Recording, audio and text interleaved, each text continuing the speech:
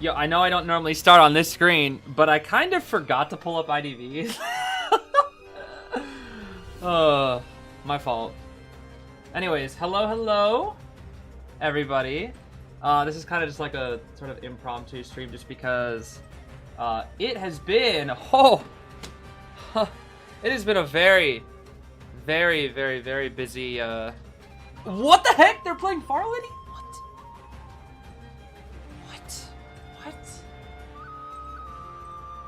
We're playing, okay. Yeah, we saw the Hunter Melly trailer, we saw Queen Bee trailer. Oh man, it's so good. I think this is the middle of set 2. We're not gonna like go back and like watch old matches. Today is more of a chill day. I mean, I don't want to go back, especially since I see Unpi Archer and freaking Farlady on Darkwoods being played in round 2, so that'll be fun. So we're not doing as, you know, sophisticated as the other days. It is more of just like a casual, chill, just watching stream, alongside just kind of chatting, and IJL. It's just chatting in IJL kind of. It's been a very long week. Let's just say it's been a very long week for me. 2 weeks, I should say. I've been insanely busy. I have been, oh gosh, the scheduling has been awful. I have quite literally been like working every single second. I've been awake for like the past 2 weeks. I've been doing something. I have like barely caught a break. So that's why I haven't seen much content, because I kind of had like myself spread in so many different directions. And part of that is due to that Demon King. If you know, it's like Demon King tomorrow on the title. If you don't know what that means. Nettie's reached out to me, asked me to organize the Demon King tournament. Guess how much time they gave me? Why is the officer spawning in 2-story? Hello? They gave me less than a week to plan the entire event. All like 10 days of it. They gave me like less than a week to plan the entire thing, and they wanted me to do it on my own too. I said I can't do it. I needed a small staff team at least, but they wanted me to do the entire thing on my own and said, yeah, can you have the first match this weekend, by the way? We want you to have the first match this weekend, please. It is ridiculous. And I didn't even get approval, because I had to make an entire budget, by the way. They made me do the entire budget. Like, I know, back when Kudo ran this, he said he, like, it was driving him crazy how strict they were with the rules, and they are pretty strict. And how little time they gave him to play, or to plan it. And I kind of did the same thing with me, but luckily I have a small staff team to like help me out. If I didn't have Kazu, Kamina, or Heavy helping me out, shout outs to those 3. If I did not have them helping me out, I would be so cooked. Genuinely, if I did not have those 3 helping me out, I would be absolutely cooked. So huge shout outs to them for helping me plan that. But yeah, like I didn't even get like approval to start inviting teams until literally like yesterday, which is ridiculous. So it's like, yeah, let me just like invite everybody within the span of like 2 days when the competition is like 3 days from now. Thanks. I don't know. It's a little ridiculous. No, applications are still being reviewed. There's a lot of applications. Let's just say there's a lot of applications. We'll turn this down just a little bit. There's a lot of applications. Not all have been reviewed since there's a lot of days, but I think there's enough for about 7 event days, and there's a total of 10.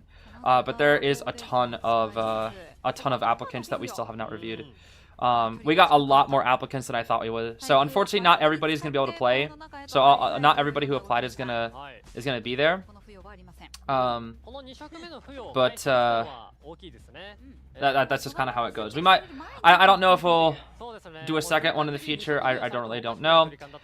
I'm a little worried about tomorrow to see if it will run correctly. I still have a lot more work to do after this stream. I really just wanted to like chill because I haven't had the chance to.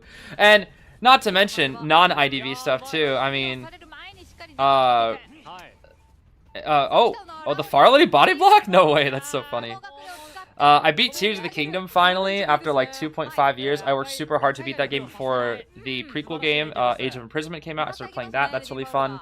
Might even grind a little bit on this stream if I can get it to work properly for that game. But just in general, like, so many other little things are just going on. Even private life stuff, because I have a wedding to go to this upcoming weekend. Not this one, or I guess the next one. It's ridiculous. This Aeroplanist is cutting like crazy. Also, I just gotta say, bro, Aeroplanist needs... I know I keep saying this all the time. Aeroplanist needs to be played more on NAU. Like, we are actually dropping the ball by not having more Aeroplanist players. Guys, I have played Aero for 3 weeks, and I'm already an S badge. I've only been S badge for 2 characters. Melly and Psychologist. Think about that. And I've grinded tons of other characters. No, I guess Prospector too. So it's all 3. But you know how guys, you know how much I used to grind Officer. You guys know my auntie. My auntie's never even been A badge, which is crazy. But I'm already A badge Aero. Like what? I played him for 3 weeks and I'm already S? Or sorry, S. I'm already S. I'm 8th Aeroplanist. And I've only played him 3 weeks. It's ridiculous. Like, it's genuinely ridiculous. And I'm still not even like that good with him. It is ridiculous, bro. It's because he's so easy to get S badge because nobody plays him. When he should be everywhere. Because he's such a good character. He's literally so good. I don't know what's stopping people from playing more Aeroplanist. I really don't. Drops Pallet Force to jump, that's fine. Cyphers is pretty good. Are they gonna bother with popping Cyphers here? I wonder. There's a lot of people that are utilizing audience effect here to make sure they get the boost, especially while on chair. Looks like they are leaving things prime, but that also is the rescuer. Let's see. Will they bother popping? Let's see. They might because the Cyphers are so close. Yeah, they're gonna start popping because the Cyphers are just so close. You might as well. That checks out. Gonna have Officer come in for a second rescue too. City should make that. Yeah, I guess 3rd tuning. That's fine. Ooh, the very edge. Yeah, with Titan, are they? Oh, no, there's no Titan, right? They should be able to pop here, I think. We're body blocking a little bit. Last server's 95. That's the one out toward the open the officer was on. Ooh, as long as Aeroplanist lives. The archer though, the archer's here. Archer? Archer gaming? Archer gaming? No, wait, but you can pop. It doesn't matter, you can pop. Okay. Oh my gosh, Archer gaming, bro. How do you miss a point blank shot like that, by the way? How do you miss a point blank shot like that? Oh gosh, am I going for S badge Queen Bee? Yes, unfortunately, due to certain circumstances, I don't know if I'm going to be able to go for it right away, as sad as that is. I might have to wait until after Koa rank, because I might be doing Koa rank, which means if I play Queen Bee, she comes out a little bit before. It also depends on if she's banned a lot. So I don't know if I'll be able to get her immediately, but I will be getting not just S badge Queen Bee, but S badge Melly. I want to become S1 both. That's the goal. I'll become the ultimate Melly player. I'll be just like Kazuneko, bro. Okay. Wow. Pretty close to dungeon, Good try. We did have a donation, sorry that I didn't take a look at it until now. Let's see here. Thank you for streaming your team in UOB in Jimmy King tourney. You're doing absolutely amazing. I'm sure first day will go amazing. Oh, thank you so much, Gray. Yeah, good luck to your team. All I can say is we'll do our best on day 1. I do worry that I do worry that I mean we've done almost everything that we can in terms of planning. I do have like a pretty good team that is helping me out. I'm just a little bit worried. I'm just a tad worried that things don't go to plan. But yeah, everything should go to plan. Keyword. I'm just worried because it was planned so fast that I worry that some people are gonna like, oh, I can't make this, or there's this happened. I don't know. I'm not sure. But it's also my first time running like a, or like, not, it's not running, I'm organizing it. Because I didn't make the rules to the tournament either. There's been a lot of people also upset about like some of the rules. I mean, not a lot. 4 to 5 people that were like confused and or upset about some of the rules. And it's like, I'm sorry, bro. I can only do so much. You know what's crazy? Oh man, what's crazy? I had to like kind of pushed NetEase back on the rules a little bit. The rules are really, really against hunters, despite it being like, I guess like the way they envision it, it's because it's called the Demon King Challenge, where it's like you have the Demon Kings that are supposed to be like really, really strong, and I guess like a variety of different survivors going up against them. Like you got like some survivors that are like Griffins only, but then you got a lot of teams that are also like peak tiers. And I guess NetEase was like, this is supposed to be a challenge for the survivors because it's called the Demon King Challenge, and like the Demon Kings are supposed to be the strong ones. But they skewed the rules against the Demon Kings so hard. Cause dude, initially, and until I started like trying to push back against it, they were like, all right, hunters can have 3 bans. Survivors, guess what? Can have 5 hunter bans. Like what? And also, we're supposed to tell everybody what their S badge is, because you have to be an S badge to join as a hunter, or at least like a known pro. And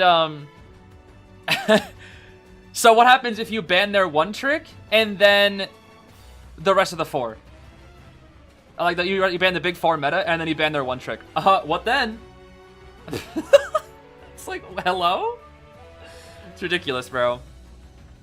But yeah, the one thing that hunters do have though, I might do a rule change on this. I don't know. It depends on how first day goes, because it might just end up being like the same map every time. Hunters can pick map regardless, so that is one advantage that the hunters have. They can pick map, and survivors do not get to ban a map either. So that's pretty interesting. It is just straight hunters pick whatever map they want. So that is the one advantage they have. And also, if people ban ever, because like both survivors and hunters can ban, survivors are allowed up to 3 hunter bans, and then hunters can have 4 survivor bans. However, each ban costs money. So like, for example, if you 3 escape, you get $60. Your team gets $60. But for each ban that for each hunter that you ban, you lose $20 from that. It like reduces your prize basically. So you kind of have to like, if you ban hunters, you'll get less money, and if you don't ban hunters, you get more. Actually, if you ban nothing, you get a $5 bonus. So that's pretty cool. That's like the incentive to like not ban anything, because NetEase was like really adamant about allowing bans, and I was like, oh, wouldn't it be cool if nothing was banned so we could just free for all it all? I won't be playing in the tournament. No, I will be commentating every match, but I will not be playing. Oh wow, the set's over. Okay. Wait, RC lost? Huh? RC lost? To Scars? What did I miss? Hello? Not the PNG tuber pose, bro. What? Wait, what happened?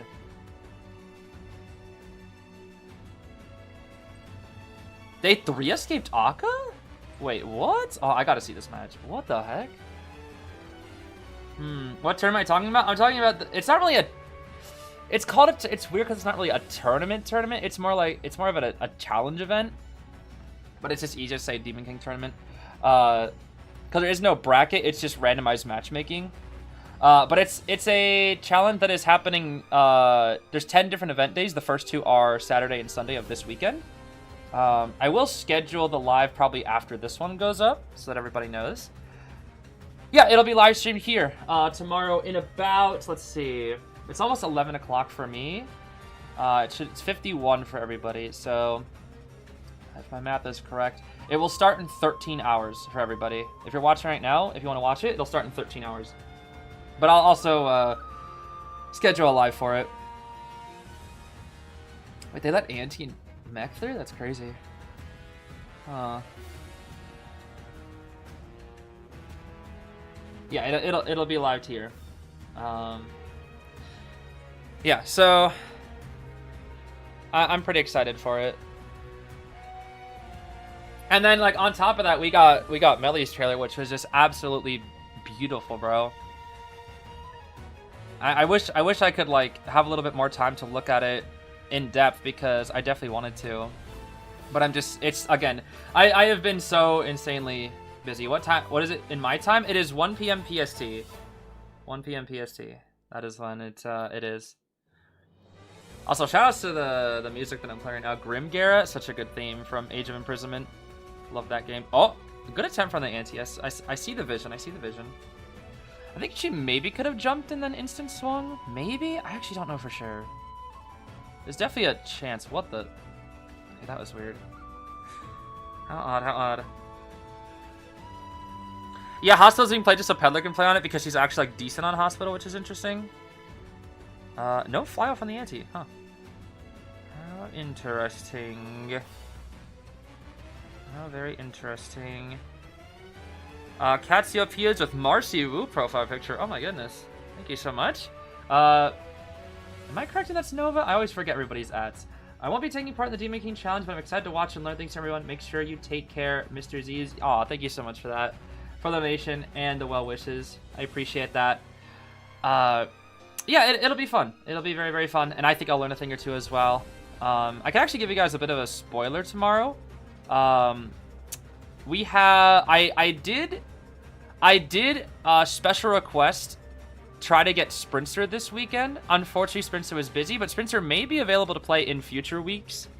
So keep an eye out for potential Sprinter show up in the Demon King event. But the hunters that are playing tomorrow, we have Soul, who is very, very strong. Previously on Team IT, now on GSL, I believe. Soul's very, very strong. He will be playing first. We also have I'm Burning, if you guys recognize. They've been in the chat quite a few times here. They're a very, very strong Feaster, which is interesting because we don't really see too many Feasters too often, so there's an S-Badge Feaster. And then we also have a very, very strong Hunter, one that you guys probably know quite well, fellow content creator. Extremely strong, and player, Spider player, lots of other Hunters that they're good at. It is none other than Fafa. IDV will be playing tomorrow as well, so that'll be fun. Yeah, Peddler Hitbox is jank as heck. So yeah, we'll have Fafa, which I'm really excited to see Fafa play. I'm very, very excited. So those will be tomorrow's matchups. We have Soul, Fafa, and I'm Burning.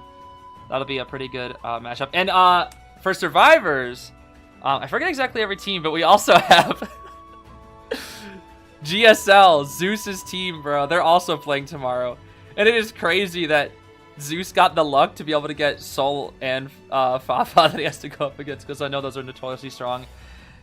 Oh my goodness.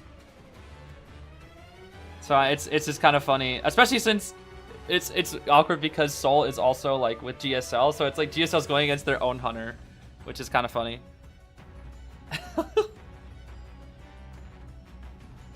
Truly a Zeus luck moment. Oh my gosh, yo, Peddler's Hitbox.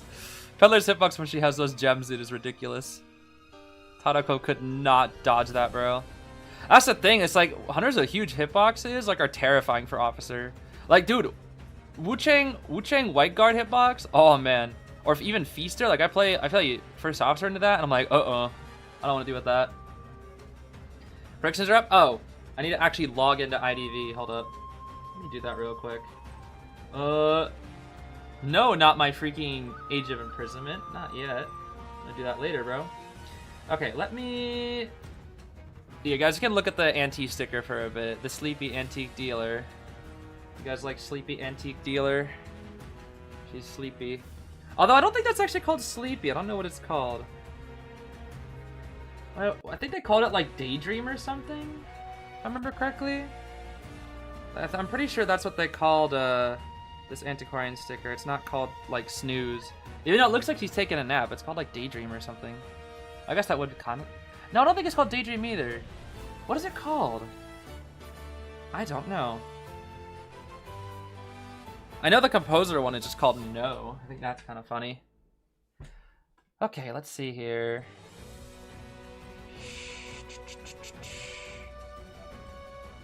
Always takes me forever to log on to IDV because I have to do it through my phone. Okay. Here we are. Alice DeBoss. There she be.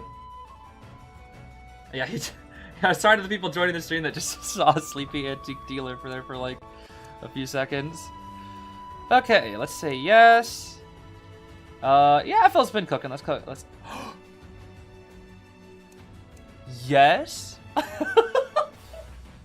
What a lovely question. Oh my gosh. What a lovely question. Okay. How are we doing on our... Yeah, let me see this peddler match. How much time do we got, actually? Minus 110.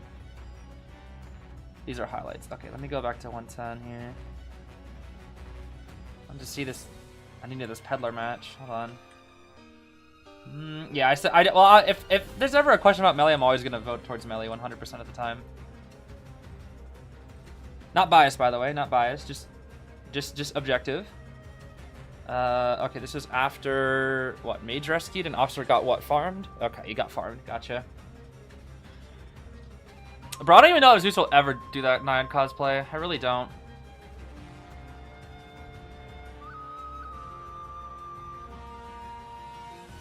One of the weekends, of course, you were traveling. I mean, I think... I'll be honest, if you sign up for Hunter right now, it's probably too late since there were way more Hunter... Wow, that was actually good from Aka. There are way more Hunter apps, I will say. Wait, how does he get... Wait, what? How does he get 3 escape from this position? Wait, what?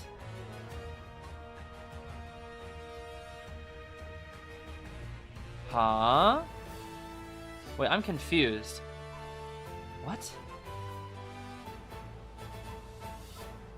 No, it's impossible. Wait, what? Wait, did he 4K? Wait, if Wait, what? Oh, they got a 1.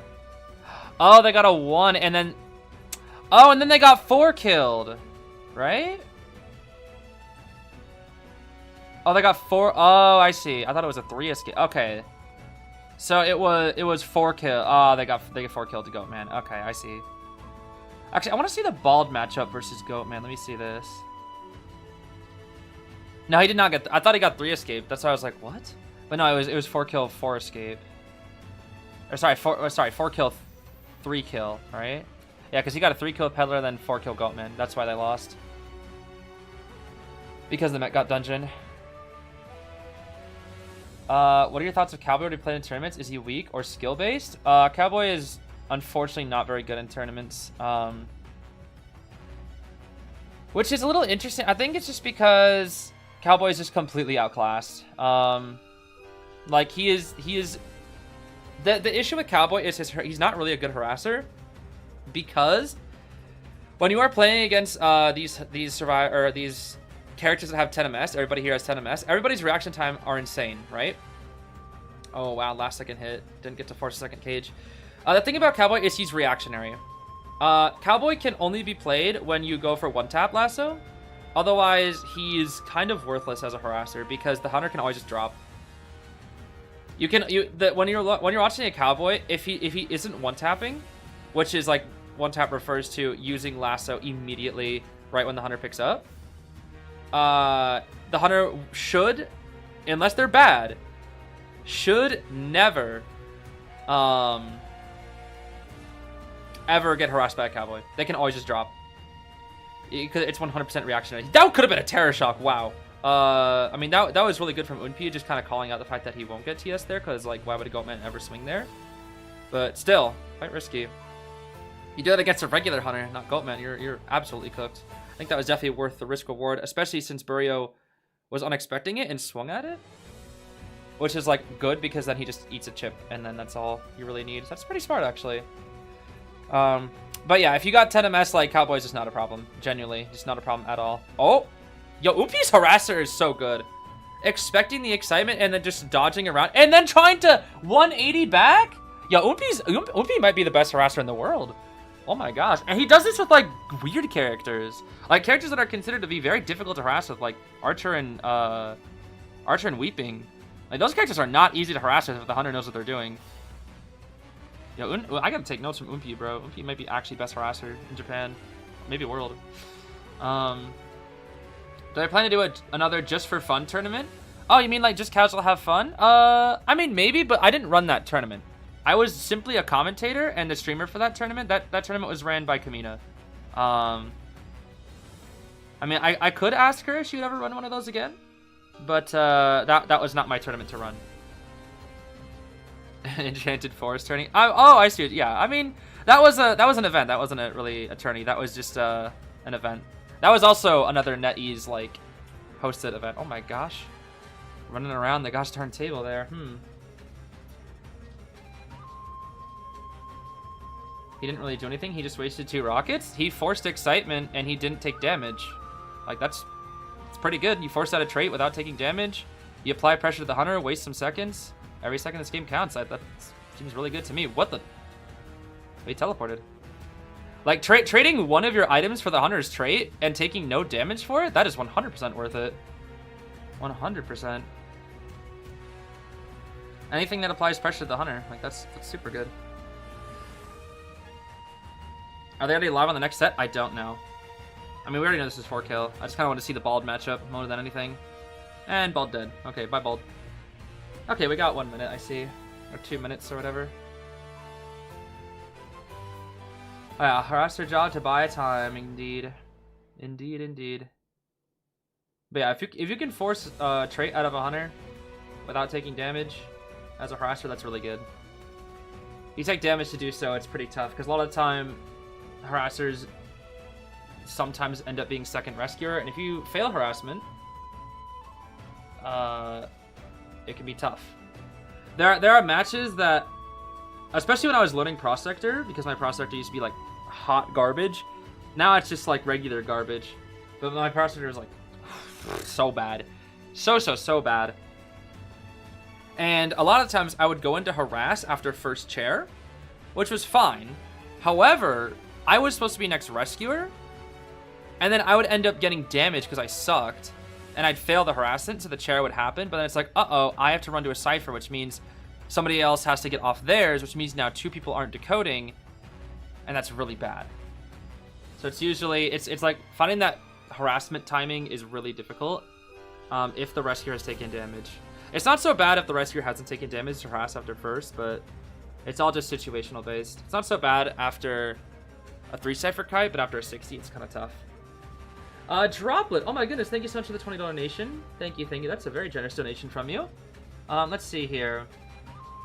Hello, Zeez. Good luck with the tournament. Hope all goes well running it. Thank you.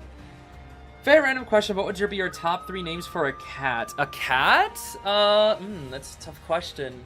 See, this is hard for me because the because the nickname that I gave my sister's cat was just Cat. That was literally it. It was simply just Cat. And I miss that cat so much. I would always just call her Cat. And that was it. But I guess one good name for a cat, obviously, is Cat. That's gotta be the first one. The second one I would go with is Smeekums. The reason I say that was because when I was a freshman in high school, I wrote a short story called Colors in Gilbert. I think it's called Colors in Gilbert and the Quest for the Cabin's Net and Smeekum the Cat's Cooking Show Lessons. That was the full story name. I made really stupid titles for like short stories that I had to write for school. And I just made it as nonsensical and stupid as possible. It was literally called Colors in Gilbert and the Quest for the Cabin's Net and Smeekum the Cat's Cooking Show Lessons. So what happens is there's these 2 hobos that live in a cabin and their names are Colors in Gilbert. And they have to find the cabin's net, which is never explained. Why is it important? They just have to find the net that belongs to the cabin. And they run into this cat named Smeekums that likes chicken wings. And he like throws chicken wings around. That's all he does. That's about it. That was the short story. So yeah, definitely Smeekums. I also had another story called Batman and the Batmans on the Quest for Pen Ink and Illuminati's Fork-Loaded Prince or something like that. But I don't remember the full name. It was something like that. But it was basically like Batman meeting the fellow Batman clones that existed in his universe for some reason. I don't know. It was really strange. They were always like really long titles that just did not make any sense. I mean, even then, if you say Batman and the Batmans and the Quest for Pen Ink, like, people are already gonna lose you at that. And there was still more. And it's like, why are they looking for pen ink, you know? Why is Batman and several other Batmen looking for pen ink? You know, it's intriguing. It's very absurd and stupid. Should you reread Marcy's journal sometime? You're tempted? Yes, you should. Marcy's journal is so good. I've read Marcy's journal like 3 times. I love Marcy's journal. God, I think I have Marcy's journal in my room, actually. It's very good. What did I eat for breakfast? Let's see here. I'm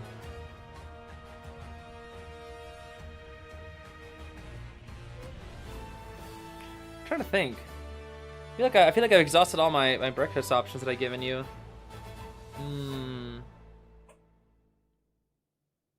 What about justice for breakfast?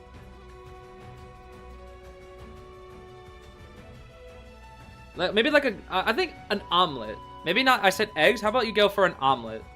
I said go for an omelet this time, if you have the chance. Pasta with ketchup. With ketchup? A blueberry muffin? That actually sounds pretty good. Am I going to play 100 Melly in test server or wait till she comes out? I don't know. Because I'm actually getting a new phone and I'm going to be trying to get better on mobile IDV soon. So my current phone is very garbage and my ping on test server is like 350. So it's going to be really hard if I want to try to practice on Melly then. But if I use my Ethernet cable with my new phone potentially, it might be a little bit better. So we'll see. Yeah, go for an omelet. Omelet sounds yummy. I say go for omeletto. Yeah, I don't know about pasta with ketchup. That reminds me of my sister that used to have scrambled eggs with ketchup, and I was like, not really a fan, bro. Not really a fan. Oh, I just turned off my gosh darn Switch. Hold up. She played Gal on your new phone because it's almost her birthday and she's easier on mobile. I mean, I'd have to practice a little bit, wouldn't I? I definitely have to practice. Anyway, you guys don't mind if I, you guys don't mind if I grind an Age of Calamity or Age of Imprisonment now, do you? This is important to me. It's another one of the thousands of tasks that I gotta do. So let me just, I'm just gonna chill while we watch this and wait for the next match to start. Don't mind me, bro. Oh, how silly. Eggs with ketchup is peak? What? Yeah, I don't know about that. I don't know about that. It just seems kind of nasty to me. I don't know. Not really a huge fan. Oh, this is such a small screen. Oh well, it's fine. Yeah, people are gonna be confused. I don't do this too often, but this, like I said, this is a very chill, laid-back stream, so I'm kind of just doing whatever. I hope more people play Bald Bro, Brood. I really hope more people play Bald Bro. More Bald Bro, please. We need like a Bald Bro arc like what they did with Meteorologist, dude. That's what we need. That's what we really need. Is ketchup on pizza normal? I mean, they're like adjacent to the tomato sauce, but I don't know if I would say ketchup specifically. Because ketchup's like, I don't know, it's like really, really salty and way, I don't know, that's a weird one. That is an odd one. You go put the ketchup down. Oh gosh, yeah, I don't know about the ketchup on these things. I mean, it's not as bad as my one of my friends from Boy Scouts. Oh man, I think I told this story before that he would just put salt in everything. He was like, salt is like makes everything better, and I was like, that cannot be true. And he was like, yeah, I put salt in everything. And so I started asking him about certain things that he would put salt into, and he'd be like, yeah, I'd put salt into that. And I was like, would you put salt in water? And he was like, okay, that's like the one thing, but if we're talking like maybe another drink, I would. And I said, would you do it to soda? And he said, yes. He said he would salt his soda. He's like, yeah, it just brings out the flavor. That was like his excuse for everything. He'd just say, it brings out the flavor. And he was definitely not trolling me. He was just like, yeah, it brings out the flavor, bro. And I was like, salt in soda, though? That's nasty. I don't know about that one, bro. You remember another weird thing? Yeah, Leah, you're always eating strange things. I don't know if I want to hear this. And yet you somehow never ate Play-Doh. Like, that's ridiculous. How do you eat all these strange things and never once eat Play-Doh? That's the craziest thing to me. I feel like every kid ate Play-Doh at one point in their life, right? Surely had to. Sprite with salt tastes quite good. What? Sprite and salt? I don't know. That just sounds kind of nasty.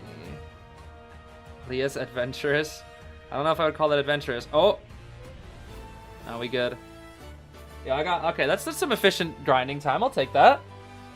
You ate dog food. It was a little crunchy snack to you.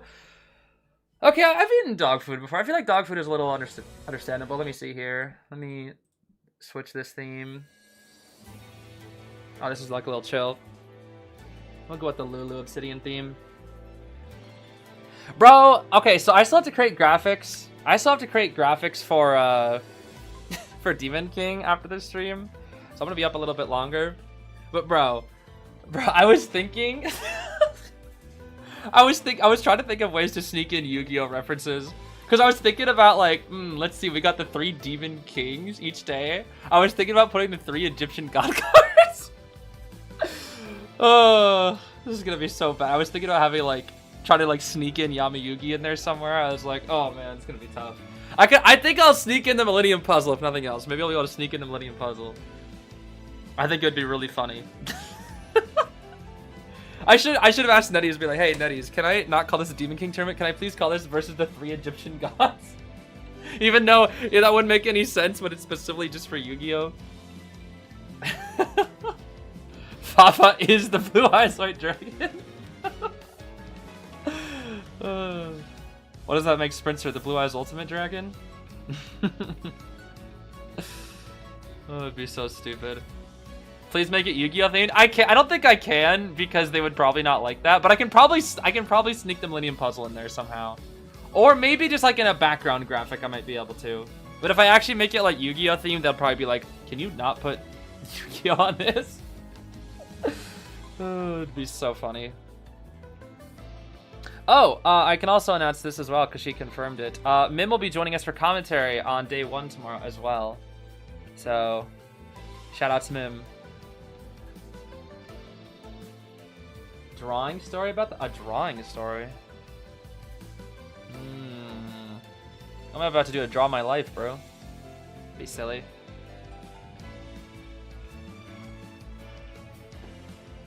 Yeah, what if I just have my co-commentator be Yama-Yugi, and I'll just talk in this slight voice as I draw Dark Magician.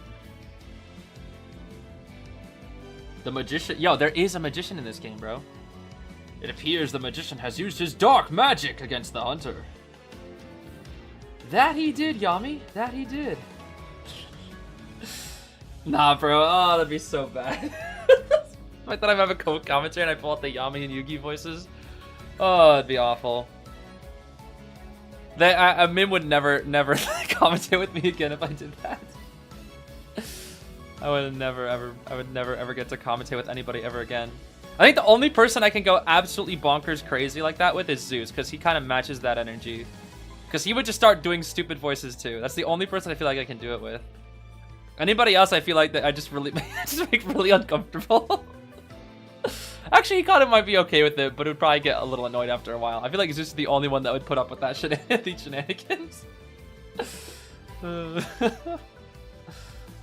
Okay, yo, chase the mech, chase the mech. No, chase the archer. No, chase the mech. No, you chase the mech. Yeah, you chase the mech. I just want to see archer content, bro. Yeah, Zeus is used to it, and plus he's done it too. If you guys are around for Koa 7, there was that one day that Zeus commentated with me that I'll never forget, where he pretended he did this like really high-pitched Cinnamoroll voice for like, it was like 30 straight minutes, and I could barely focus on the match. I was just like laughing at his voices. This is a long time ago. This is Koa 7. I still remember that night so well. It was one of the most interesting experiences ever. Because Zeus doesn't really have a high-pitched voice. And he just like talked in a high-pitched voice for like 30 to 40 minutes straight. And he was also insanely sleep-deprived as well, so that did not help either.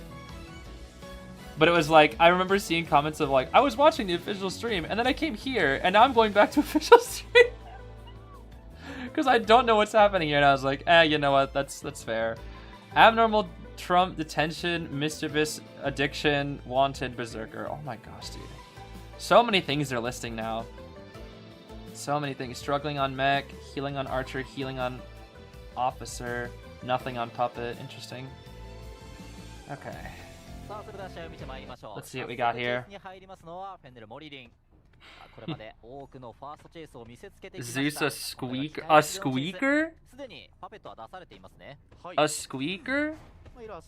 What is that Mexican? Dude, she looks like a Dreamwitch follower. What the heck? You know what I'm talking about? She looks like that. Wait, I've never.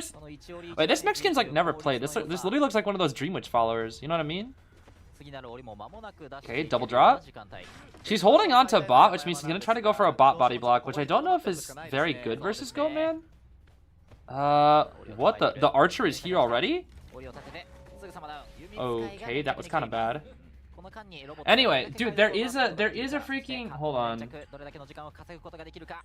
Where is it? Squeaker?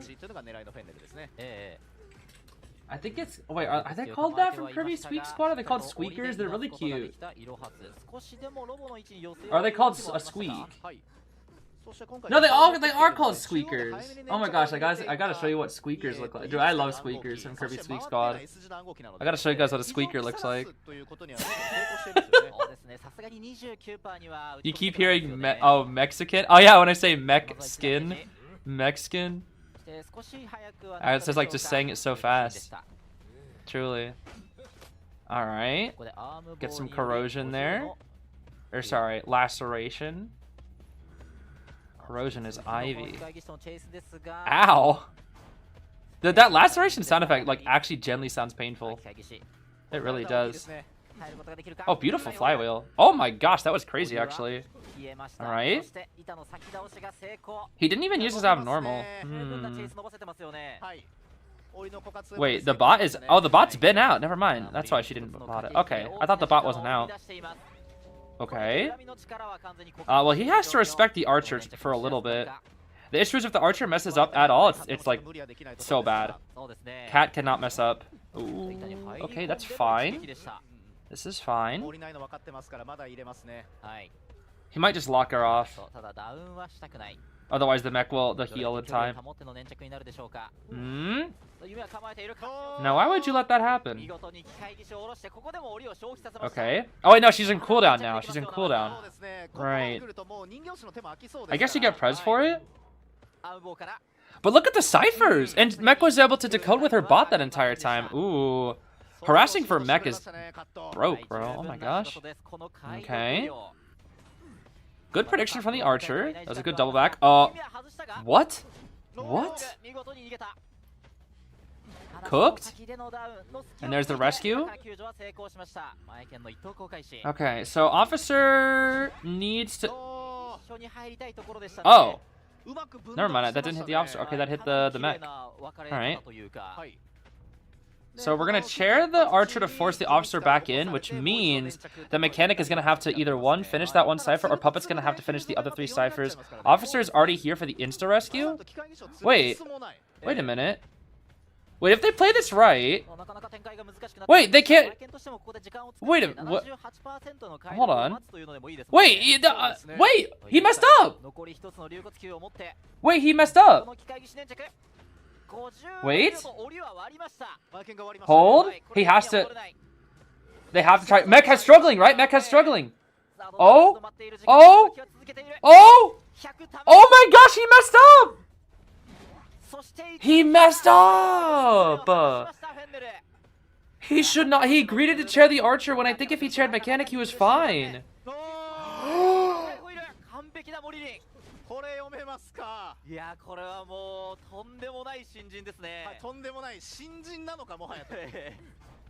That was maybe the most gorgeous blink predict I've ever seen. That was maybe the most gorgeous blink predict I've ever seen in my entire life. What?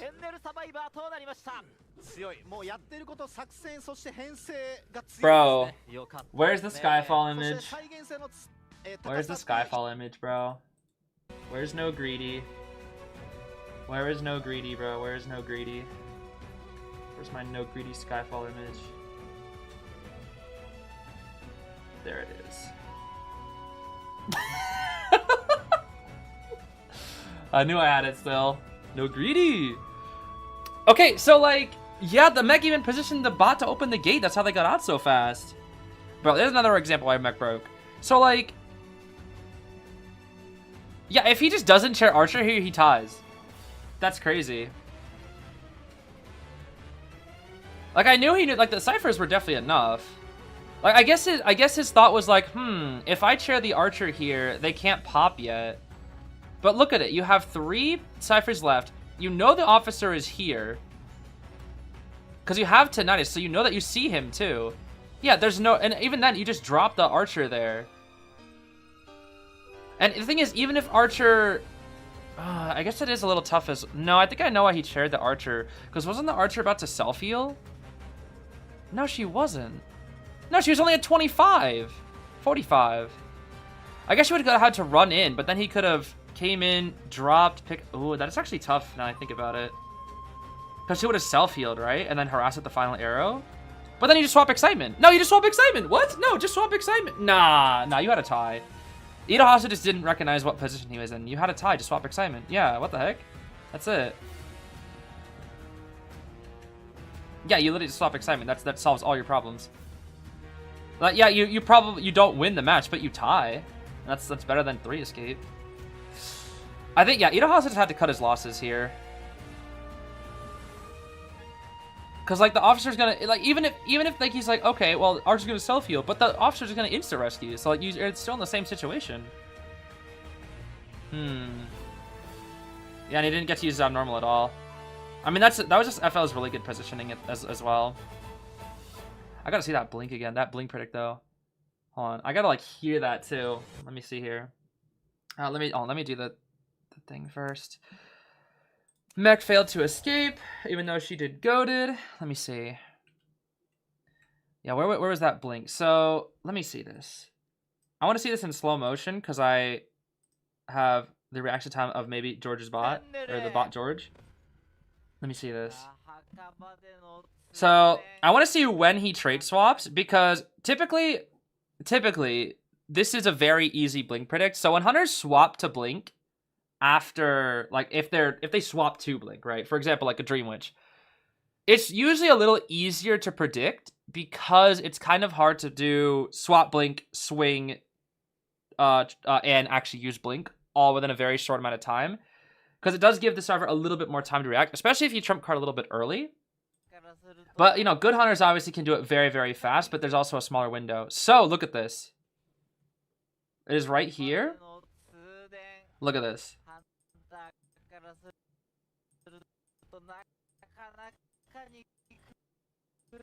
Oh, no, you got plenty. Nah, with 10 MS, that's free. Never mind.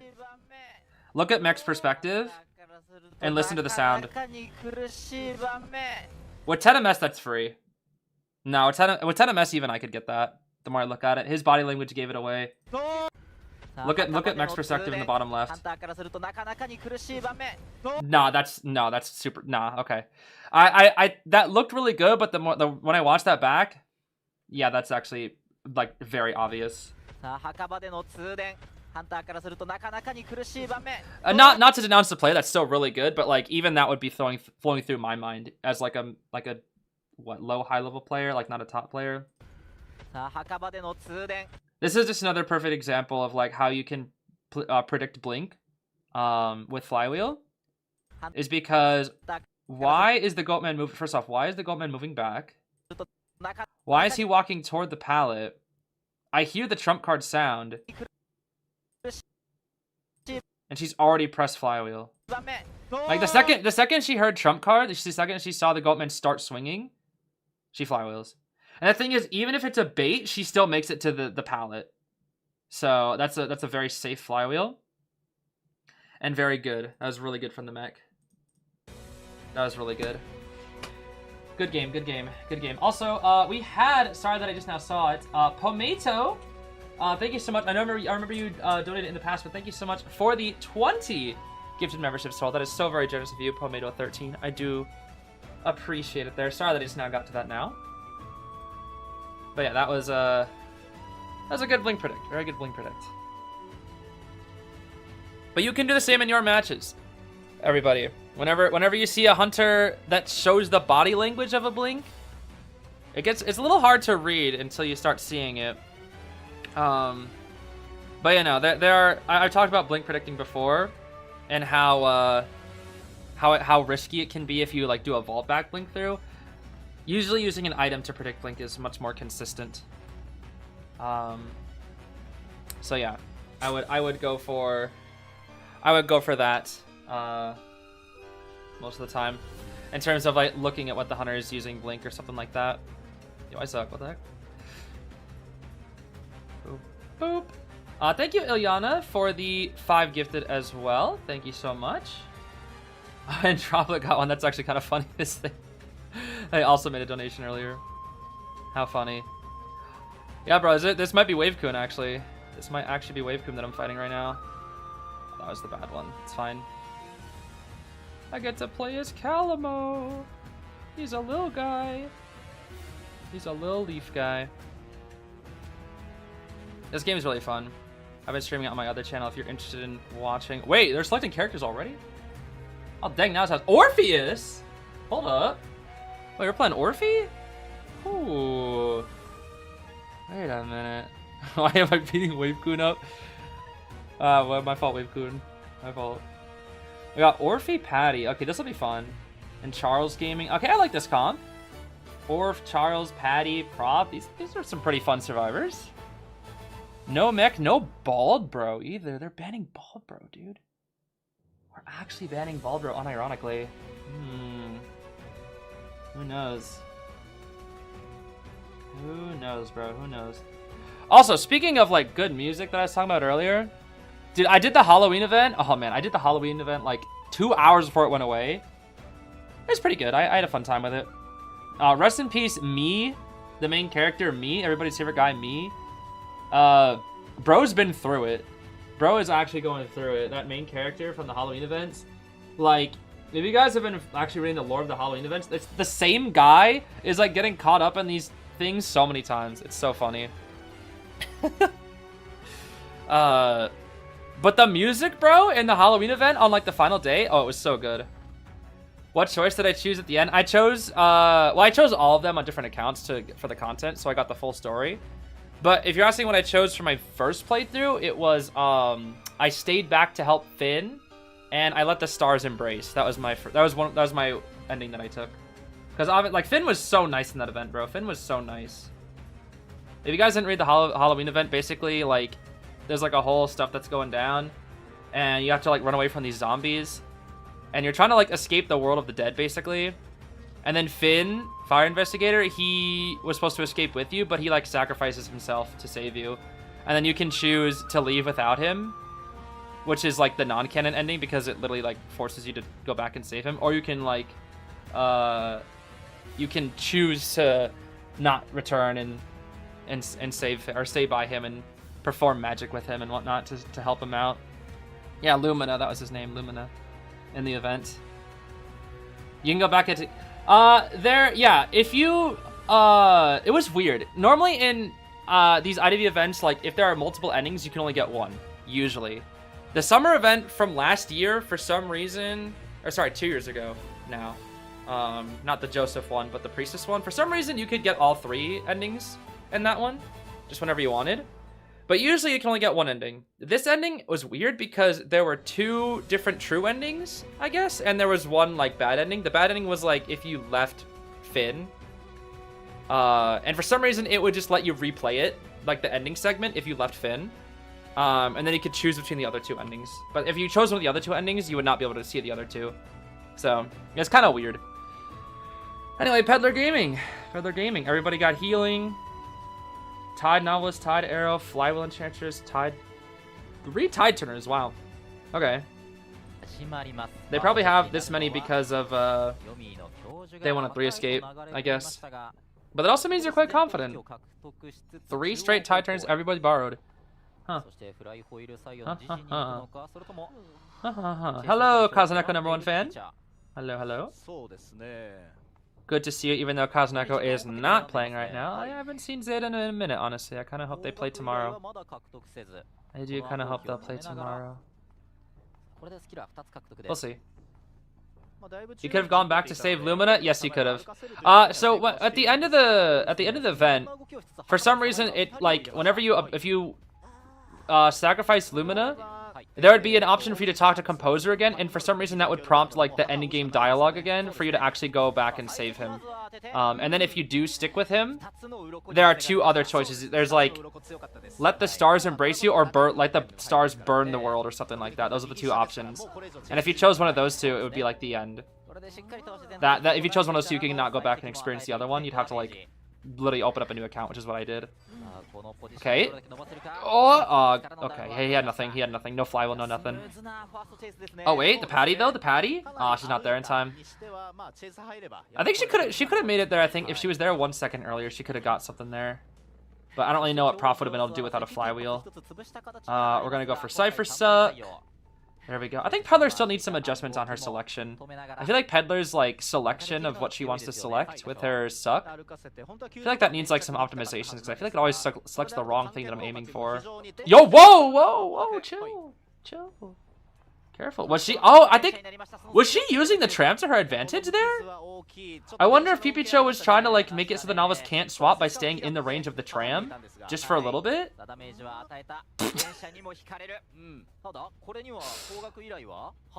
Oh my gosh, look at wait, the gems reduces the tram stun? No way. The gems actually reduces tram stun. I didn't know that. I kind of thought tram was just like it just never changes. Like the stun from tram never changes. It actually reduced the tram stun. Huh. Yo, buff tram again, bro. The tram has been buffed so that Peddler cannot reduce the stun. The tram is no longer affected by addiction. I don't know if it actually is. Dude, is tram affected by addiction? Imagine you see the hunter get hit by the tram and you just see like the dark pulse come out. Oh, that is funny. Oh, careful, Charles. Careful. Charles. Oh. What the? There's that dark pulse. Oh, and there's the patty. Any stun? No stun? No stun yet? Alright, Patty's coming in to harass. Ooh, nice. Cyphers are pretty decent, but quite spread out as well. I love those. I love when people die to the chips. Okay, this is actually a really good spot to harass because stun reduction though. That was smart from the Patty. She has to stay on this side, which makes things awkward because she knows the stun will be too little. That counts? Oh my goodness. Nice flywheel. She has to keep herself alive now. Yeah. You can't do much else there. I mean, she did a good job of keeping the prof alive. That was not bad. Wasn't bad at all. That flywheel kind of saved her as well. But now she's next chase. Blink is ready. Cyphers are really close. But would Pipicha use a blink this late in the game? That's the question. Yes, you can tell by that. You can immediately tell by that body language. Yeah, bring back old tram when it just like one-shot survivors. That'd be funny. I like Pipicha's like use of the suck. The suck is really good. Like the double suck, I should say. It like feels very efficient. Okay. Kind of making this pointless for Orphe to swap. Oh, chips. Oh, the pallet being dropped is annoying. Hold on. Wait. Ooh. Ah, but the 3-stack. But the addiction? And now we're switching? Interesting strats. He can make it behind the pallets.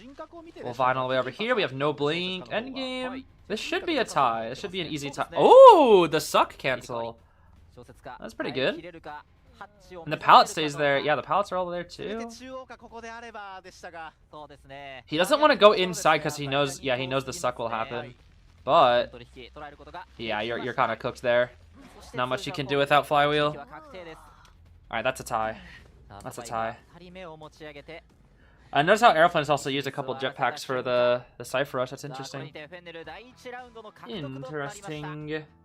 Very interesting. Yeah, that vine was clean. Vine was clean. And he can't exactly just vault into the peddler there because then she'll just cancel.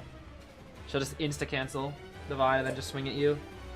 It'll work against a peddler that's not really that experienced, but if you do it against a good peddler, you're gonna be, you might be cooked. Okay, let's see. Do we have a pop quiz yet? We do not. Okay, that's fine. I don't want a pop quiz anyway. I don't want one anyway. Oh yeah, I forgot. I was gonna show you guys what squeakers are. All right, so there's this really cool game called Kirby Squeak Squad for the DS, and it features this like rat guy named DeRoach. I gotta show you DeRoach to give you context. Hold on.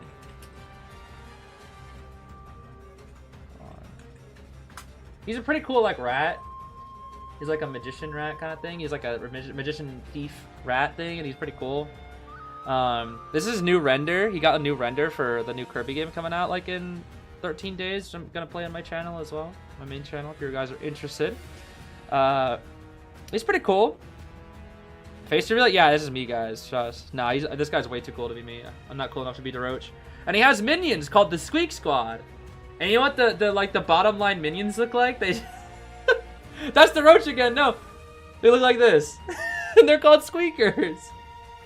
This is what they look like in the game. They're so cute. I love them. I love this. I love the squeakers. They run around and they're squeakers. They're funny, and they throw bombs at you. They're so goofy. Look at this. Is what they look like in the game. You could like, they're so teeny. And you got DeRoach, who's like, you got these other goons, but like these are like his little guys. I love the squeakers, bro. I think when I was younger, I used to have this as my profile picture because I used to love the squeakers so much that I had a squeaker as my profile picture for like half a year or something like that. It was crazy. The squeakers. I love the squeakers. The little guys. Unfortunately, squeakers are not in any of the new Kirby games, though. They were only in Kirby Squeak Squad. We got pop quiz now? Let's see here. Sorry, I was too busy looking at the squeakers. That'll be one. Yep, it's one. Oh, hi, Teddy. Hope you're doing well. That rat looks cool as heck. That is from Kirby Squeak Squad, and yes, the rat does look pretty cool, right?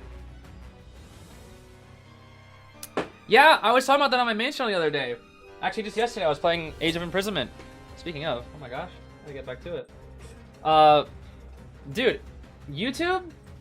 Cringe, bro. What's up with YouTube and 3 ads nowadays? Hello? That's like very new that they started doing that. It's very new. I don't know why they're doing it.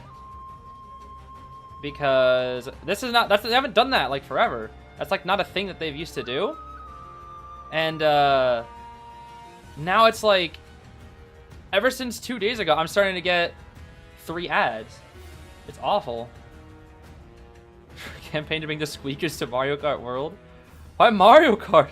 What? I mean, there's a new Kirby racing game coming out in 13 days. If anything, it should be in that. Unfortunately, only DeRoach is in it. I mean, I like DeRoach, but you know, would have been cool to have a squeaker in there too. They put in like really doofus monsters in there, which is crazy. In Kirby, they put in like the freaking mushroom cappy. But oh no, we can't have the squeakers, bro. Oh, this guy sucks. What? Oh, this guy's so trash. Yeah, go little Korok, buddy. Throw bombs at him. Much worse on TV. 1 minute. 1 minute unskippable? Are we serious? What? Okay, I've never had a 1 minute unskippable. The longest unskippable I've ever had on YouTube was 30 seconds. I've never had a 1 minute unskip. That's ridiculous. Doing so good after set 2. Hope everyone's doing well. Hello, RC Aka #1 fan. Hello, hello. Yeah, hope you guys are doing well. Oh, Wolfie, thank you for becoming a member for 11 months as well. Thank you guys so much for the support. 3 minutes of unskippable ads, but on like on-demand television? What? Yeah, I've actually had really long ads before, but in terms of unskippable, longest was 30. I've never had any unskippable longer than 30. Never once. But I've had ads go up to like 12 hours. I've literally seen 12-hour ads. I mean, it's just like somebody who paid for an ad slot on YouTube that just like basically promoted their own 12-hour video or something. But that was it. But yeah, nothing unskippable longer than 30. Yeah, it was skippable. Don't worry, it was skippable. Okay, longest unskippable that I've had was 30, but the ad itself was 12 hours long, and I was like, that's crazy. A full TV show, dude. That's like a ton of. That's like what, 6 movies? You could watch 6 movies in the time that you could watch that ad. You know, I say as I produce videos that are like 1 hour a lot. Will I watch this very engaging hour-long movie that was made by many people that is very, very good and entertaining? Or will I watch this guy play a video game for 1 hour? It's just different types of content that you consume at different times, you know? Nah, bro. Honestly though, I'd rather watch an hour of like somebody playing a video game than watch The Secret Life of Pets. I generally don't want to watch that show or that movie. Oh my gosh, that one shots? Hello? Crazy, bro. The Knight, thank you for coming. Sorry, I just saw the Lufel. Thank you for becoming a member for 10 months. Thank you so much for your support. Sorry, I just kind of started laughing when I saw the Lufel again. Stupid bird. Bro, I was playing P5X, what was it, yesterday? I don't even know. All the days are running together at this point because I've just been endlessly busy. I was playing P5X whenever. I pulled for Futaba. Had to go to max pity for her on target banner and had to go to pity twice for her weapon. And I got freaking bird Lufel so many times getting there. Oh, it was awful. It was trash, bro. It was so bad. And it was one of the worst pull I had in that game, dude. It was terrible. Genuinely terrible. Yippee! What's the beef with Secret Life of Pets? I just don't like Illumination films. They're just... I mean, nobody really likes Illumination films. Which is kind of why, when the Mario movie first came out, I was a little sad because it was made by Illumination. I was like, no, they're mid. But, you know, it actually didn't turn out to be too bad, but that's also probably just because of other influences. You never know. But, bye, Wavekun. I don't know. Like, their movies are like what you would call safe. For example, they got the classic, the classic the classic trio. You guys know the classic trio? My favorite trio of all time. Main character, bro. Comedic chubby guy who is his friend, but not really. Who's like just there to make him look cooler. And then you have the woman. And that is her character. Oh, but she might be the smart one. Sometimes she's the smart one. And her character is that she's a girl and that she likes the main character. That is her character. That is the entire personality they gave her. Yes. Let us make support female lead. And she will be main character love interest? Oh, phenomenal. No one's ever heard of that before. My favorite character of the group, the woman. Sorry. That's the classic, like, Illumination, like, you know. That's it. Like, that you watch Illumination film, you're gonna find that trio, like, a lot of the time, bro. It's always main character that actually has the story that's not really that interesting and is usually very bland. Then you have the comedic, the comedic relief character that's usually chubby, and he's not really that cool. He's only there to make the main character look cooler. And then you have the girl. And her character is that she is a girl. Because the writers needed the love interest character. And they said, yeah, let's make the girl. Does she have a character? She's smart. Yes, she is the smart one of the group. Yes. We are very, very adventurous with our characters here. So stupid. What are we talking about? Bad movie tropes, basically. Where it's just people fit into like cliches or whatever. That's really it. Violet3, thank you so much for becoming a member. Thank you, thank you. Yeah, like bad movie tropes and whatnot. The Zelda video is still on the screen? Yeah. It's not a video. I'm playing it. This is look, wee. Right, left. Like I'm playing it. I have to grind in this game for my other channel, so I might as well do it while I'm waiting for the next match to start. You know? I gotta be so efficient with how busy I am recently. Might have to do this on other IGL viewing days too. You know? Oh. Yeah, my fault, sorry. I mean, I usually just like sit here and talk with chat about stuff anyways, so it's like might as well do something. This is the TikTok multimedia stream now. Yeah, I need to get some Subway. This is my Subway servers on the side, bro. Everybody's always making jokes about put Subway servers in gameplay on the side. Now we finally got it, bro. This is my Subway servers on the side. Zelda Age of Imprisonment. Yes, sir. Whee! This is capitalism's effect on you. You know, I had a really funny conversation with my roommate about that, like last year, because he was like, "You're always working so much. This is the flaw of capitalism." And I was like, "What? But I like working." He's like, "But YouTube's exploiting you. You and all your other friends should." Oh, what was it? What did she say? It's like something specific.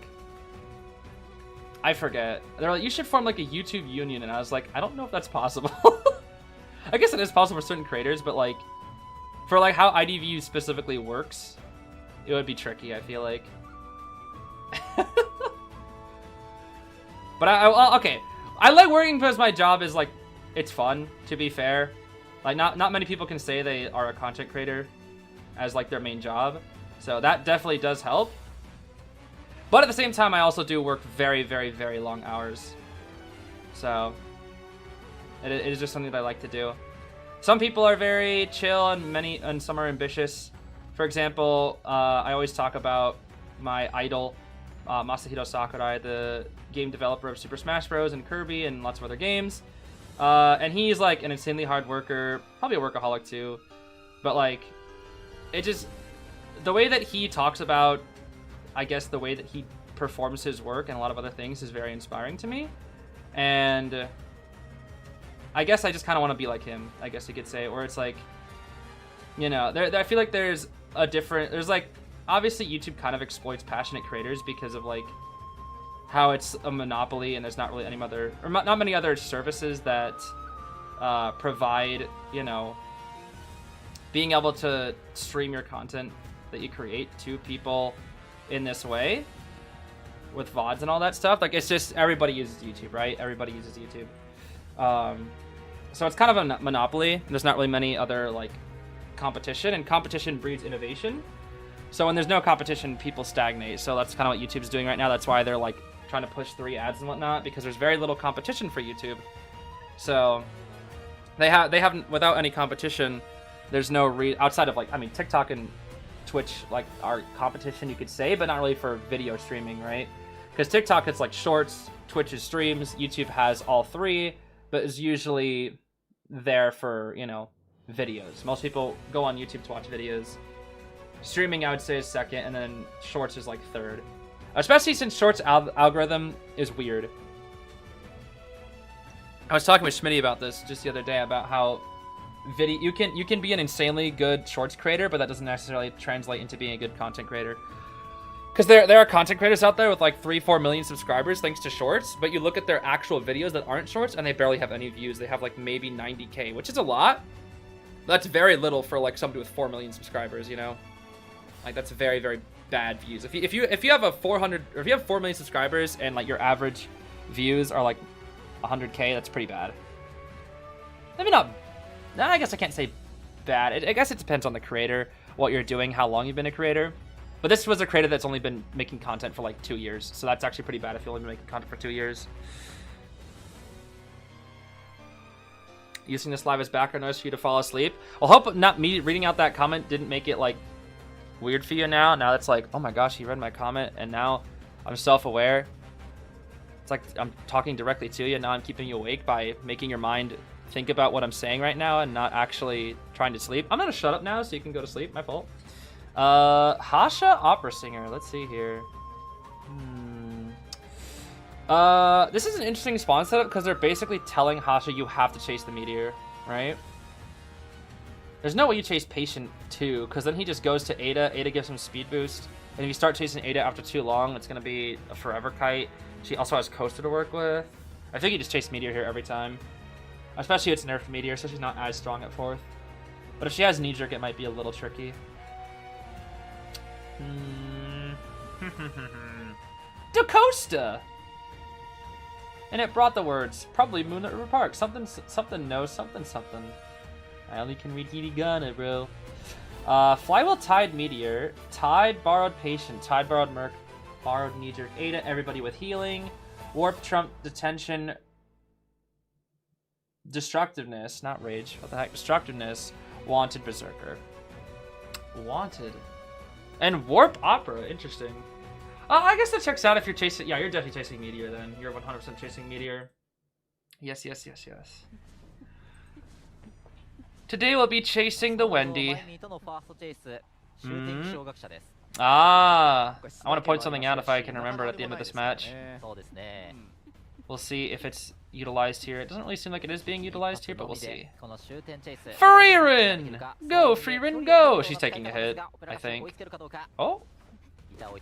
Never mind, I'm dumb. I kind of underestimated the cloud movement there.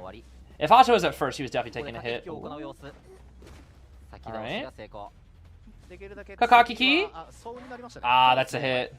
Can't Kakaki Key very well there. No pallet either. Let's see. This will likely be Cloud versus Warp here. Cloud!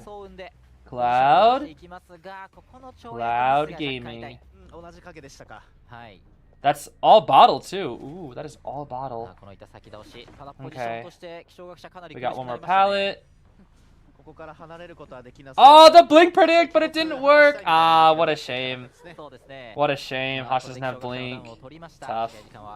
Ciphers are a little short too. Why are they this short? Why are there 4 ciphers being worked on? I don't know.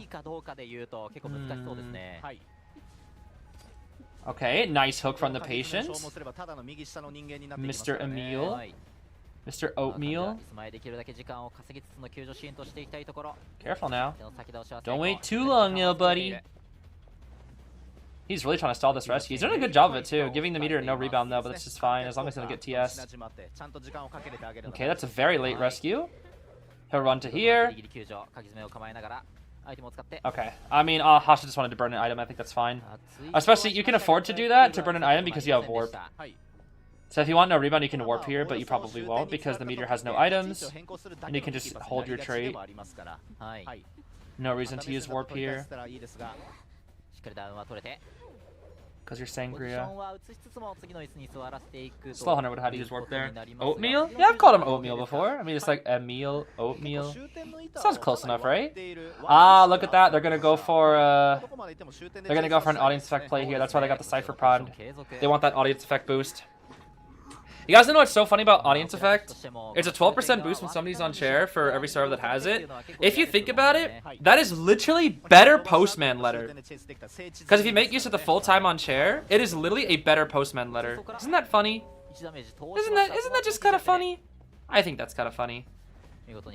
That's funny so much that I'm gonna laugh about it. Ha ha ha. Ha ha ha. Ha ha Hasha is going to double down the Merc? No, he's not. Guess not. Call him email. Email, huh? That's a cheeky one. They're still leaving the cipher at 99, I see.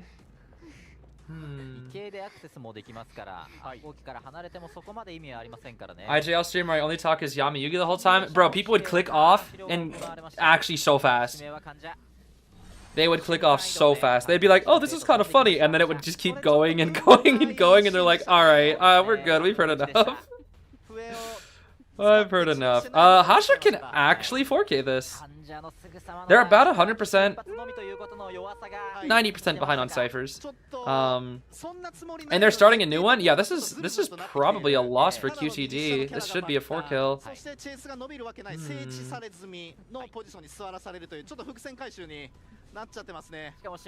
How do you pronounce his name? You know how you pronounce milk? Emil. Emil. Emil. Oatmeal. Emil.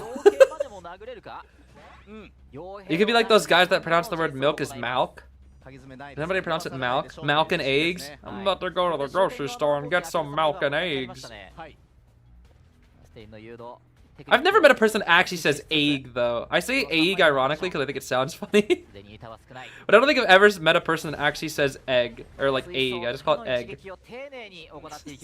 Egg, bro. Who says egg? Okay, this is a loss. The double down on the mercenary is tough. Mulch?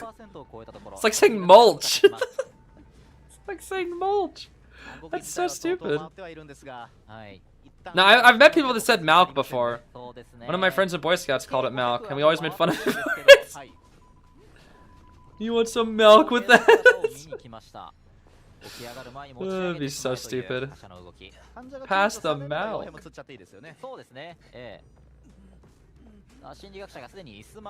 College is cooking you. I've heard the stories. I've heard the stories about how it could do so. Well, nice red light. I wish you the best of luck out there. I know it can be tough. I wish you the best. Ciphers are actually possible here. Hold on. Ciphers are possible. Merc can rescue. They can actually draw. It'll be very difficult. Never mind, I lied. Forgot they were dead on chair. They can one out. They can one out.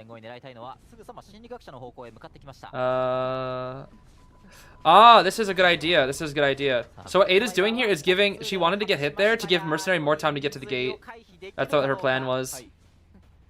Thing is, Ada needs to kite. She's not kiting, though. Yeah. And Hasha TP's here every time. No? Actually, Hasha knows he can make it in time. He has the time. Even though it's Mercenary, Mercenary doesn't make that. He has to commit, but he doesn't make that. No, he doesn't make that. Well, maybe. Hold on. He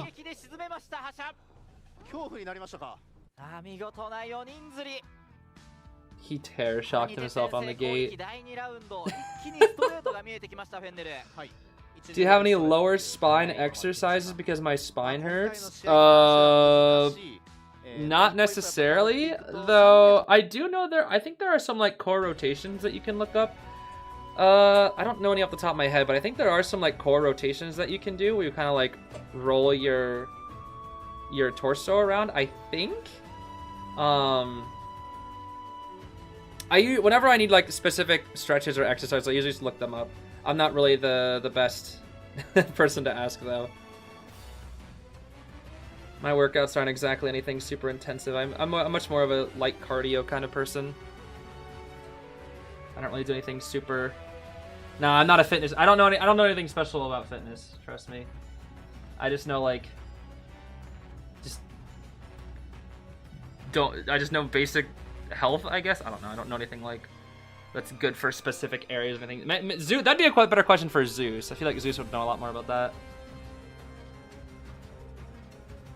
It doesn't exercise. Now, I used to, back when I was like, oh, what is it? Back when I was like 19, I didn't really exercise all that much because I was like mega depressed for private reasons. But I was like, I didn't take very good care of myself, basically. For reasons I will not say, they are private, but I kind of just like was miserable for very long, and like when you're depressed, you tend to not take care of yourself very well. And trust me, dude, like the second I started like getting better and exercising again, it helps so much. It really does.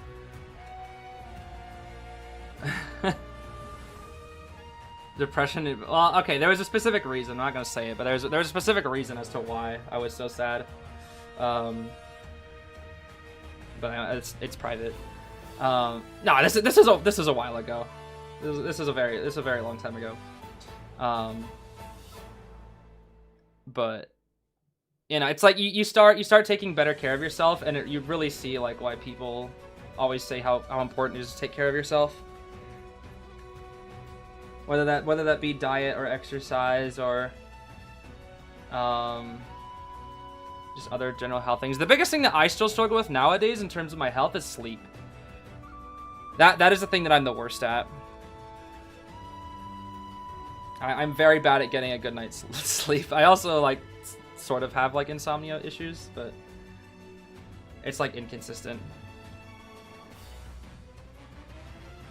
Right before the 20s when it hits hard, yeah. I think for me specifically, there was one thing that made it really bad, but it was a collective of like two different things built up over time, and then there's one very big thing that like made it just like awful. That I just basically didn't want to do anything, and I basically didn't do anything with my life for like 6 months, and that's kind of when I made YouTube like my new passion. It gave me something to like work towards and be passionate about again after like 6 months of just kind of being in despair, I guess I should say. I don't know. I don't want to get into it because it's kind of a depressing topic, but you know, I know there are also people out there that struggle a lot. So, as cheesy as it sounds, just know that you're not alone. A lot of people struggle with mental health and whatnot. And it's very important to recognize that, you know, people obviously are deserving of help, but that it's like, I guess the best word I can say is like it's never too late. It's never like hopeless. I don't know. Been in a slump for like 3 years. Yeah, that tends to be how a lot of people feel. It doesn't help with especially people in the U.S. A lot of current state of the world and whatnot. It can be tough. It can be tough. Yeah. You get exhausted very easily. I mean, everybody's body is different, you know. Everybody's body is different. You can only push yourself to the extent that you're, you know, that you're capable of. So it's that one word. What is it? How does the saying go? Like comparison is the thief of happiness or something like that. What is the word? There's like somebody out there is smarter than me that knows how to say it better. But it's like, you know what I mean? Especially like, I think there's like, what is it? There's being able to push yourself hard, and there's being able to push yourself past your limits. And I think there's like a healthy balance of like, I feel like it's okay to push yourself past your limits here and there, but doing it too much can actually just be like damaging. Thief of joy. I don't know. Comparison to Thief of Joy. Yeah, I think that was it. I think there's like a better proverb than that or something like that. I don't know. I'm a bit exhausted too myself to think of it all. I'm just hitting buttons on a controller, bro. What can I say? Yeah, I saw Orphe in Melly's trailer after I rewatched it a couple times. I didn't notice him at first because I was just looking at Melly, obviously. Priorities straight. And then I saw Orphe and I was like, oh my gosh, Orphe. And she was like mad at Orphe. You saw the look that she gave Orphe, bro? Oh my gosh, I was cracking up so hard. She's like looking at him like, oh, that guy Orpheus. Oh, I saw the way she looked at it. I was cracking up so hard, dude. It's so funny. Oh, it was so funny, dude. Whee! That kills? Oh my gosh. It's crazy, bro. Tourney is Hunter favorite now? What do you think? I'm gonna be honest, I haven't been keeping up with Tourney as much as I would have liked to. Especially the past few weeks, just because I've just been so insanely busy. But from what I've heard, it's actually like pretty favored for survivors right now, at least in Japan. I haven't really seen too much IVL, but I've heard IVL like hunters are going crazy, and then IGL survivors are going crazy. That's what I've been hearing a lot from people. So I want to kind of catch up on watching it all and make my own judgments. So we'll see. It just depends on region and like who's playing in the matchup as well, because there are a lot of teams that are like way more experienced than others. For example, QTD, like one of the teams playing now, is very new still. And bro, this character is so cool. Oh my gosh, love this mysterious construct. Totally not Link, bro. And you know, you see them not doing as well versus other teams. That's the thing. Leah, you ate glue. Why are we eating glue? No, everybody's gonna call you a glue sniffer. Dude, that's what we call that's what the Smash community used to call like the masher group of players that like didn't really think and they just kind of pressed buttons. They were called glue sniffers sometimes. It's not necessarily just like a Smash thing, but like that's like what people would call people that don't really think, is they just call them a glue sniffer.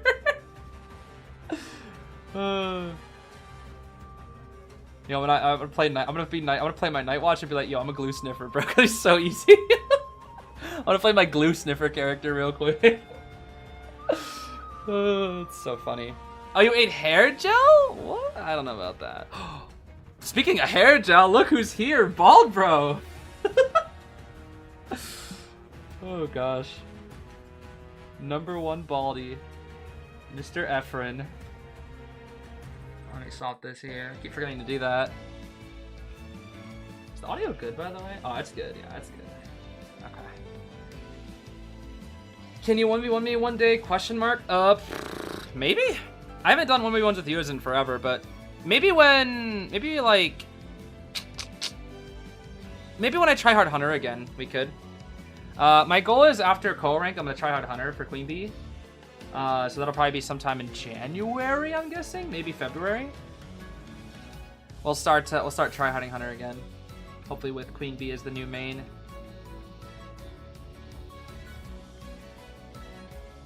Actually takes a lot of effort to keep being bald. We should appreciate being bald more. I mean, some people can just be bald and just be bald.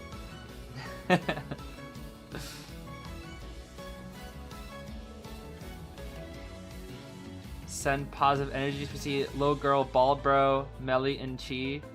Honestly, I think my favorite team.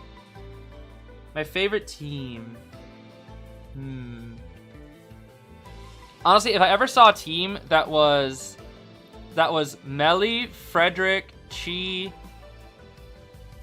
and Orphe versus Ithaca, that would be my favorite team. So Entomologist, Antiquarian, Novelist, Composer versus Nightwatch. I think that'd be like all my favorite characters in one match. The Nightmare. Oh, the Nightmare is back. Yes, bro. Yes, the Nightmare. Oh, the Nightmare is back. Also, Kiyomis, thank you so much for the 10 donation and becoming a member. Oh my goodness. Thank you so much for your support. Love the little sticker there. Yo, Vaughn. But we got a Nightmare, though. It's been so long. I was saying this last time I did IGL stream, which is like a week ago. I was like, yo, please. Where are these Nightmares at? And now they're back. But playing Nightmare into this comp is a little dangerous. Because everybody here can make a lot of distance except for Bald. And even then, actually, Bald's not very good versus Nightmare, is he? Because, like, the smoke isn't going to do anything. Because Nightmare will swing, he won't get any effect, and then he just swings again. So unless Bald Bro turns a corner with his smoke, he's like, that thing's going to do nothing. To Raven the Crow Hunter. Do you know Schmitty still can't remember Nightmare's name? Like, dude, I was playing with him like a month ago, and he was like, oh, it's Raven. And I was like, you're still calling him that? Like, he still can't figure out his name, dude. After I've memed out it so many times, just like think about it. He's like, he can eventually remember it, but it always takes him a second. It's crazy. I'll never forget the time when... I'll never forget the time when I think it was either Aaron or Roland. I think this is after IVT. Or either after, it was up to, I forget. Maybe okay, I remember the time, but I remember what happened. When they interviewed and they asked Schmitty what fire investigator's name when they're like, Finn, what's fire investigator's name? And he was like, isn't it Itaqua?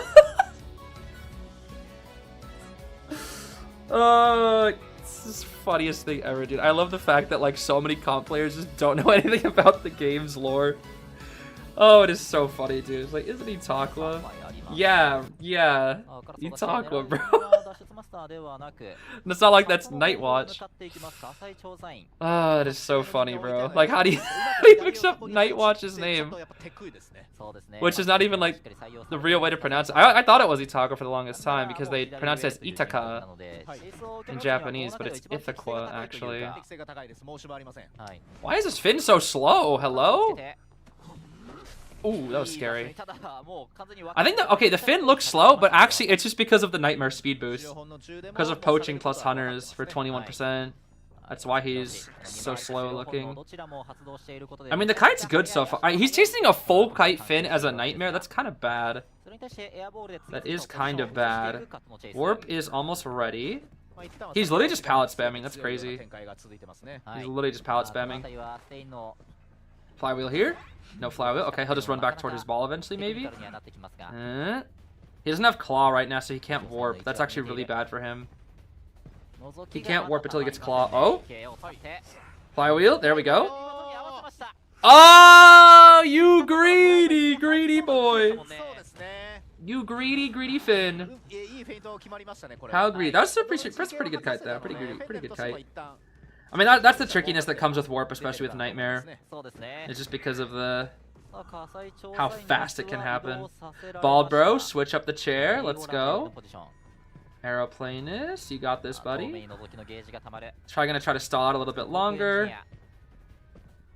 Oh, free rescue. Free rescue, yeah, take the free. Take the freebie. Yep. Take the free. Take the... What? Nah, that's a scam. There's no universe that misses, dude. Hide behind the chair. That should be enough.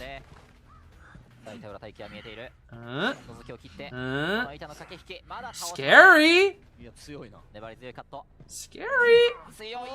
Dude, the reaction time. Oh my gosh. And he gets the speed boost too? Oh, that was so good. Kaka Kiki! Kiki Kaka! I'm breaking the pallet. He doesn't make the next one, does he? 10ms diff? 10ms diff? Ah, nightmare diff, bro. That's just a nightmare moment. Okay, you have one more pallet.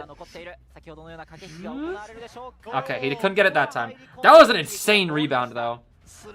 These ciphers are kind of slow. Also, I just noticed they just brought Tide Toy Merchant. Interesting. I think she's going to go for a setup here. This is the Panda Annie, isn't it? Yeah, she's got the panda skin with the little cap. I like that skin. It's a very, very cozy looking skin. She's ready for the winter season, that's for sure. Caca! Yo, everybody's flying out here. Bird flying, Annie flying, everybody's flying. Aeroplanist flying. Now we just need a meteorologist and everybody's flying, bro. Maybe a geisha too. Maybe a Hunter Melly, because she flies too. She can fly. It's Hunter Melly. Queen bee, bro. Oh, this is dangerous. Wait, he has no full. He has full cut. That's funny. Yeah, he has no borrowed suit. They just have to pop. Yep. Okay, he can tie? Question mark. Why is the toy merchant working on that gate? Why are we working on that gate? Hello?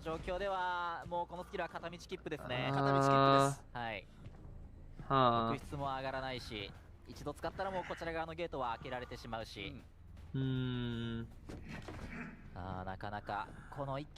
Let's fly and not tell Bald Bro and Finn. Yeah, exactly.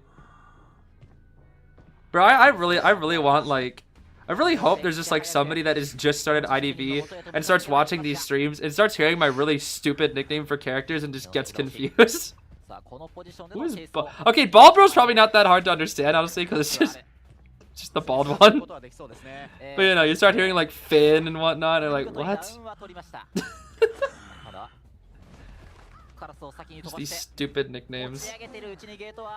Well, that's a draw. That is a draw. Aeroplanist can hover out. Yup. And there they go. Oh, and FL just wins. Is every match has been a 2-0 today? What the heck? Wait, was that the second set or was that the... Was that the... I don't know what that was. I actually don't know the schedule today. Yo, FL's been cooking, bro. FL's actually been cooking. Huh. Here, crawl on the escape, opening the gate, why didn't he TP? Well,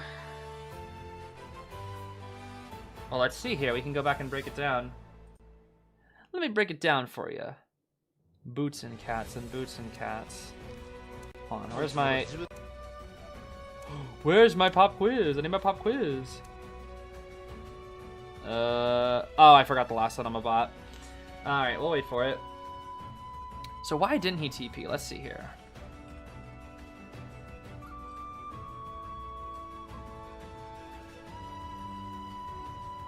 So yeah, he has... When did he throw a bird? Oh, because Bald Bro could just walk out, that's why. So he has bird on Bald. His bird's not up. His bird's not... So by the time his bird reaches Bald, yeah, there's no reason to TP Bald, because he just walks out. That's why. There's no bird on Bald. Wait, no, he does have a bird on Bald. What? When did he throw... Oh, he just threw the bird on Bald here. Hold on, wait a minute. Oh, he did it right after I started looking. Okay, so he throws the ball. He throws the bird. He throws the bird here. Okay, so there is a bird on Bald. No, there's no reason to TP here. Yeah, there's no reason. Yeah, you never TP here. Yeah. If you TP here, Aeroplanist and Toy Merchant are both here, so it's still a draw. Well, the only time you TP is after you kill. You're never just supposed to rando TP. He knows there are 2 people here, so if he TPs Bald Bro now... He throws Bald to the bird, exactly. If he TPs here, yeah, he can instantly kill Escape, but it doesn't matter. He can't. He does his other teleport. Teleport isn't ready for 60 seconds. So even if he instantly kills, even if he insta kills Bald, he secures his tie. Whereas in this situation, what he can do, he knows 2 people are here. What he does is he prays that he can kill one, snipe the other one with a bird and try to kill them. Like, obviously, in this situation, it's 9 times out of 10 a tie. But if you TP Bald here, it's 100% a tie.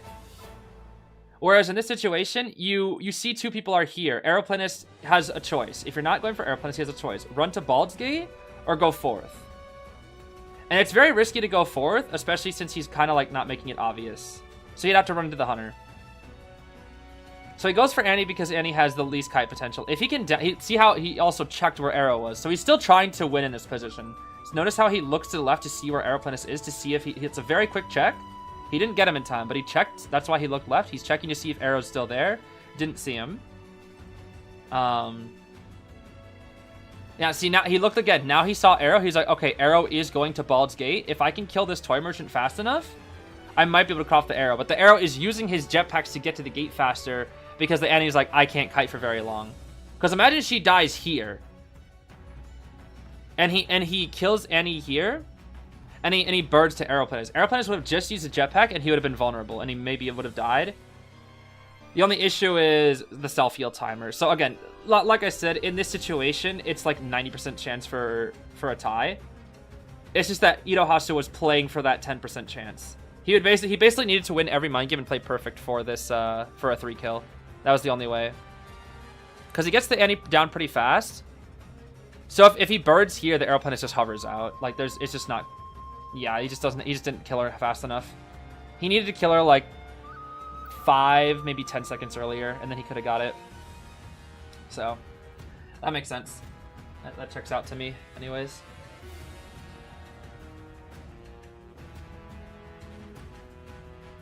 Funny how the story never said Humpty Dumpty was an egg. Oh yeah. Oh, you're right. Wait a minute. Huh, I guess you're right. Interesting.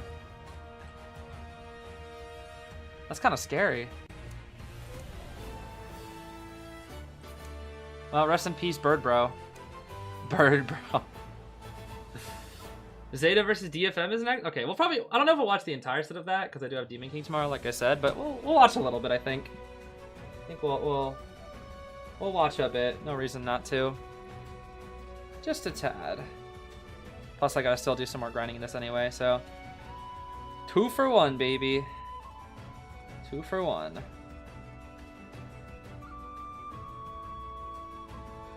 I'm sorry, they never said he was an egg, not an egg. Or if we're talking eggs versus egg, he was never confirmed to be an egg. Specifically. Specifically an egg, bro.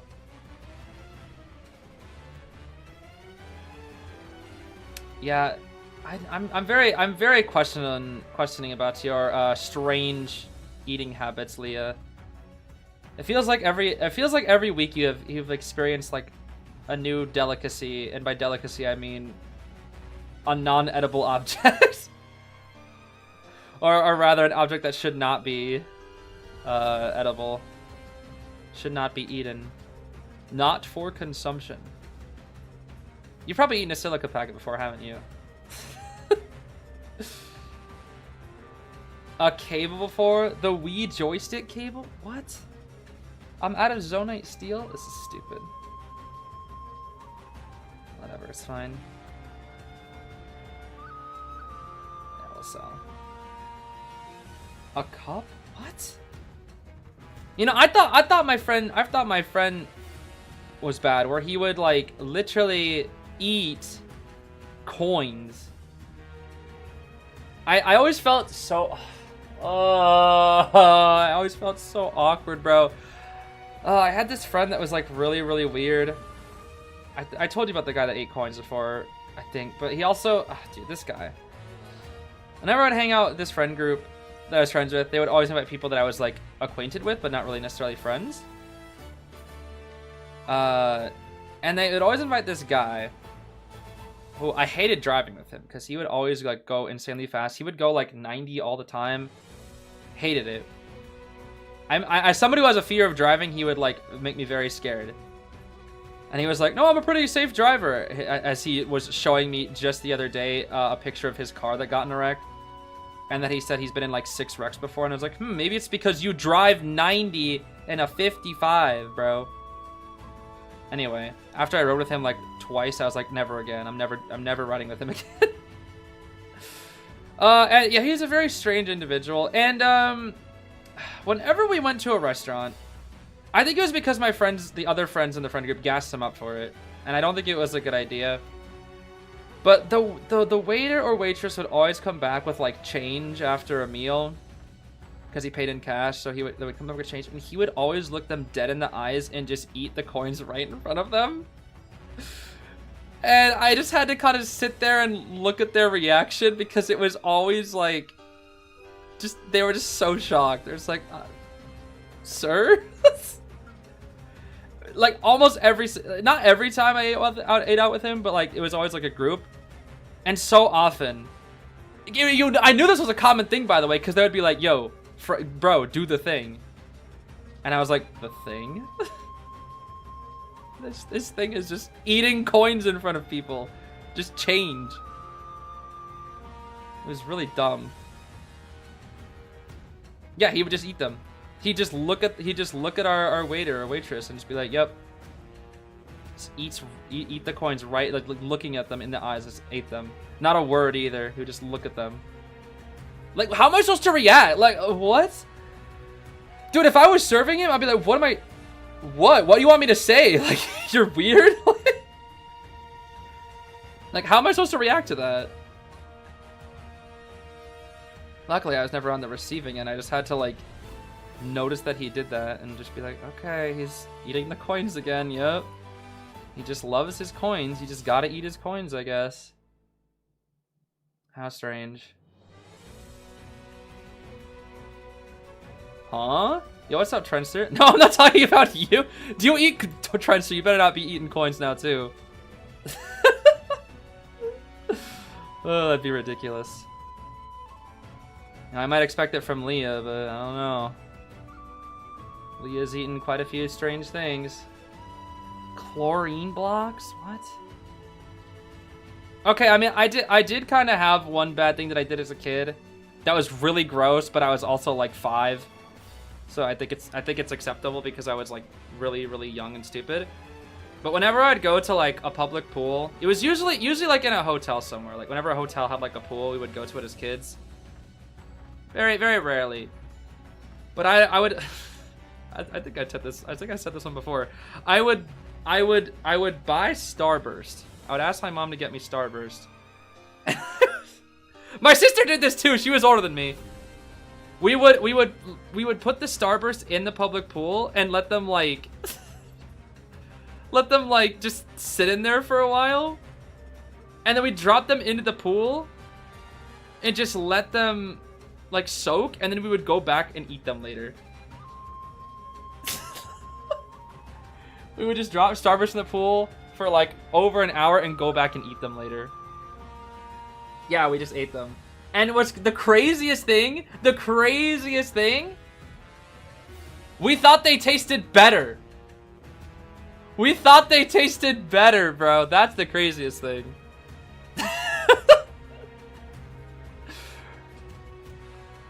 I was 5, okay? I was 5 when I did this. So I was really young and stupid.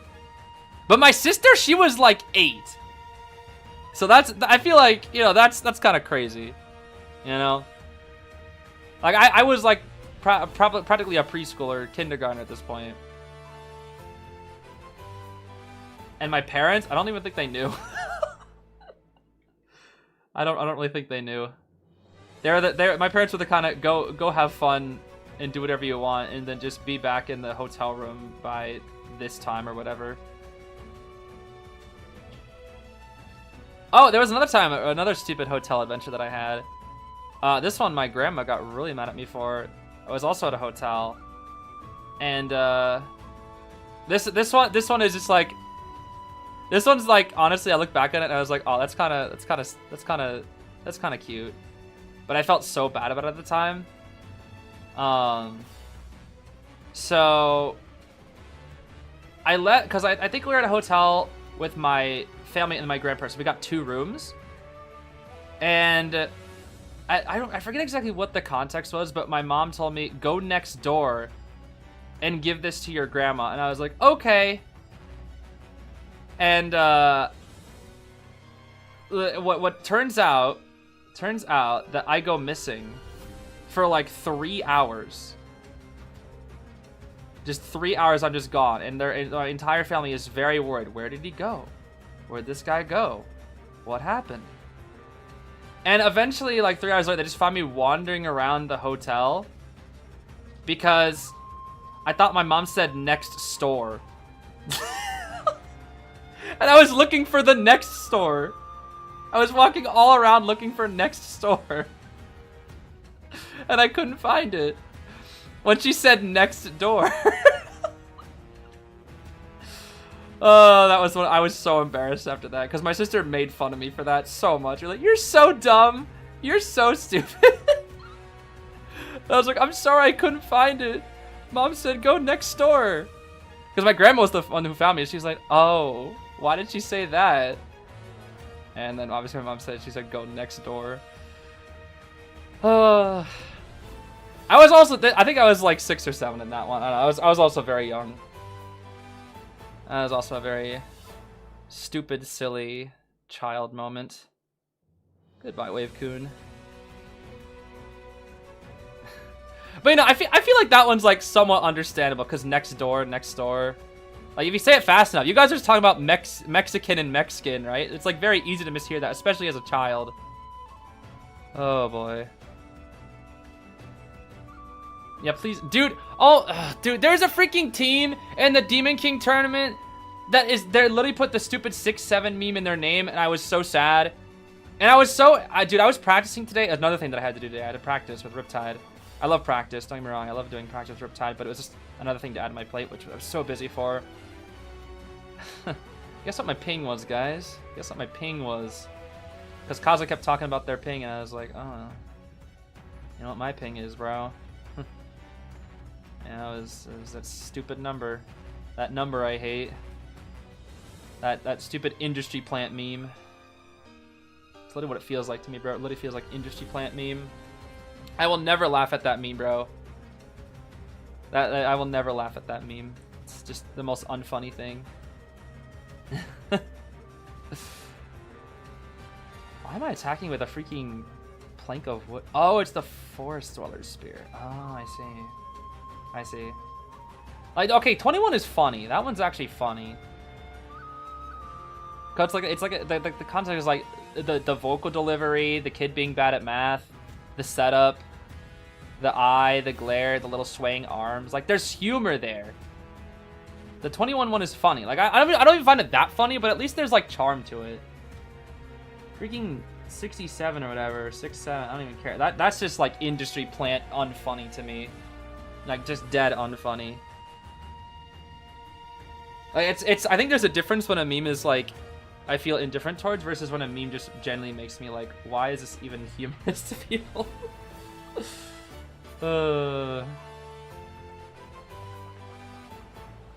Audio processing issues, get mixed words up, hate receiving verbal instructions. No, I have friends who they definitely are way better over text than you know. I just like a lot of my friends from middle school as well that I still know, because I was bullied a lot in middle school, so I was always like, I think I mentioned this before, I've never been tested if I'm neurodivergent, but like usually when I was in school, a lot of the neurodivergent people ended up kind of sticking together, because everybody was they were all bullied by like the cool kids or whatever. And since I was also bullied, I kind of just like chilled with them a lot of the time. And I remember like, I look back at that with fondness because I guess it like provided me with like a bigger world outlook and more understanding of like how so many people are different.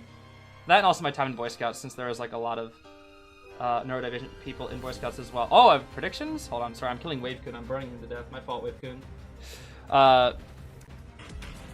Let's see here. Clerk? Absolutely not. Zeta. No hint on this one. I'll just pick. Let's say hospital. A lot of people are freaking hospital. Let's go hospital.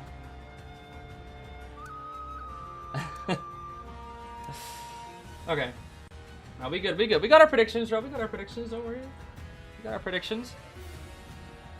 Yeah, I was bullied a lot as a kid. Very, very much. Very, very much. I mean, I kind of brought it upon myself because... Alright, I mean, it's kind of hard to explain because, like, back in elementary school, I was, like, very open about my interests. For example, I was talking about Kirby earlier, right? I absolutely love Kirby. And I used to have... Oh my gosh, I still have it. I used to have a little Kirby plushie that would take with me everywhere. I call him Lil Curbs. That was, like, my little nickname I gave him. His name is Lil Curbs. And I still have Lil Curbs! He's like, on my desk behind me. My little bookshelf behind me. And I love that little Curbo. He's my favorite little guy. And I also had like other ones. And I'd bring them on the school bus. And I would like play with my friend that would also bring his Kirby plushies. And then at a certain point we started getting bullied by all the kids there. And I stopped taking my plushies after like, I think I was like in...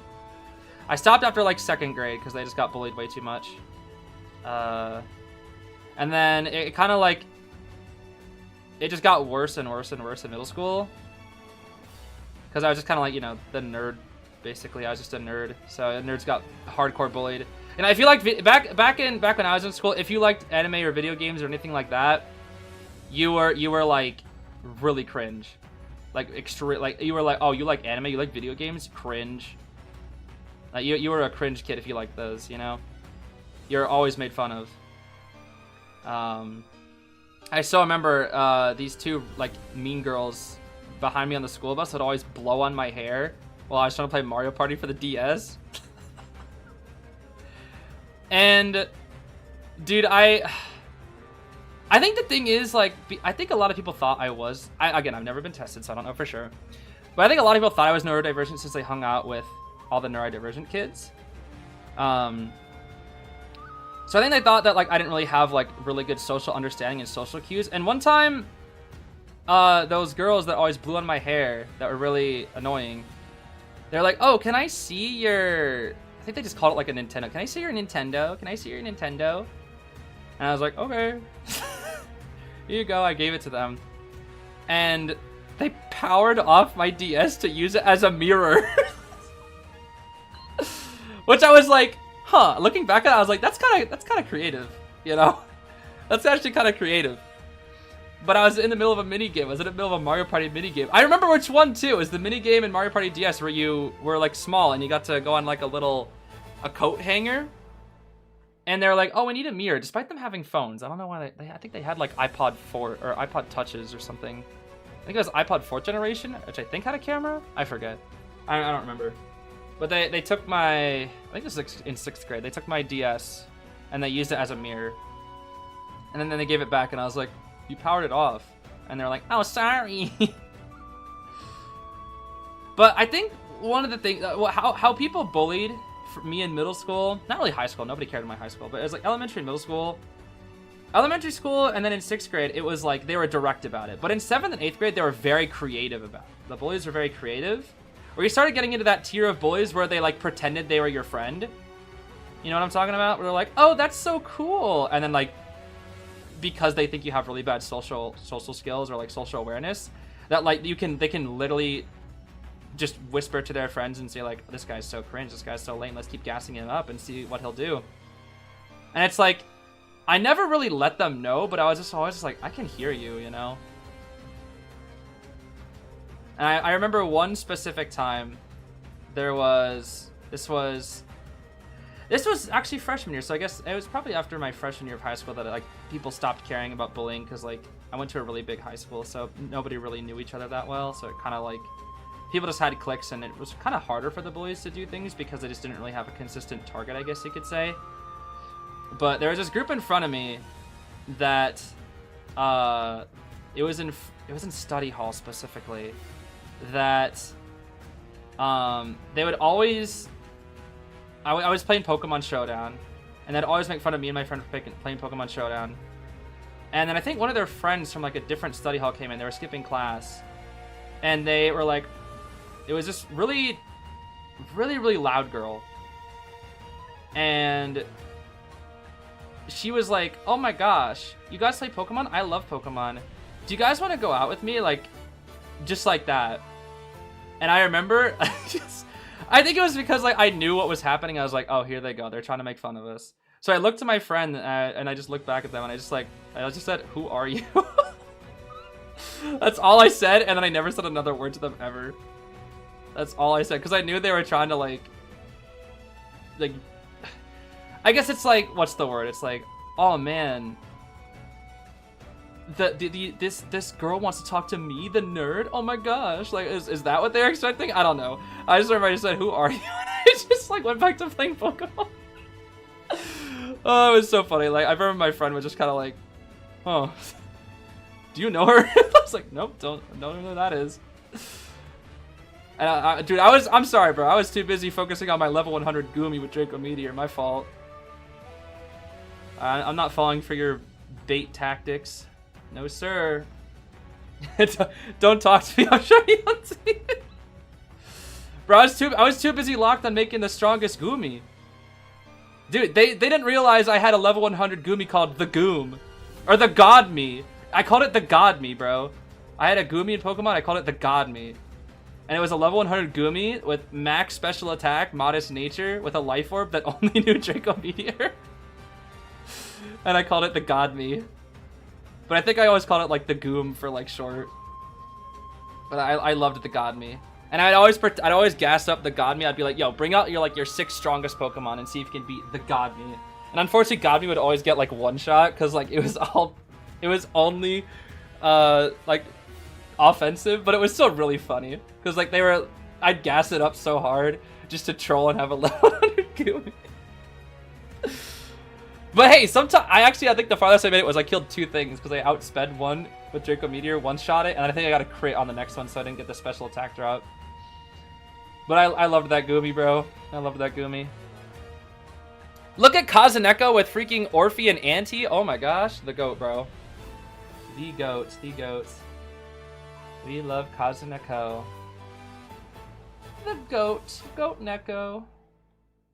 Goat Neko, Goat Neko. Can I finally go back to Mysterious Construct? Yes, I can finally go back to Mysterious Construct. Oh my gosh. Finally, bro. That is what I want. Gotta overlevel my goat, bro. One of the teams play Composer. Composer's not really played too much in tourney, unfortunately. I wish he was. He's just not really that strong. Me doing multitasking? I mean, kinda, yeah. I guess you could say. Play an Age of Imprisonment, watch it. Oh!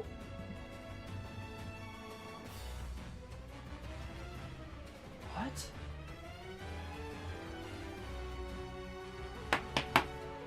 What was that?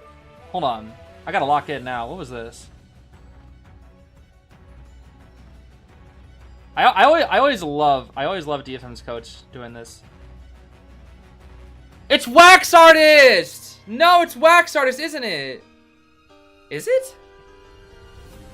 Is that supposed to be Wax? Ew. Cause that was the hot wax trick, right? He sprayed wax and hot wax tricked. Brother. Bro, he's done Bonbon, he's done Wax, he's done Ivy, he did Night Watch. His Night Watch was just my favorite one that he's done. I loved the Night Watch that he did. I like how he has like a new one every week, bro. Or like a new one every time. Do you think he plans that out, bro? Do you think like it's become like a notorious thing that like people just kind of expect now? I don't know. I feel like it is.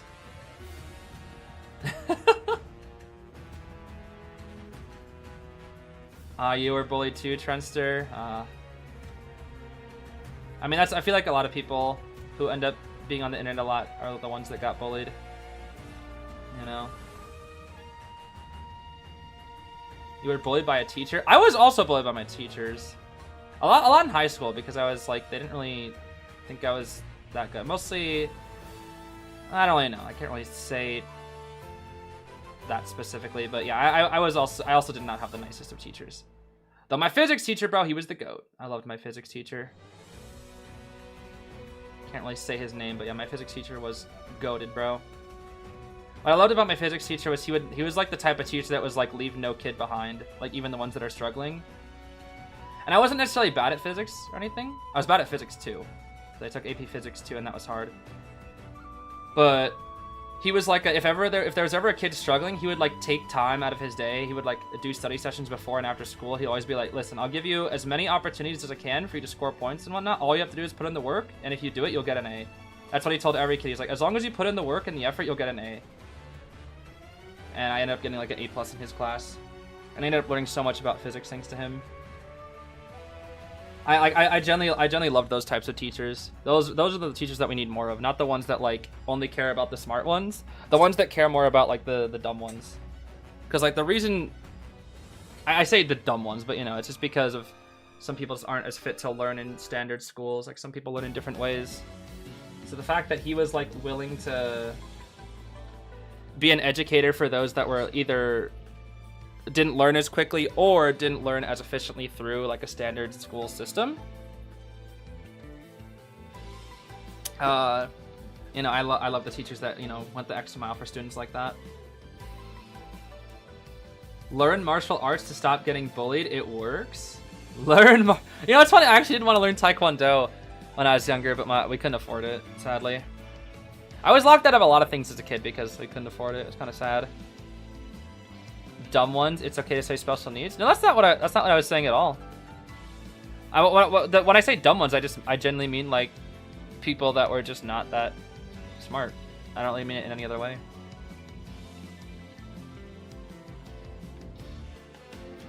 Plus special needs, I wouldn't even say like, I don't know. I wouldn't necessarily. That just means like, I don't know if I would say dumb necessarily with that. That's not the word I would use, at least. It's a bit what's the word? I forgot. My brain broke.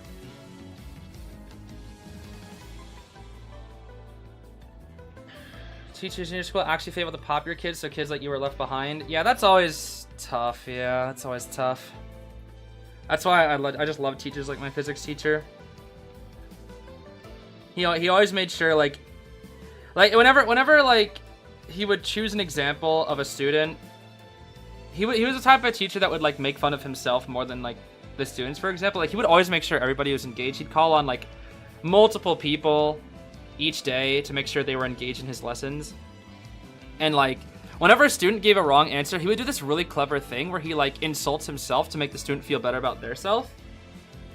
Where it's something like, "Oh, you got that wrong," just like how I, you know, left my keys to the school building in my house and I drive all the way back. Can you believe how stupid I am? You know, something like that. That was like one of the example of things that he would say. You know, it was like he would. I don't know. Like if I were to ever become a teacher, I want to be just like him. Cause like, he would always like. I feel like if you get an answer wrong when you're called on, like the students would always kind of look at you funny and be like, "He didn't know that," you know. But like, he was like a teacher that would always play it cool, you know. It's like if you got it wrong, he would always like. I don't know. It's like kind of hard to think of examples because it's been a while. But like, I just remember he always did that, and it was something that I really appreciated. He's my favorite teacher.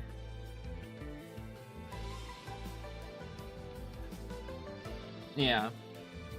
Unlike my the reason I failed calculus and I was in senior year, I failed calculus.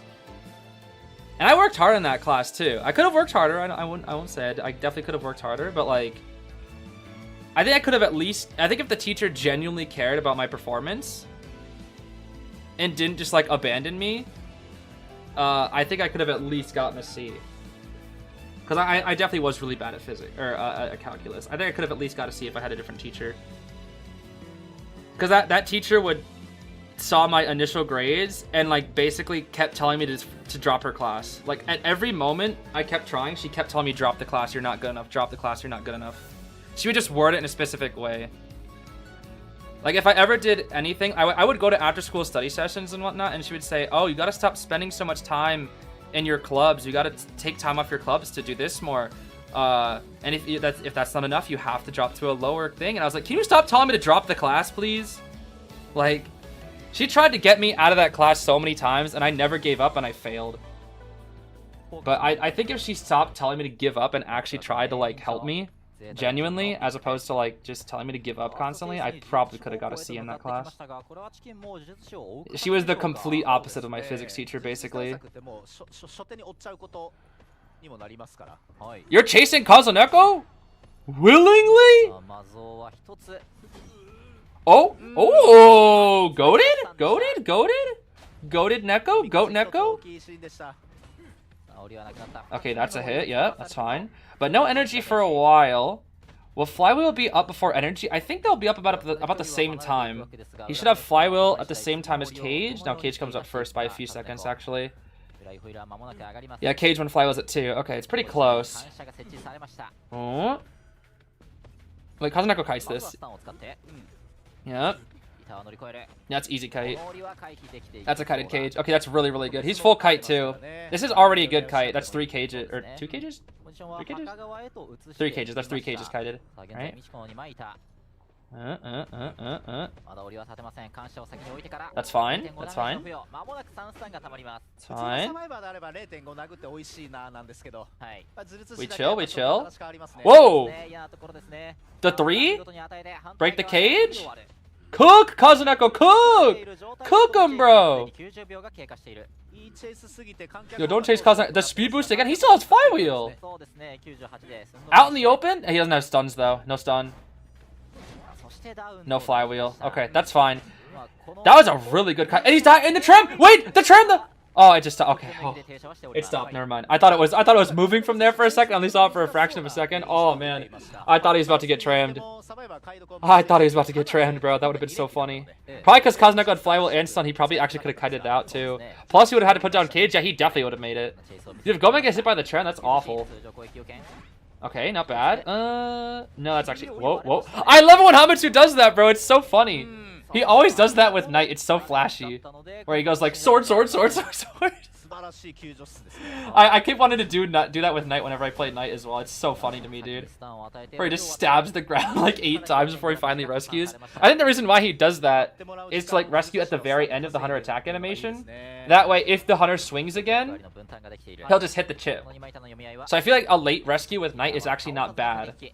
I have to think about it a little bit more. I've never really thought about it, but like, I think if you late rescue with Knight during like after attack animation, it's actually not bad. Wow, double up? Okay. Look at the ciphers! Bro, audience effects plus Kazuneko's kite equals cooked? Hello?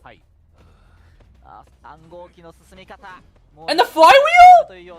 Ah, but the peeper diff. He has 3 stack off chair though, so as long as he doesn't get farmed, he's fine. It's really hard to farm as a goat man, especially when you have very little energy. This is gonna be hard. This is gonna be really, really hard for Cheeking to farm. He's going basement here. Yeah, he's gonna go basement, but Shinami will meet him. He's just gonna. He was like, "Yo, if you swing at me, bro, that's just free." Yeah. Okay. No 3 stack, that's fine. He canceled the... Wait, what? Just to give Kazuneko enough distance? He hovered just to push it. Oh my gosh. That didn't last like any time though, but that's like... And now you're on the wrong target. The only way he draws is Shinami dies here. This is his last cage though. He does have warp, but he needs to kill Shinami like now and then warp immediately onto Kazuneko. He sees Kazuneko, he can swap warp, he can chair swap warp. It's gonna be really close, but the Knight's there. Hamitsu Knight will be there. It's gonna be TP instead, but Hamitsu can ability. Yup, double ability.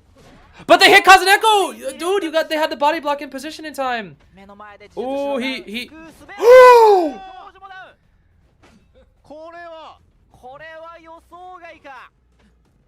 筋ドリームですね。ありましたね。はいゲートであまりわちゃわちゃするなよと。はい。 Oh my 指が gosh. 言っています。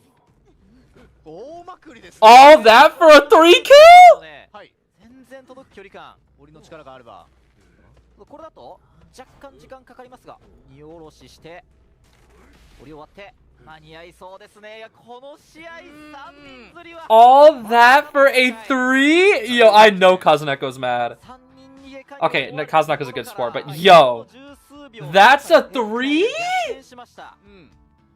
本当に呪術師は最後ゲートまで Yes, no greedy, no greedy. アイテム残数に余裕があったからということだったんですが、そこの Brother. That's a 3 kill? This is just just being stupid. This is just Goatman being dumb. This is Goatman plus a little like greed plus Goatman. This is another reason why Goatman will always be good. Like because he can just do stupid stuff like that, and if you just aren't ready for it ever so slightly, you're cooked. Oh my goodness. Like you can never count Goatman out, bro. Truly. This was bonkers. Cause okay, the ability makes sense. Cause then cut off the thing. So he gets abilitied. But then they just stopped body blocking for some reason? Like, what? They ran towards Kazuneko to body block, and then they just stopped. I don't understand. Like, Prof had a scale and doesn't even use it. Like, they missed the body block. Which was a play they needed to go for. Because the second they saw the seal of the cage, they need a body block for Kazuneko. Or actually, they should have body blocked in general, because, like, Dolisu could have done it. And then... the professor... Dolisu doesn't leave for some reason. He tried to fly all past the cage. And then he flywells into him and then just doesn't scale. I mean, mistakes happen. Mistakes happen. Could be a miscomm. It's like... I mean, to be fair, it's like this all happened within a very short amount of time. Because the Goatman TPs and they basically have an entire... They have 2 seconds to think of this plan. Yeah, they had 2 seconds. They literally had 2 seconds to think of that plan. It's very easy to break it down. It's a little uncharacteristic of Zeta, I guess I should say. I think that's why I'm more surprised. Like, if this is a different team, I wouldn't be surprised, but it's very uncharacteristic of Zeta to, like, I guess, fumble the play here. I mean, it's fine. I mean, they usually, in most situations, like, Zeta would probably still be fine. Like, if they played this again, they probably would have had it. But, you know, everybody makes mistakes. So. That's still crazy, though. Like, I totally get it, but, man, that's crazy. Going after that kite, after that support, after that cipher planning, like, that'd be a really depressing win, or a depressing loss, I should say. I think there is a difference between a loss and a loss that should have been a win. Not just a tie, but a win. That feels bad, bro. Like, that should have been a 3 escape. Have I ever tried to eat the cover case of a DSi or a phone? The cover case? I mean, I've bit my DS, but I've never, like, tried to genuinely eat it.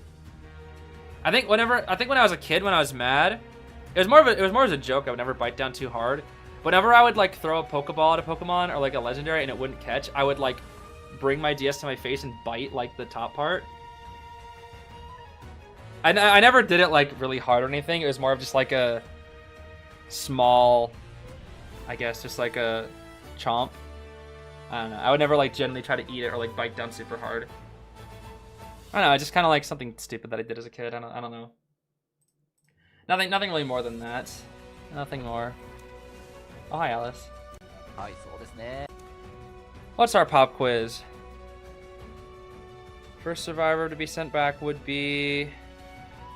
I actually don't know. Did Aeroplanist die in that time? Let me see. Okay, no, Kazuneko died first. Yeah, Kazuneko died first. Okay. Yeah, because Aeroplanist technically was the one on chair at that endgame, but since Kazuneko's on chair, he died first before the arrow. That's interesting. Still crazy to me. That's a 3, bro. That's still crazy to me. Oops. There we go. chewed on pens. I was never a pen chewer really. I think the most I would do, I would like hold a pen in my mouth sometimes. But I would never like bite on pens. I'm surprised I didn't. I had a lot of pencil biters in my class. Like whenever, oh man, that was always the worst. Whenever you got like, you know, whenever you ask like, hey, can I borrow a pencil? And then like you get the kid that like chews on his pencil and you just see all the bite marks. That was also kind of bad. I was never one of those kids though. I was surprised. I look back and I was like, I'm surprised I didn't bite my, that I didn't bite my pens or pencils at all, really. What's my opinion on Lanternist song? I don't actually think I've heard Lanternist song yet. I'll be real with you. I don't think I've heard it yet. Just about these two. Intrusive thoughts are different? Yeah. Hard to beat those intrusive thoughts at times, that's for sure. Oh, my mash go crazy. Oh my gosh. Used to eat your eraser caps. But erasers taste bad though. Like erasers aren't even like, I don't know. I don't think I ever bit my pencil because I think it always made my teeth feel weird. Whereas like there are some things that are like satisfying to bite that you probably shouldn't bite, like Play-Doh, because it's like soft and it's like bread. It's like biting into bread basically. And it's like, oh, but you shouldn't do that. But it's soft and it's fun. It's like biting into a nice loaf of bread or something. And then you like bite a pencil and it's like just like nasty. It's like some nasty wood or something. It's like, okay, I don't really like this, bro. This is nasty. I use it on my device. Bro, I'm not done yet. What the heck? Gosh, they're running up fast. Doing your schoolwork, so I'll scroll the YouTube, saw you live. Ah, hello there, Kenma. How are you? Viewers in chat are responding to a perceived misplay, parentheses, greedy. Parentheses, greedy. Yeah, I mean, I feel like every kid ate Play-Doh. Every kid ate Play-Doh.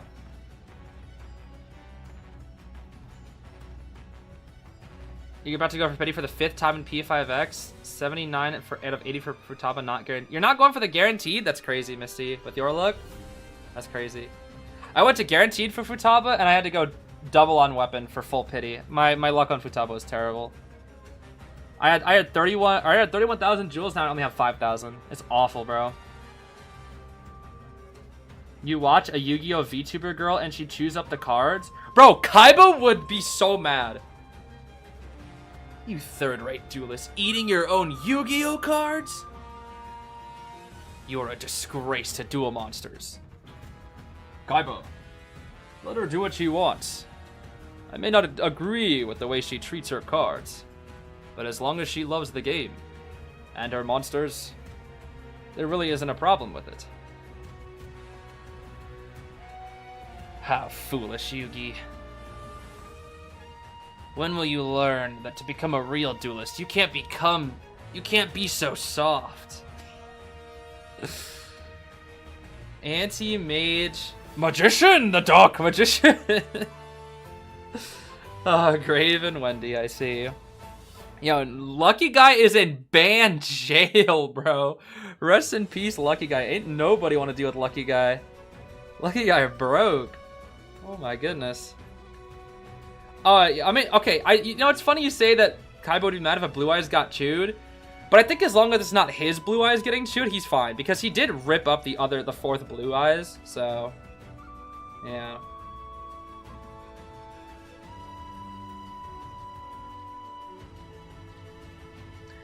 Yeah, I haven't heard much of I haven't heard much of the voices of the sub, because I'm watching the dub Yu-Gi-Oh! Because it's so funny. But I'll probably rewatch the entire thing, like, off to the side. Sometime in sub, just to see the differences.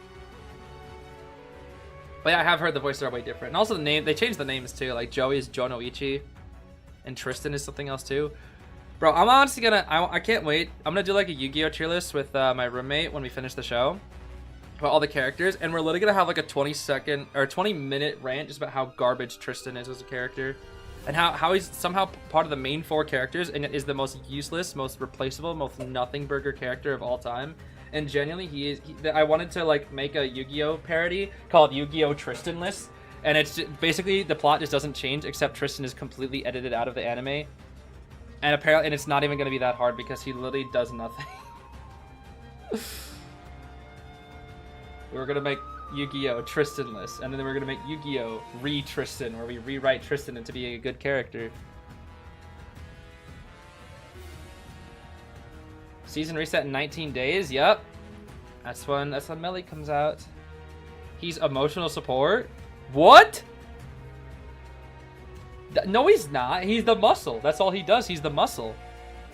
Dude, the thing about Tristan, the reason Tristan sucks is because, bro, does nothing for the team. Basically nothing for the team, and he's the biggest complainer. He complains so much.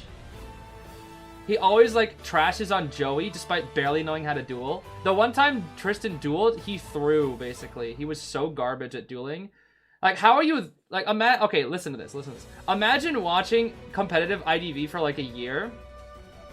And then trying to, like going up against a very, like, mediocre opponent. And you basically play, like, a worker bee. That's Tristan. Or he watched Yugi, the greatest duelist of all time. He watched him for, like, so long. And then the one time he duels, he barely knows what he's doing. Tristan is such garbage, bro. He's the emotional support. Dude, Taya doesn't even like him. If Taya is the emotional support, dude, Taya doesn't even like Tristan, bro. Every time they're on screen, they have, like, dude, I can't even picture a conversation between Tristan and Taya, like, at all. I can't, like, picture a one-on-one conversation with them outside of, like, he probably says something that's misogynistic, and then Taya's like, I need more female friends or something. Like, that's, like, the one time that I can think of. Anyway, sorry. I'm very passionate about how much Tristan is, or how mid Tristan is. Anyway, let's focus on the match. Peter's playing hella blue. How are Joey and Tristan? Okay, Joey and Tristan make sense, but, like, Yugi and Tristan, like, I could think of, like, 3 possible lines of dialogue being shared between them, and I can think of 1 between Tristan and Taya. I can think of infinite between Joey and Tristan. But literally, like, what it is just, like, Tristan is Joey's friend, and Taya and Yugi are just, like, they're just, like, there. They're just, like, by association with Joey, Tristan is there. That is my headcanon. That they don't even like Tristan that much, but they just kind of have to, like, they're just like, hey, Joey, you want to come with us? Yeah, can I invite Tristan? It's like, yeah, you can invite Tristan, yeah. That's a pretty fast down, actually, onto Nisu. When is Guessing Right coming back? I was gonna have a video come out on that this week, but then old Nettie's hit me up and was like, hey, organize my tournament. And I was like, okay, guess I have to within 3 freaking days. Thank you. Really had like 3 to 4 days to make the entire tournament, bro. It's ridiculous. So that was supposed to be coming this week, and then I had to put it off because Nettie's moment. When's the Demon King roster dropping? I mean, there's not really a roster per se because the full thing isn't out yet, but our first matches are tomorrow. Actually, they're in less than 12 hours. Actually, it's about 12 hours from now. About 12. No, I don't work for Nettie's. I just kind of like partnered with them. I'm not like an employee, no. That looked so weird. There was no end lag on her flute. That's interesting. Dang. That was a good clone. Good clone. Am I participating yet? No, but I am running it. Well, organizing it. I can't say running it because I'm not the one who makes the rules and whatnot. I'm only organizing it for them, basically. They're basically at the top, and then I'm kind of just like, I don't know, I just am the organizer. Free rescue, nice. Good free rescue, a little bit greedy from Peter, but that's fine. Ciphers are a bit slow, honestly. These are a bit slow. But Peter also does not have detention, so this is a bit of a risky build. A bit risky. Making sure to keep the ante inside black so she doesn't get as far. Just it'll buy a couple extra seconds, you know. It's very important. Do I need any extra help in the tourney Discord server, like refs and mods? Thank you for letting me know, Teddy. We might. We're gonna try to do day 1 with our current setup, but we may need some help. The only issue is, I I only have a small amount of people that I can hire because I have a very limited budget. So I only hired 3 people. Everybody else who would help would have to be like a volunteer. Unfortunately, I would not be able to pay them because the budget won't account for it. That's why I have such a small staff team. But if you would be willing to help with volunteer, that's all that we could do. Unfortunately, I would not be able to pay. And I'm not even if I wanted to, I would not be allowed to pay my own money. Because I think Netties would actually like get in trouble for that, or it's like I think I would be in trouble with Netties. So, I don't know. They basically said it has to be like you can't pay like your own. It has to be their money or something. 'Cause I guess they could get in trouble somehow. I don't know. It's a weird thing. Don't mind volunteering? Okay, I'll keep that in mind. We'll see how day 1 goes tomorrow. But I'll keep that in mind, Teddy. Especially since I do know that my staff will probably want a little bit of a break because they've been working hard. So I will keep that in mind. Thank you for that offer. Yes, can do. Can do. The more I look at this, Peter actually can 4K. It's going to be a little tricky, but he can 4K. I think. Actually, with Tide Turn, it may be hard. I forgot the Mage had Tide. Tide's going to be really annoying. Mage comes in out of nowhere with the wand. The Dark Magician. And that flywheel. Oh my goodness. That flywheel. Alright, he hits the wand. He just completely switched now. He knows the Mage has no borrowed now, though, too. Which makes things a little scary, but both ciphers are essentially primed. This Mage is kiting and kiting and kiting. Down he goes. Okay. The meteor also has no borrowed. But no, this should be the this should be a tie. He can 3 kill. He can't 4 kill anymore, but he can 3 kill. Peter? Peter, the greed? The greed?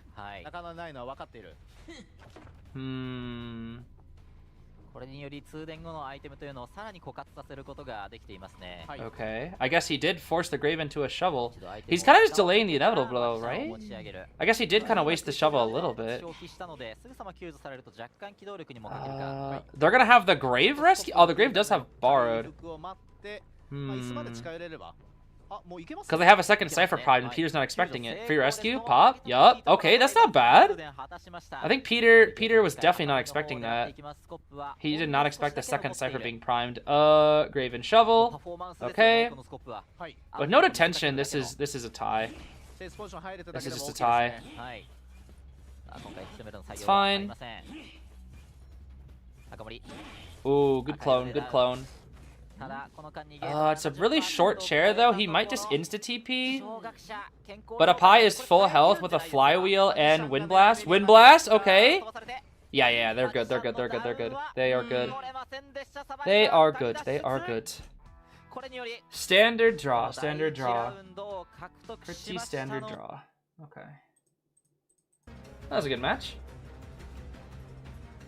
Waiting on a cooldown? And I think he was trying to...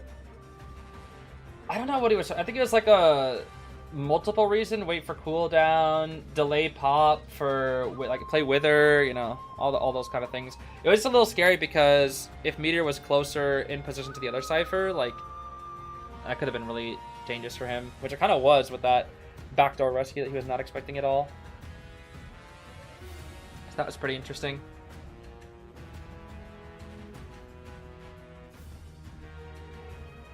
Fraud Baloo. I mean, the thing is, they got the Cypher Rush plans out here. Cypher Rush is like really fast nowadays as well, thanks to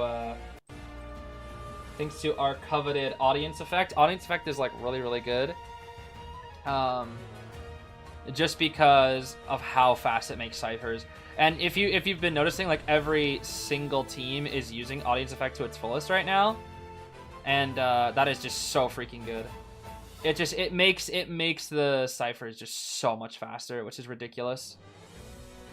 It's like kind of unfair. They're probably gonna nerf it. Like I would not be surprised if they nerf audience effect, because I think what they thought, at least for tourney, or sorry, for rank, was like you see the fact that it's like, okay, well if somebody's on shared It is kind of like a bandage effect, right? Everybody first saw audience effect as like a bandage fix.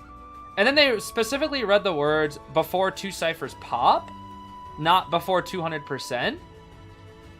And now it's like, oh, now we just don't pop the ciphers.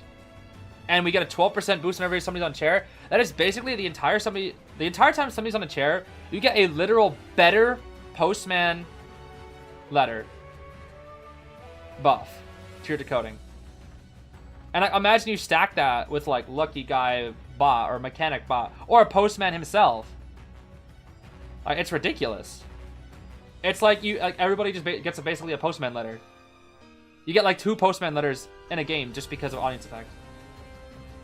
So it's like postman's entire like utility of like the speed, the little decoding boost.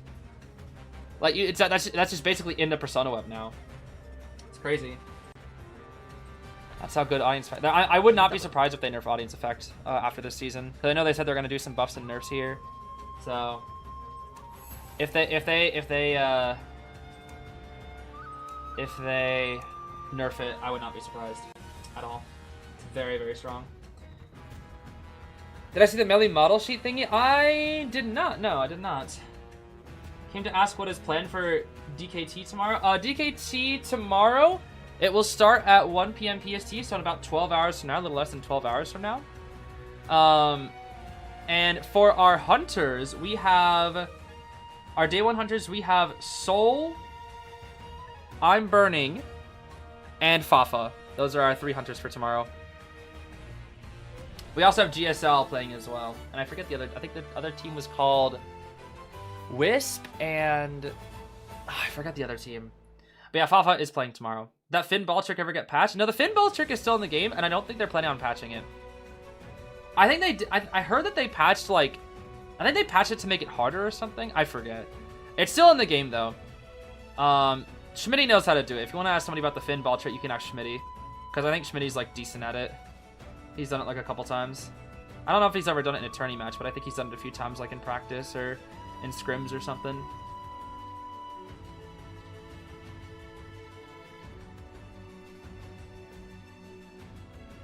I run hopes and prayers each stream. What is that supposed to mean, huh?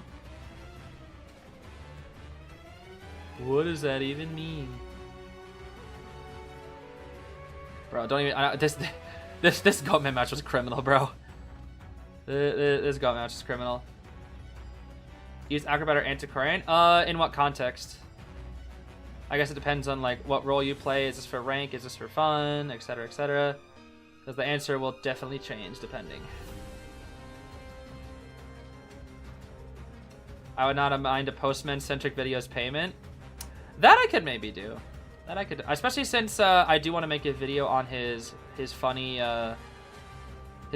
whatever, his funny mustache skin. His, gosh, I'm forgetting the name right now. I'm locked in on Zelda. Sherlock Holmes skin. I should definitely make a video on that skin because it's a funny skin. Dr. Watson, yes, that's the one. It's a very goofy skin. I like that skin.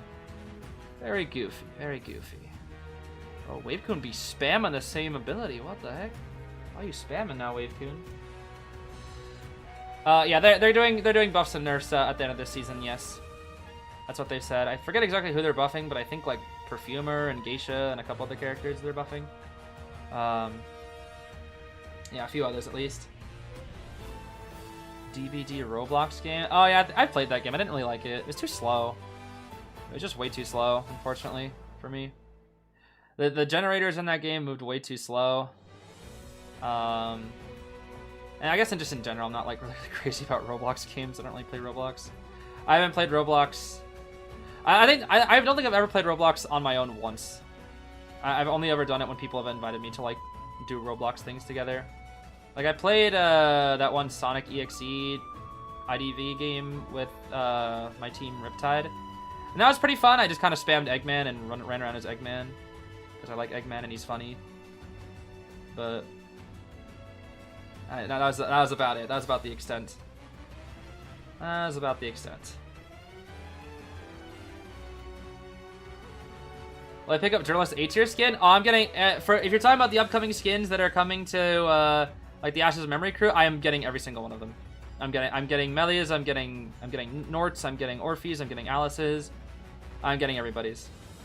Like that, I got. Oh, speaking of, I need to accept this. Oh my gosh, I actually have my prediction results. That's what I was talking about. Totally. No, I have my content creator thingy that I can get again here. Yes, got my lucky streamer, my 3,000 inspos, and my 3,000 clues. Yippee! The content creator diff, bro. That's I'm telling you, bro. Those funds are going straight to Melly. That's going straight to Melly, dude. Oh my goodness. 3K inspos for Melly, bro. IDV creators are so lucky. I mean, that's one way to view it, but also you gotta have to work for it. You definitely gotta work for them. Don't get me wrong. And since you also get a lower amount depending on the numbers that you produce as well. It's just that my numbers are pretty decent, so they give me like a high reward, which is nice. It used to be 2,000 actually, and then they started doing 3, which is nice as well. There's a lot of perks recently to doing content for IDV, but there's also like a lot of bad things toward it too. But you know, I've learned a lot, and I've learned to have like a better attitude towards things, I guess you could say, which is nice. Will we see Atlantis in tourneys when she's available? Yeah, most definitely. Atlantis is very good. She's probably gonna get nerfed. She's definitely gonna get nerfed. Speaking of Atlantis, she's actually is allowed in Demon King, which is nice. Every character is allowed in Demon King. Every character is allowed. So, I guess root for your favorite characters. How many pulls get Queen Bee? You can guarantee Queen Bee at 200. For me, I'll be doing a minimum of 180 though, because I want to get her portrait no matter what. So even if we get her early, we're gonna get her. Or we're gonna at least go to 180 for her portrait. Cause it's Melly, bro. I have to. It is Melly. Am I getting the new Naiad offline package? I don't know. I don't really play Naiad that much, so I'm not really sure. Yeah, I might change the profile picture as well. I'm not really sure. I want to see Ash Memory Chapter 3 first. I want to see that Chapter 3. Night, Leah. Thanks for chillin'. Yeah, I don't know if I'll finish this set. Depends on if it goes to round 3 or not. I do have to probably get to sleep to prep Demon King stuff tomorrow. So I probably won't stream for too much longer. It really just depends on how long this set is. Today is more of a chill day anyway.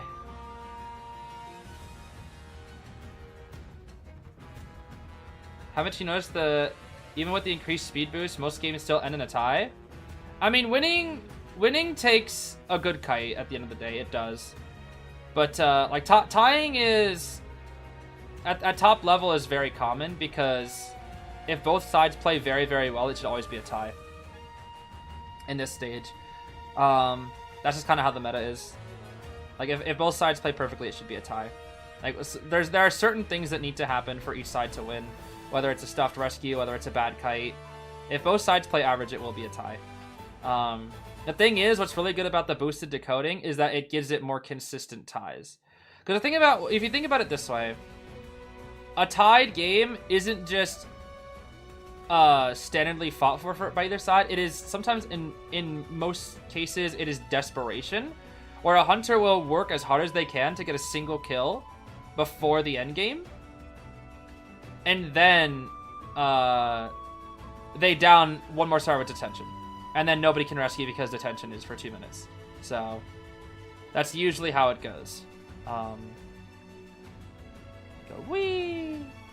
So if you think about it like that, if a hunter's goal is to just get a single kill before the end game, it will always be a tie. So even if you have like that crazy Cypher Rush, as long as they eliminate one person before end game, they can still tie. That's the thing. That's the way to look at it. So whether the Cypher is 50 and you have to work a little bit extra items, or if the Cypher is primed, like just as the final person dies, as long as you kill one person before endgame, you can still tie because of detention. That is just the strength of detention and why it's like very, very needed for a lot of hunters that are especially not meta.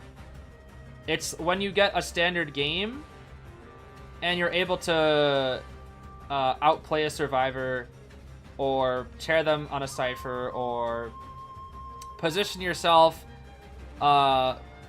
with the cipher layout to be able to give yourself the highest chance of getting a win with teleport as a hunter for endgame.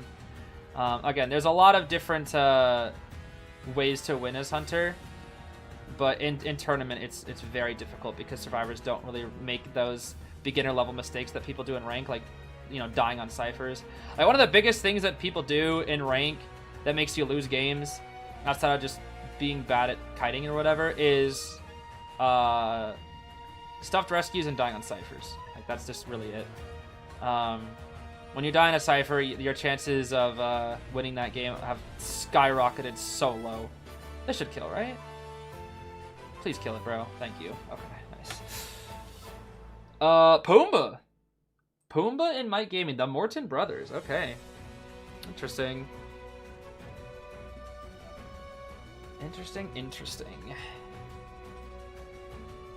Generally upsetting trying to do Legends ZA rank. It's ridiculous. Yeah, I didn't really like Legends ZA rank because, for me at least, everybody just ran away. That game mode was just run away and hide the game. It would be like kill snipe and run away. That's literally the meta, which is why I don't really like it that much. I just used strong Pokemon and I just ran in there and fought. I didn't care. I never ran away, bro. I play Legends ZA rank and everybody just kill snipe, run away, kill snipe, run away. Like, bro, just fight. It's called Pokemon Battle. Stop, not Pokemon run away the game.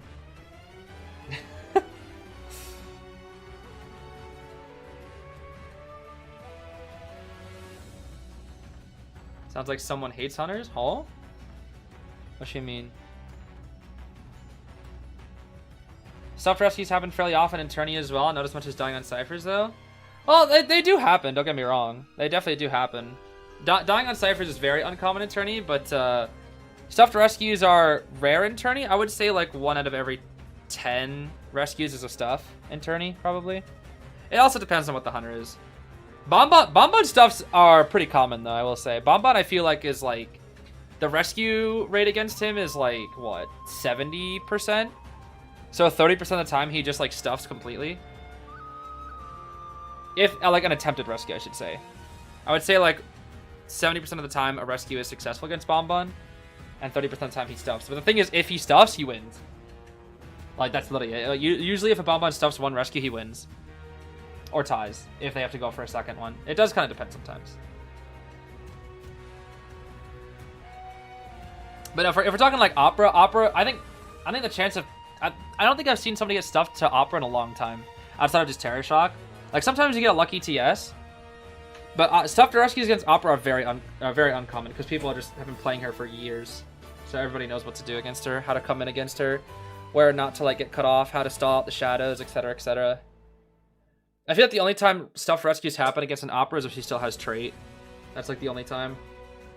That or just based on luck. Sometimes she gets lucky with her swing speed. Okay, let's see here. Healing on everybody. Gardner with snooze. Flywheel Tide Finn. Tide Knee Jerk Acro. Tide Borrowed Wildling. Borrowed Flywheel Gardner. Everybody bringing triple Tide. Interesting. That seems to be the meta again. I don't know what it is. Triple Tide is like always like the meta for such a long time, and then it phases in and out of meta. That's just something that I've noticed for a long time. Triple Tide like comes in and out of meta so often. But I think it really helps, especially with audience effect, because you still sit on chair for a long time, Tide Turner die away. Sit on chair for a long time, Tide Turner die away. Just to stall that audience effect diff. Oh, Peter's looking fast today again. Oh my goodness. Peter's looking real fast again today. And nobody except the Acro has knee jerk, and you're obviously not going to chase an Acro. I guess you're chasing a Finn, but you know, whatever. Nice boost here from Felix. Peter has to go around, but the TP... Finn's dead. He's dead. That's a 45-second down. That's fast. Oh.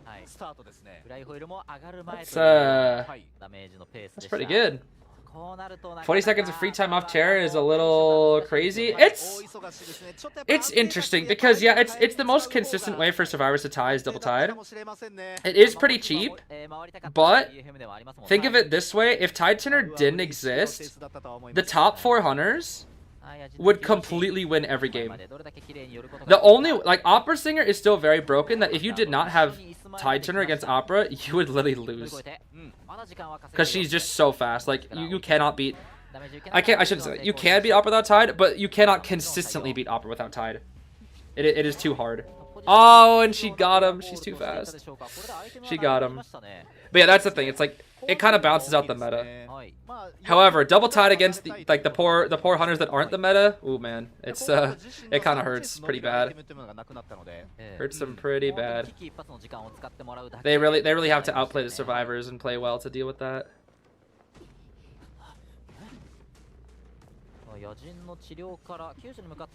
No, Tide Turner, yeah, Tide Turner is a very balanced trait. It's very good.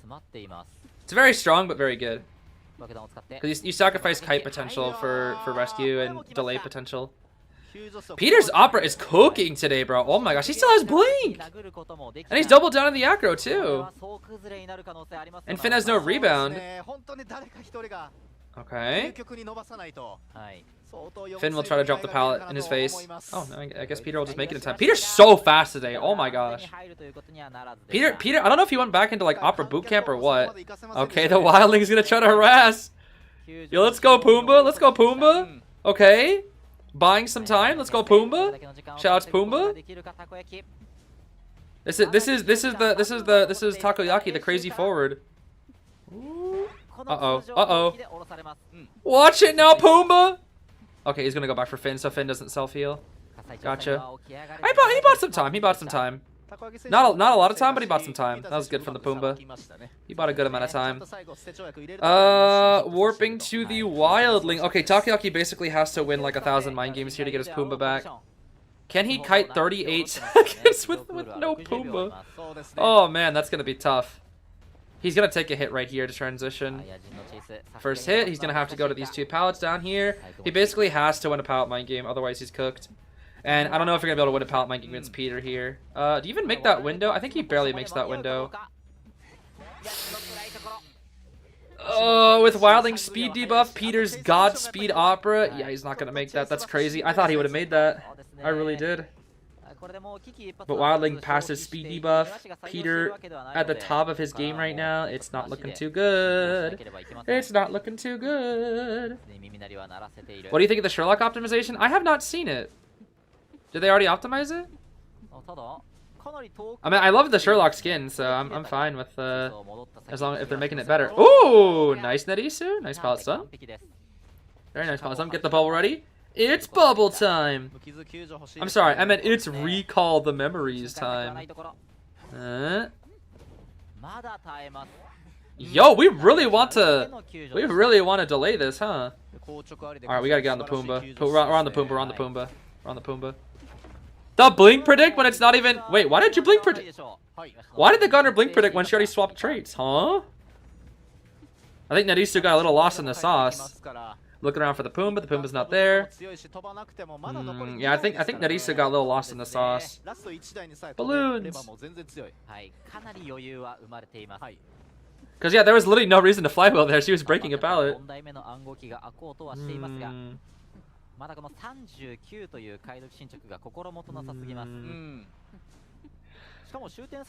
How does this team draw? Can they draw? No, they can't. Force rescue after half, chase up high. I think it's cooked. Well, actually, no, it's not necessarily cooked because DFM already has a win. So that means it might go to round 3, and if we can see round 3, we might see up high Melly. Okay. The insta jump? Okay, Peter walked into that. Peter just walked into that. I don't know what that was. Peter just straight walked into that. That was kind of his own fault. Okay, Acro's kite, Apai's kite has to be like insane here. It's the only way. He's gonna do Acro 4-stop trick, huh? But you can warp. Just warp. I guess you don't need to. Messed up dash, now you warp, right? No, you can't warp. It's too risky because then Acro will just kite. They full reset. Peter's lost. We mind game pallets. Okay, Apai's kite is actually keeping them in this game. Genuinely. There's actually a chance to draw. The patience, beautiful from Apai. Apai's kite is so good. This kite is amazing. And there's Peter sliding through that pallet. The warp onto the Pumbaa? The beautiful communication? Pumbaa's gonna Pumbaa all over the place.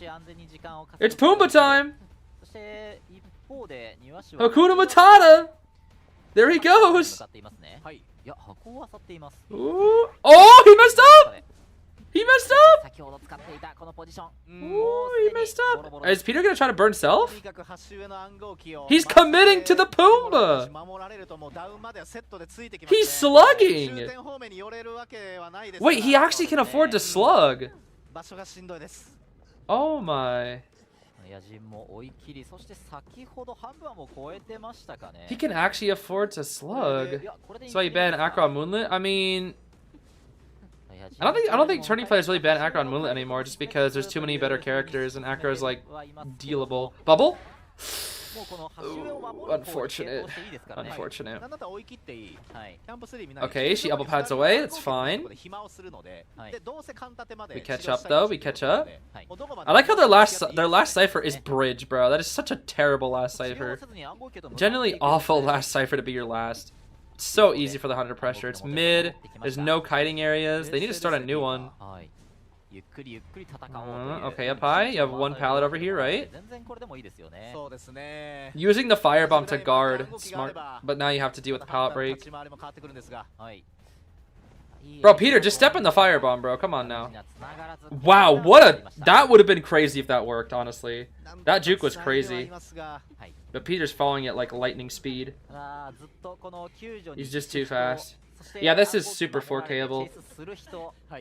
Like, the kites are good. Like, they're doing good kites, but they just can't get a cipher done. They just could not get a cipher done. So now Peter can make a choice. Does he let the acrobat get free rescued and go for the gardener with his warp? Because the Pumbaa can stall this out for after half, and they can get the cipher primed. But the issue is they'll be very low on resources. The issue is this Pumbaa for Peter. This Pumbaa makes things really annoying for Peter. He is going to commit to the gardener here. Bubble again. The bubble time. Oh my gosh. Wait, there's no pallets there, are there? Flywheel? He baits it, though. He baits it. Ooh. Peter. Peter? He doesn't wanna chariot. This is smart. He wants to slug first because he's waiting for the acrobat to rescue. This is smart, actually. If he chairs, yeah, if he chairs the gardener, this is smart. If he chairs the gardener, then you just don't rescue an acro and then wildly gets dungeon. This is really smart. This is why Peter's doing this play. They're calling us doing a stall fest here. So now that he rescued, now she chairs the gardener. I see. There we go. Was a good play from Peter. Very good play from Peter. He knows he has a cipher progress to do that too. He can't do a play like that unless if the ciphers are too far. I think. Because Gardener was dead on chair. If the ciphers are too far, then he just insta rescue pop, right? Yeah, he gets insta rescue and then Wildly could just go cipher pop. Go Pumbaa, go! It's Pumbaa time. Ooh, give him the juke, Pumbaa! This Pumbaa is keeping them in the game so much, dude. This Pumbaa is actually make like a huge menace for Peter right now. Because he can stall so much time. This is why Wildling was like so good. Are we serious? That is funny. Take the coaster, but warp is ready. But wait, the cipher might be ready too. Hold on. Wait a minute. He's going to third, right? No, he's not. Wait, they can actually... Wait, his Pumbaa doesn't get hit, so he actually has Pumbaa for endgame. He needs to stall, though. He needs to stall as much time as possible to get his Pumbaa back. There's a genuine chance. Go God Kite, and then you get your Pumbaa back? Wait, there's a chance? Get your Pumbaa? Get your Pumbaa? Oh, it's cooked. It's Acrobat Gate with Warp Opera. He has to win 1,000 mind games, and he's dead right here. Oh my gosh, that is funny, bro. That is funny. All right, Acro doesn't go Gate. He plays for dungeon here. Actually, the wildling has self-heal. Hold on. The wildling could technically also play for dungeon. He should pick him up at last second, but Apai has no pallet. Well, there's one pallet. Yeah, Apai has no kite potential. He has knee jerk. He has knee jerk and a dream basically. Pumbaa actually instantly picks up so he can get to the gate. So what needs to happen here is Apai needs to kite long enough for the Pumbaa to get to the gate and open it, which he might be able to do. He has a pallet here.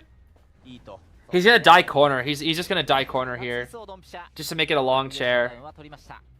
The thing is, he's on the gate. Pumbaa's on the gate. Pumbaa makes it out. It's a one escape. Pumbaa makes it out. Pumbaa 100% makes it out. Opera can't make that in time. She can't. She may be fast, but even Peter can't make this, bro. It's impossible. It's just too far. He can only make it about halfway. Yep, only halfway. Yeah. This is too much. Pumbaa's too good, bro. Pumbaa's just too good versus Opera. This is why Pumbaa was spammed versus Opera when she was, like, the main hunter. That's why we saw so many Pumbaas. Because his survivability was just so good versus her. It's like one of her worst counters. It's so hard for Opera to deal with Pumbaa. Opera pretty good Moonlit. Yep, Opera pretty good Moonlit. Pretty good Moonlit. I think Moonlit's a really good Opera. Like, I think Opera is such a. I mean, obviously she's broke, but like she's definitely like so. I guess you can tell like a good Opera between a bad hunter, especially on Moonlit and Chinatown. Like Chinatown Sangria is so good that like I feel like Chinatown Sangria should almost always be 4K, or at least 3K. Like, that's the way I see it. Like, she's just so good, Chinatown. Or it just feels like she should always win on Chinatown. Wish I had to ping to play Opera? Yeah, don't we all? Don't we all? It's kind of crazy that one of the characters in the game is completely unavailable for Europeans to play, like, at all. They can't even try, dude. Unless they're matched with other Europeans.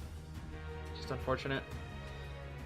Let's see. How many tide turners in this match? We had... Was this another triple tide game? I think it was, right? Yeah, Finn had tide. Wildling had tide. Yeah, triple tide. Triple tide. Triple tide. Triple tide again.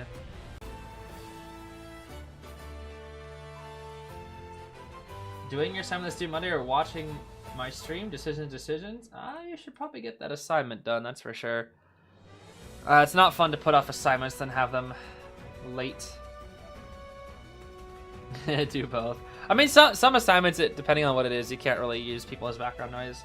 For me, like editing, some depending on what editing that I'm doing, I can't listen to music while I edit. If it's like tedious editing, it's fine. But if I need to use my if I need to listen to the sound when editing, for example, when I edit my IDV videos, I have to listen to the sound, so I can't watch stuff while I do it. But if I'm doing like thumbnails or graphics or whatnot, or like extensive editing that just takes more time, that's more like visual editing, that I can listen to stuff while I do. But as a general rule, I usually don't listen to stuff while editing because I have to pay attention to what's being said. But that's like the most tedious work that I have to do with my YouTubing.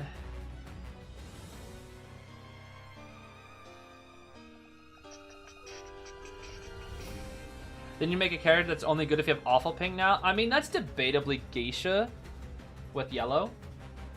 Because there are certain tricks with Geisha that you can only do on yellow ping. The only issue is that it makes tight kiting more effective against Geisha, which is her weakness. But it makes it so you can also do some crazy glitchy tricks on yellow ping. Like you can glitch through walls that you can't on green. Which is very annoying to go up against as a survivor, honestly. Because you never know what your hunter's ping is, so you never know if they're like one of the yellow ping geishas, really. Stop that, bro. I messed up. Yo, I missed it. That's crazy. It's not over till it's over? Yeah, not over till it's over. That's how it usually goes, yes. I don't have cannon with this one. Oh, I have cannon over here. That's right, I'm stupid. Check the Sherlock optimization. Where can I see the Sherlock optimization? Is that like a JP channel YouTube video, or did they put that? Do this. Did they put that somewhere? You can glitch through walls as a green. I mean, you can, but there are certain walls that you only can as a yellow pink geisha. That's what I'm saying. Not to say that you can't at all as green pink, but there are some walls that you cannot with green pink.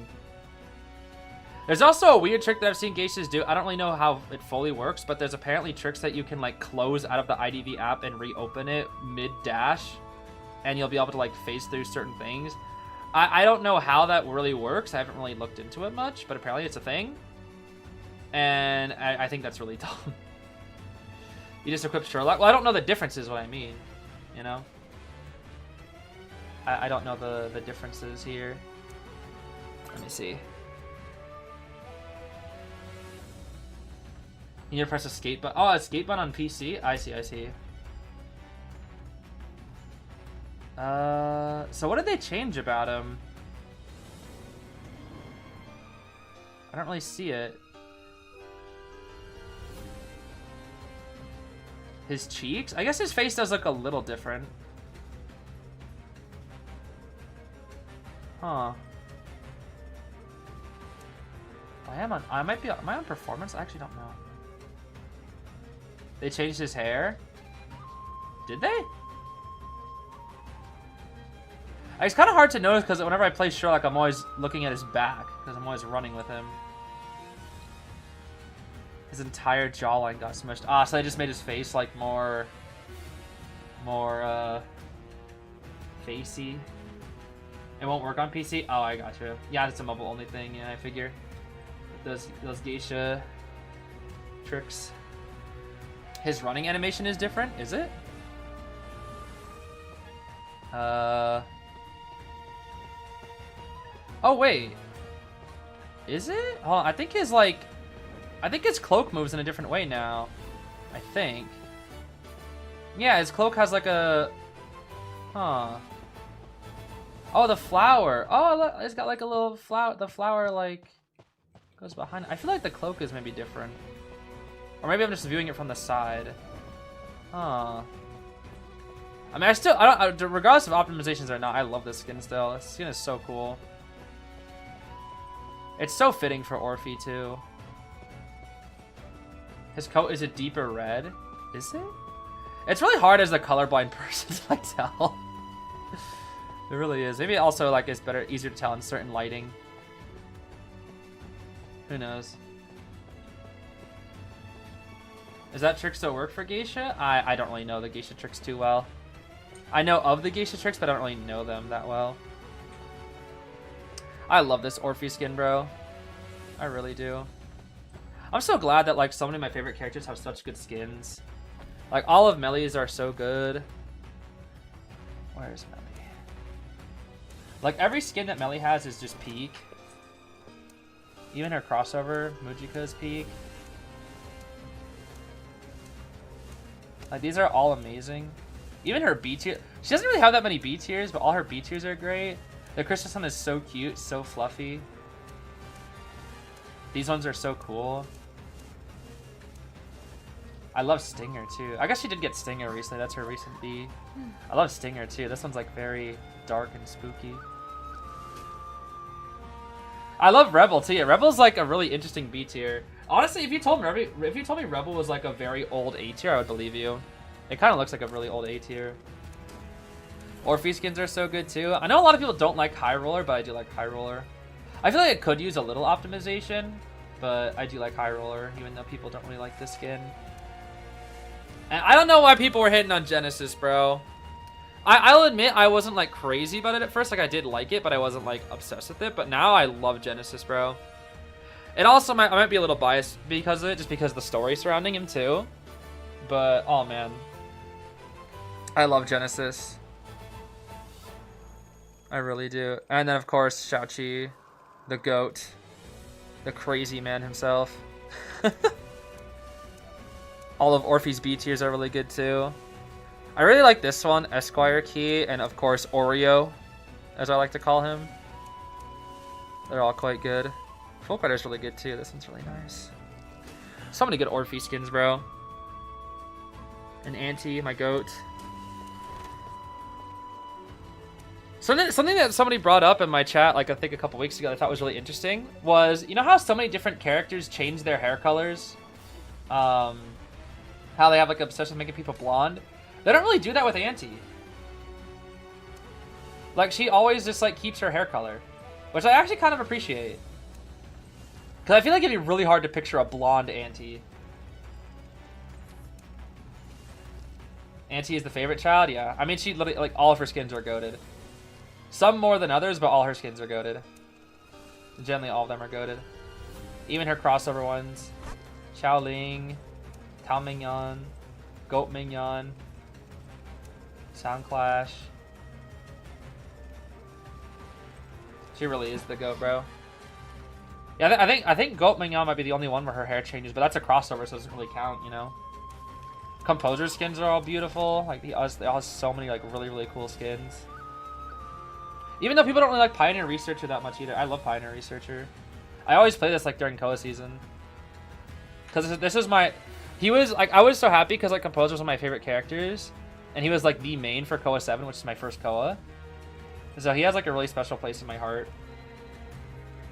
Really. And then Forgotten George is really good. I love running with this skin. The coat, how it like flows behind you is so nice. And I swear all my best Composer kites are with this skin, which is weird. I don't know why. Maybe it's because it's like not super flashy and it's like pretty like dark, so it's kind of hard to follow him maybe. I don't know. And I love Clear Rationality too. Like all his skins are so cool. Yeah, I do have Umber as well. This is probably my least favorite Composer skin, honestly. But I did obviously get the skin. It's Composer, I had to. So I'll probably make a video with Umber, maybe. Or at least like a stream. This is definitely like my least favorite Composer skin though. Still good, but I'd put it like in terms of like if these are all like easy S's for me, I'd put this one at like a, I'd put it like a B. I'm not really crazy about it. But I love the other ones. All these are like easy S.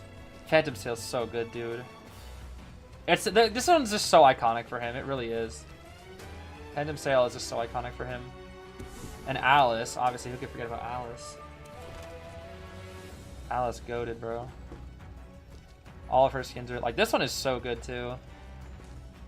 Dude, the Arthur Conan Doyle, like, honestly, is just. It might be like. I think that's really interesting about this is because it's like, it's still the IDV characters, but like reimagined as these characters, as opposed to like completely changing the character itself. Like for example, Eve, where it's just like imagining. I guess Wisconsin is like the OC, but you know, it's just really interesting how they handle it. But it's still technically the IDV characters themselves. Yeah, all of Alice's skins are really cool. I like Eternity too. This one's really nice, and her upcoming A looks really nice too. Miss Watson is Alice's fanfic self-insert? Yeah. pretty much, yeah. Okay, what do we got here? Cordy, Officer, Mike Gaming, and Finn. We're banning out Anti-Seer, Bald, and Cloud Girl. T7Ed, thank you so much for becoming a member. Thank you there. Picked up Miss Watson recently because surprised me with the echoes. Aha!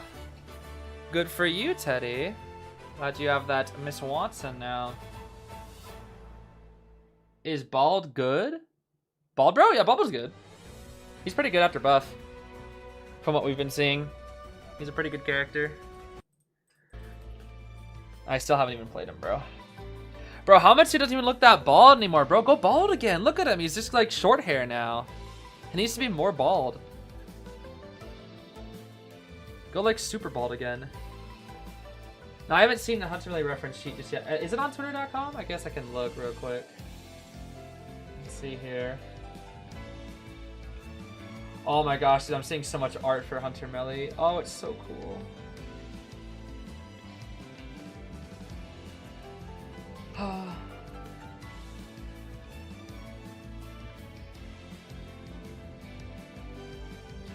Bro, all the Melly fans are freaking out over her as well. I love that.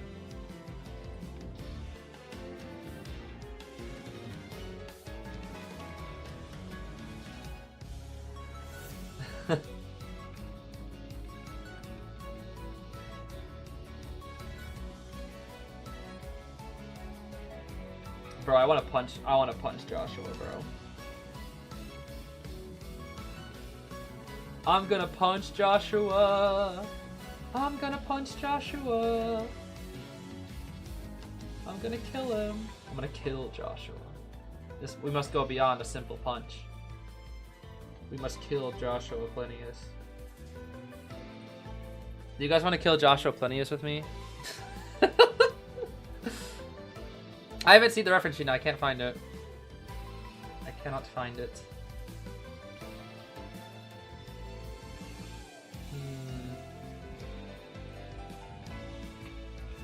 Yeah, we can be part of the Let's Kill Joshua Plenius squad. Yo, make Joshua Plenius a hunter. I will forescape him every time. I will play anti.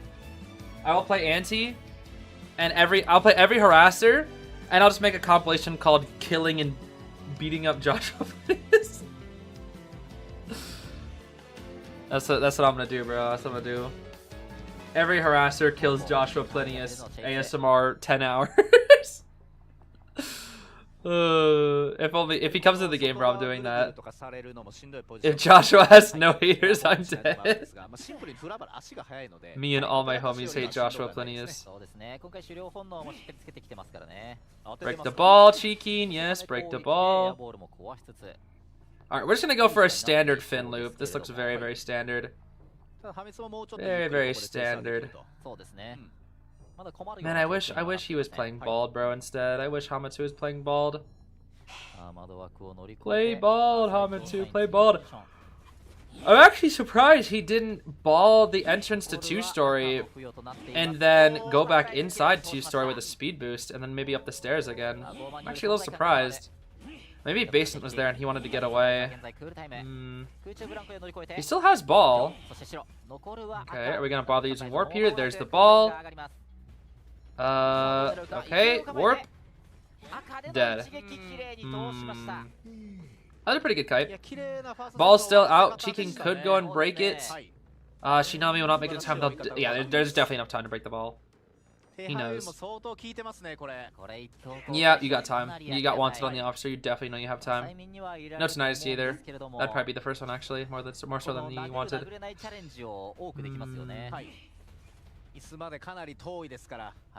Miko Melody is on his team called Melody Miko. What? What the heck? I, for some reason, thought the officer was about to get TS'd. I really did. I really, really did. Okay. Do you have any arrow tips, like how to do the fast hover dashes? Yeah, I can help you out with that soon. I can tell you. Audra was actually giving me some pointers today. There's some... Dude, Aeroplanist is so crazy, dude. That's all I'm gonna say. Aeroplanist... Dude, guys. Aeroplanist has been so much fun to learn. I still am like at the basic level of Aero. He's so fun to learn, bro. Aeroplanist is such a deep character, bro. There's so many tricks. Aeroplanist has so many tricks, bro. I've been really liking playing more like complex characters like Prospector and Aeroplanist because they have so many tricks and so mmany potential, like so much potential in their kits. It's so interesting. Kazuneko, you know what to do. Give him the pew pew.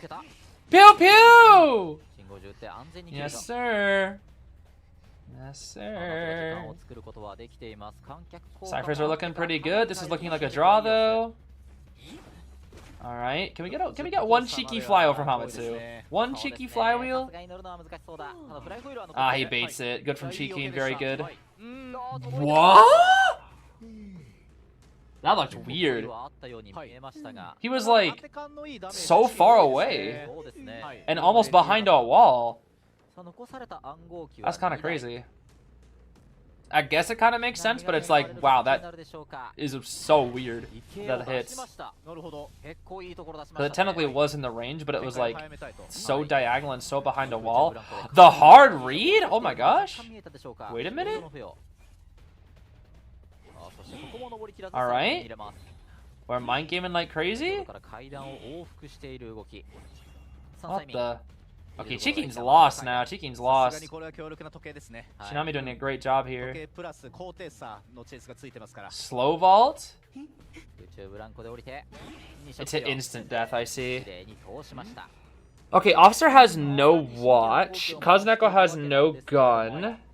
まあ周り No trait is ready.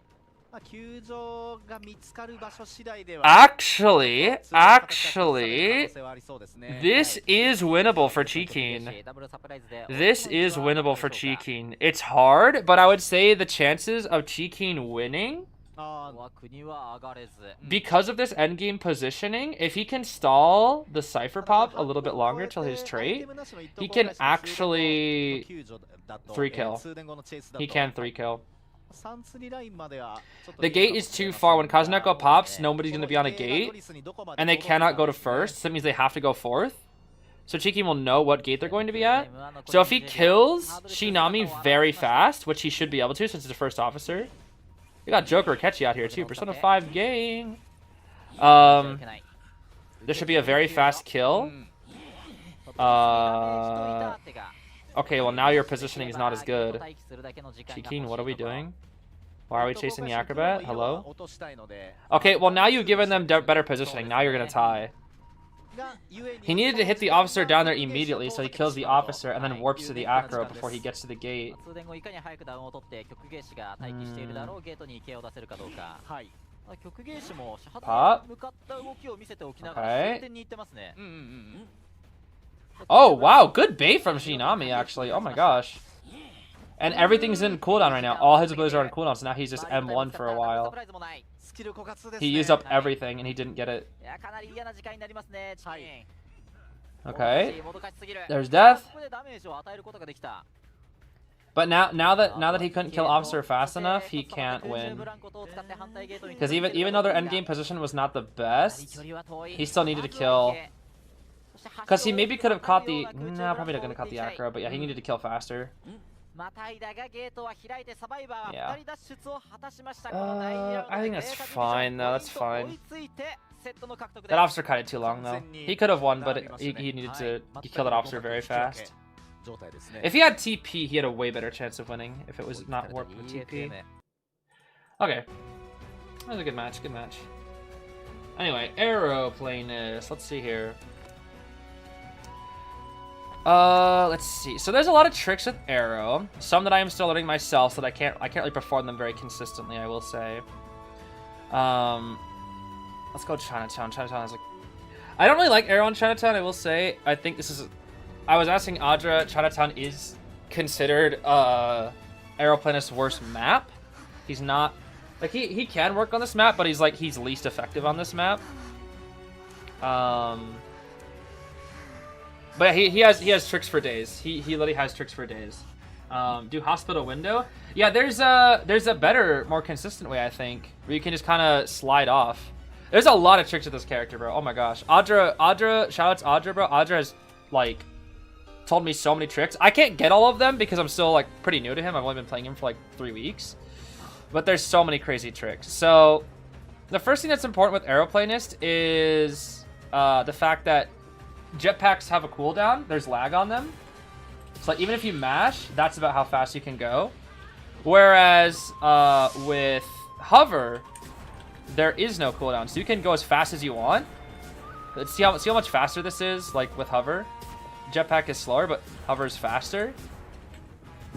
And you can also use hover to, like, combo with your propel. So if I do propel, hover, propel, propel, you can, like, do a lot at once. Or if you tap it really fast, you can get something like that. But you have to position yourself well. So it'd be like a...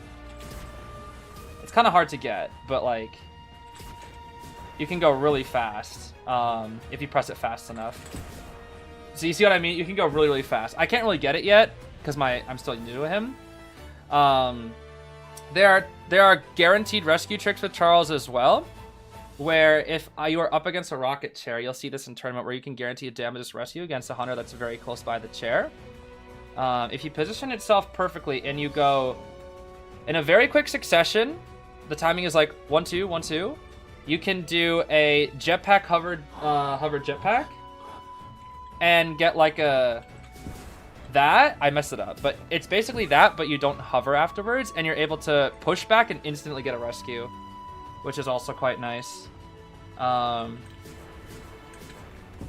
guess another trick with Aero, it's harder to play him on PC, from my experience.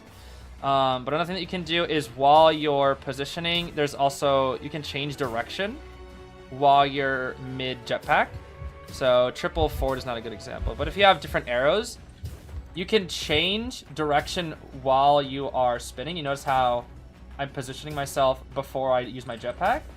You can actually set it up. So I'll go forward, I'll hold left, and immediately get myself positioned to move forward again, and go again. So it's like pre-positioning yourself during your jetpacks kind of thing, to make sure you're gonna go straight. Now it's a little harder when you're moving in for rescues, because you have to like recognize which way you're gonna move. And that can get a little tricky, especially when you have two arrows like this. For me, I'll always like change my camera angle a little bit because it's a little bit harder. But you kind of have to just like get used to it and move around like that. So let's see here. There's a lot of Aeroplanist challenges what some people will do, especially on Lakeside. There's a nice challenge with Aero where it's like a who can go from one gate to the fastest, and it's basically like a challenge of like how fast you can input the directions as Aeroplanist, and can you make it there with one hover. I definitely cannot do it because I'm not quick enough. But some people can like hover from, in practice mode, hover from one side of the gate to the other with their speed, which is pretty cool. But basically the thing that you need to know with him is that he can, jetpack can use hover to like cancel his jetpack so that you can instantly jetpack again. That's how you use the fast ones. And he also has like hover tricks where you can do like little hops with him. The best things to do with Aero, at least when going for rescues, is to like know your distance of your jetpacks versus your hovers. So one thing that's really good is like going for something like this, hover, jetpack in, drop down. That's a really good one, so you can get an instant rescue. It's also good to go for ones like this that are fly in, fly down, and then you can instantly get the rescue and then jetpack away. Those ones are really good. It's really easy when you have triple forward. You kind of have to also just get lucky with your arrows sometimes as well. Your arrows, haha, get it? Aeroplanist. He has just so many tricks though, just an infinite amount of tricks. But basically, the general gist of things is just knowing when to use your hover to go for rescues and judging distance. Because hover does take you farther. What I've been doing, at least in my spare time, to judge, let me give you an example right here. So right here, if I hover right here, I will land perfectly on the chair, right at this position. If I hover and jetpack 3 times, I will land perfectly right next to the chair. See that? It's because I've been practicing this positioning. I go from here, I hover, and now I know right at the middle of this car that if I hover to that chair specifically, I will always land perfectly right there. So a lot of it is also just like knowing your positioning. Bro teleported literally nowhere. I'm out. Also, your first arrow will always be forward. That's another thing. Your first Aeroplanist arrow will always be forward, if you've noticed. Whenever you're moving around, your first arrow will always be forward, which is also nice. Anyway, I guess that's kind of some of the biggest things. He's got some really, really crazy tricks, though. He has just insanely good tricks. Some that I am still practicing myself. But yeah, Aero is really good. And somehow I already have an S badge with him, which is ridiculous. I don't know why. I've played him for 3 weeks, and I'm already like 8th Aero. I might have gone down, maybe, let's see. Okay, I'm 9th. That's still ridiculous, though, that I'm 9th Aero after like 3 weeks. I probably won't get his S badge because I won't be playing this weekend, but it's ridiculous, dude. It's actually ridiculous. Your team really needs an Aero. No one wants to play him. Yeah, that's the sad thing about Aero, because he's so fun. I don't know why, like, no one plays him. Like, the more I've been playing him, the more I'm like, wow, this character's just insane. And, like, my teacher from Riptide, Audra, is just, like, he's given me so much Aero knowledge that it's just, like, it's crazy. Dude, there are crazy tricks with Aero. There are, like, escape hovers. There's also one that's, like, really hard to perform, but it's crazy that it's possible. I can do the hospital, and the hospital is pretty easy. I have to remember the order of it, but there's a really nice trick that you can do in hospital with arrow. But I also want to show the one that's possible on Darkwoods. Dude, the one on Darkwoods is ridiculous. It is ridiculous that it's possible. It's really, really tight, and I probably won't be able to show it off because it took me like 50 tries when I was getting with Audra. But if I can pull it off, it's like insane. Because no hunter will ever expect it. Really, no hunter will ever expect it. Get rid of that red dot thingy? I literally can't. I'm sorry. I can't. Whenever I get rid of it, like if I try to clear my friend's request, I just get like a new one each day. So I just stop bothered with it. Oh, thank you. I'll take a look. I'll take a look. But yeah, for the one in hospital, there's a neat little arrow trick here. Let me just get up in there. Oh, I'm trash. So, yeah, you can do a nice little trick with arrow where if you propel jetpack, you can immediately just... That's a nice one. Think of it like that one patient hook. It's a nice little trick. You can just slide off instant jetpack, boom, boom, and just get right back into birdcage. That's a nice little trick for arrow on hospital at least, just because you don't actually have to use hover first. Because I think if you use hover first, you get stuck, right? Yeah. So Aeroplanist has invisible walls, something that Meteorologist does not have. I don't know why. There's so many invisible walls for Aeroplanist specifically, but Meteorologist doesn't have that restriction.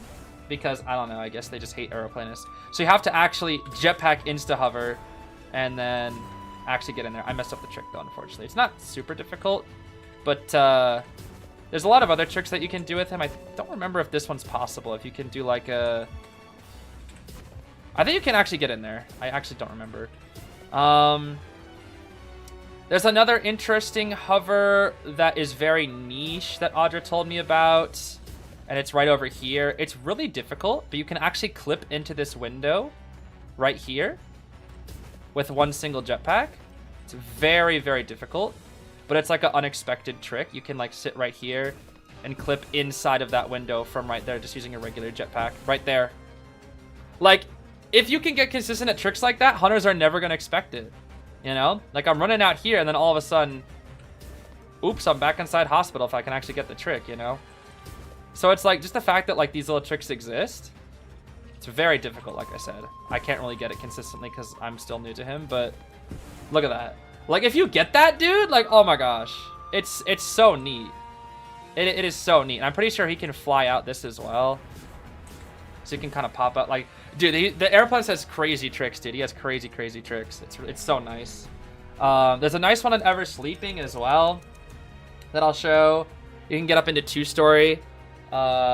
Through a good trick as well here. I feel kind of bad. I'm spoiling all of Audra's secrets right now, but that's what you get for teaching a content creator. What can I say?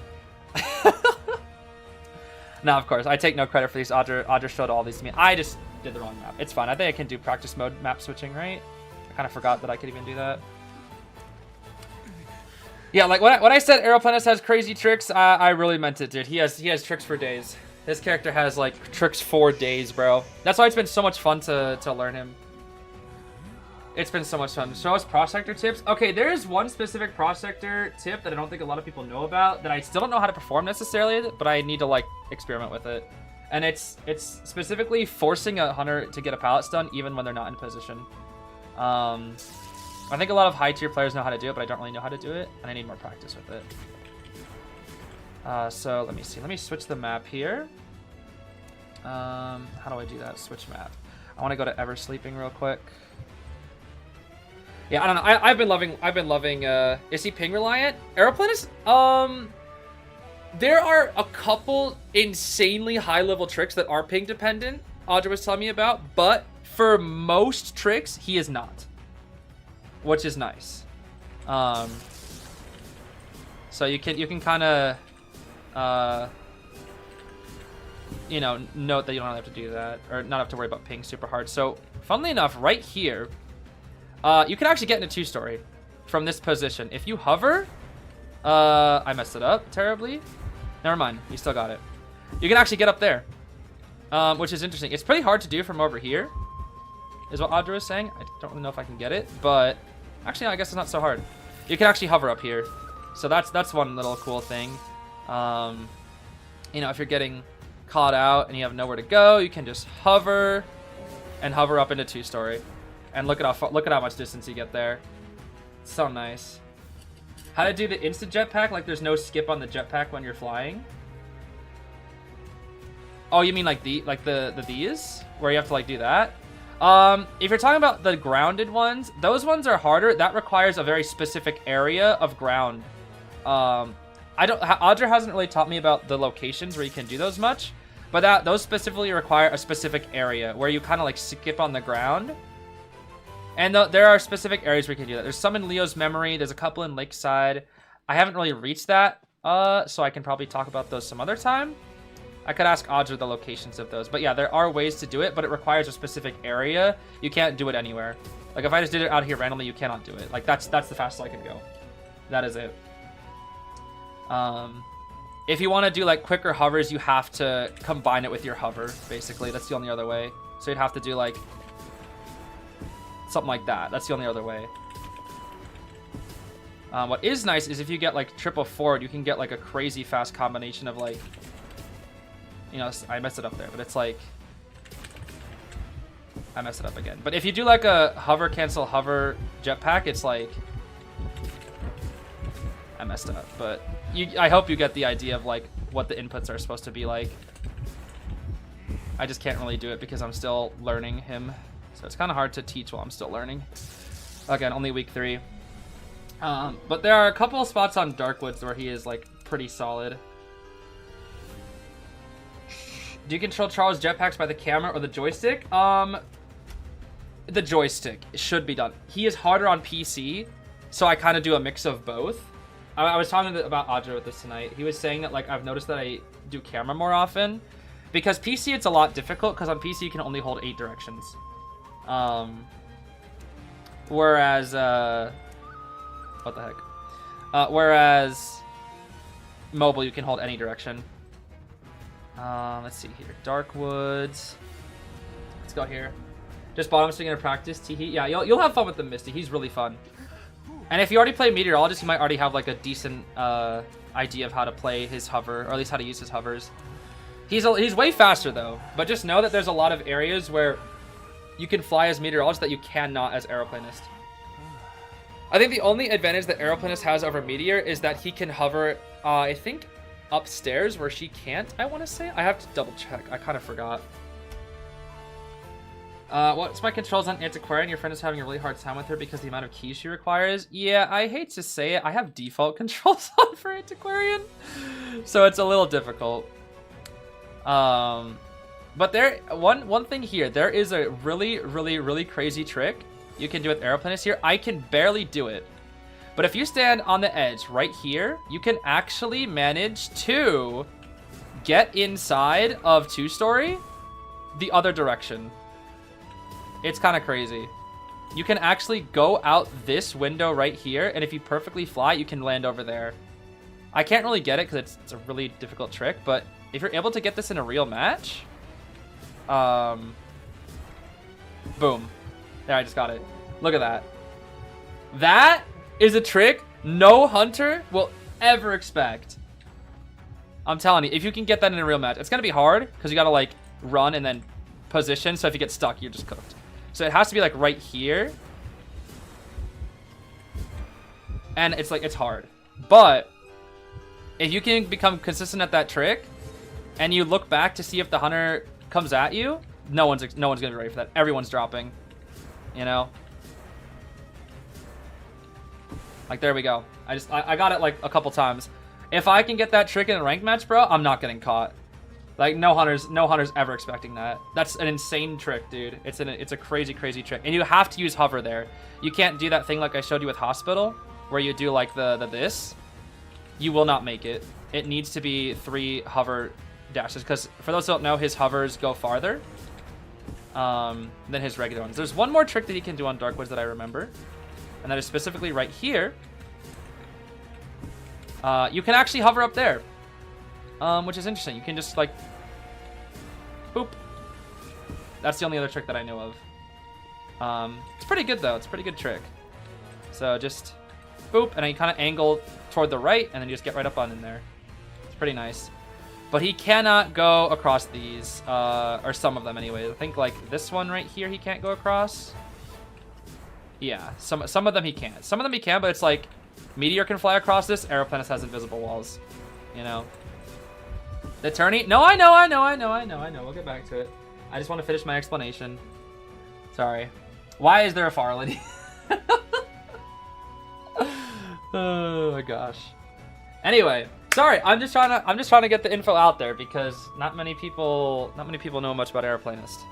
So, the more info that I can spread about Aero, the better, because Aero's freaking broke, dude. This is my Aero propaganda. Like, he's so fun and he's so strong, and nobody plays him.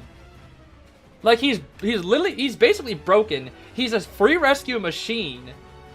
All he takes is a little bit of practice. Like, he's not just free, like, you know, perfumer, puppeteer, you know, psychologist or whatever. They just walk in a straight line or whatever. Like, you practice Aero for a little bit. You get a handle of how he uses his hover. And also, one of the things is NAU hunters don't fight Aeroplanist that much. There are going to be plenty of hunters that give you free rescues simply due to the fact that they don't know how to play against Aeroplanist. Literally that. Because not many people know how to like deal with Aeroplanist and his rescue potential. Because he's a free rescue just machine, dude. He's so good at getting free rescues. And like, I'm still pretty new to him, and like my win rate with Aeroplanist is higher than my Prospector. That's how, like, that. I've been playing Prospector like so hard. You guys know how much training I did with Prospector. My Prospector's win rate is lower than my Aero, and I'm 3 weeks on Aero. Think about that, bro. Think about that. That's how good he is, dude. He's just such a good character. Anyway, we got Baldbro and Faro Lady. This is going to be an interesting match. Oh, that was a good spot from the gimmick. What? Bro was nowhere even on the screen. Hello? What the heck? This is Yami Bonbon too. Wait a minute. This is the only Bonbon I've ever considered to be hype. Is he gonna be hype? Because I remember when Yami's Bonbon showed up in Koa 7. Oh, the bald bro? Wait, the double invisibility? Oh my gosh, the double invisibility. Oh my. The double? Wait, the double support? Wait, what's gonna... Hold on. She's still invisible though. Huh. Dude, double invisibility, Faro plus escape has got to be so nasty. Wendy's using up so much bottle though. It's because they want to support over camp. Ooh. Ouch. The target switch? Oh my gosh. She's dead. What? She didn't die? How are you alive? Literally. Shinami, hello? Who? Oh my gosh. Bro, if that was me, I was dead 30 seconds ago. I was dead to that blink. He flywheeled blink and then somehow lasted another 30 seconds. Hello? And Baldbro's gonna Baldbro all over the place. And he still hasn't... Oh my gosh, he can just free rescue, right? Because he just sneaks on in there with the smoke, give him the smoke Baldbro, and then he can't get TS'd. Right? Like, this should just be the freest rescue of all time. Swing, think, boom. Why would you play Baldbro into... Or why would you play Bonbon into Baldbro? I just realized the novice doesn't even have self-heal. Neither does the Far Lady either? They took no self-heal on Faro and Novice? What could they possibly want instead of self-heal? What?